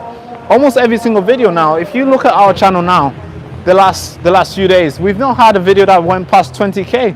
I mean, we was gonna have a video that went past 20k views, and then I woke up this morning with an email from YouTube telling me, no more pushing. This video got more than 10k views in less than 5 hours, and after that, YouTube literally emailed me. Oh God. They literally emailed me and said, hey, we're not going to show this video to any more people that's under, to people that is not over the age of 18, so they have to be verified. Why? Why don't you just leave it there for anybody to click, which obviously people are clicking? But as soon as they emailed me that, the video was getting 1,000 views every hour. Hence why, hence the reason why it was doing good. As soon as they made that email, that's it. The video, since 4 a.m. in the morning, the video has accumulated less than 3K views. So it was getting 1K view an hour, but now the last 10 hours, I think, it's got last 12 hours. Sorry, it's got 3K views. That's the problem with YouTube. I don't know what the fuck these guys are doing. I'm not sure, but we're gonna carry on anyway, because this is not the first fight with YouTube. They literally confirmed last month. Sorry, yeah, at the start of last month that we were the most censored channel on YouTube. They literally confirmed it. So I'm not surprised when I post a video, doesn't get enough views. But I'm not gonna stop because I was talking to my team literally 5 days ago. Last week I was talking to my team, and I was thinking, man, we need to change some shit. And they reminded me saying, hey, bro, if we needed to change stuff, we would have done it when we were demonetized. That's when we needed to change or quit or do something else. And that's right, we were demonetized. Hundreds of videos got deleted, literally 500 plus videos got deleted. Yeah? But we still carried on. We still posted 5 videos a day while we were making zero money from it. We were just kept going. We just kept on going. We kept on posting multiple times a day, and we did everything to keep it going. And we were, you wanna go this side? We did everything. We kept on going. We made zero money for 9 months, and we tried to get. This is a story I've never told you guys, but let's do it. We tried to. Some of you guys, you good? It's alright. Hold on, just 2 seconds. Yeah. We tried to do. So what we did is let me just tell you the story, right? Because I've never really told you guys this story. You understand? Actually, let's cross. We'll stand there and I'll tell them the story. We'll wrap this up. So we're in town right now. I'm going to tell you the story of how sponsors, literally, you guys tell me all the time, be careful, yeah? You guys, Barak, just get sponsored. Just get sponsors and you'll be fine. You won't have to rely on monetization or these videos. And I say, yes, that's good. It's a good idea. It's very noble. But so I was registered with these sponsors, right? They put like big sponsors. You know, the people who work with GB News, all these guys, they've worked with GB News. I don't know if they work with them again anymore. So big company, right? They put sponsors, they get creator sponsors, and they do all this good stuff with creators, right? Those guys stopped and they never tried to help out. You want to know why? We're going to stand here. Those guys never tried to help out. You want to know why? Because when I was demonetized, they didn't want to touch my help. And obviously we're trying to get sponsors now till today. Nobody wants to do it. Or maybe then I'm gonna have to blame that on myself, because I didn't. After they stopped, I didn't really care about sponsors, because I want to say what the heck I want to say. I want to do and say the stuff I want to say. I don't want somebody telling me, hey, you can't say this, we're not going to sponsor you. No, shut up. I'm going to say it. I'm going to say it right now.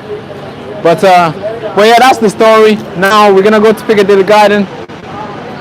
I do not want to just keep talking. I want to be able to look around left and right. So for my safety, I'm going to have to end this stream. But thank you so much. Thank you so much for watching. You alright? Thank you. Thank you so much for 5 seconds. Thank you so much for watching. If you're new to the channel, make sure you like, comment, subscribe. With hand to the head salute. Bye bye, bye bye, bye bye. He's a joker. Anyway, yeah, you can end it.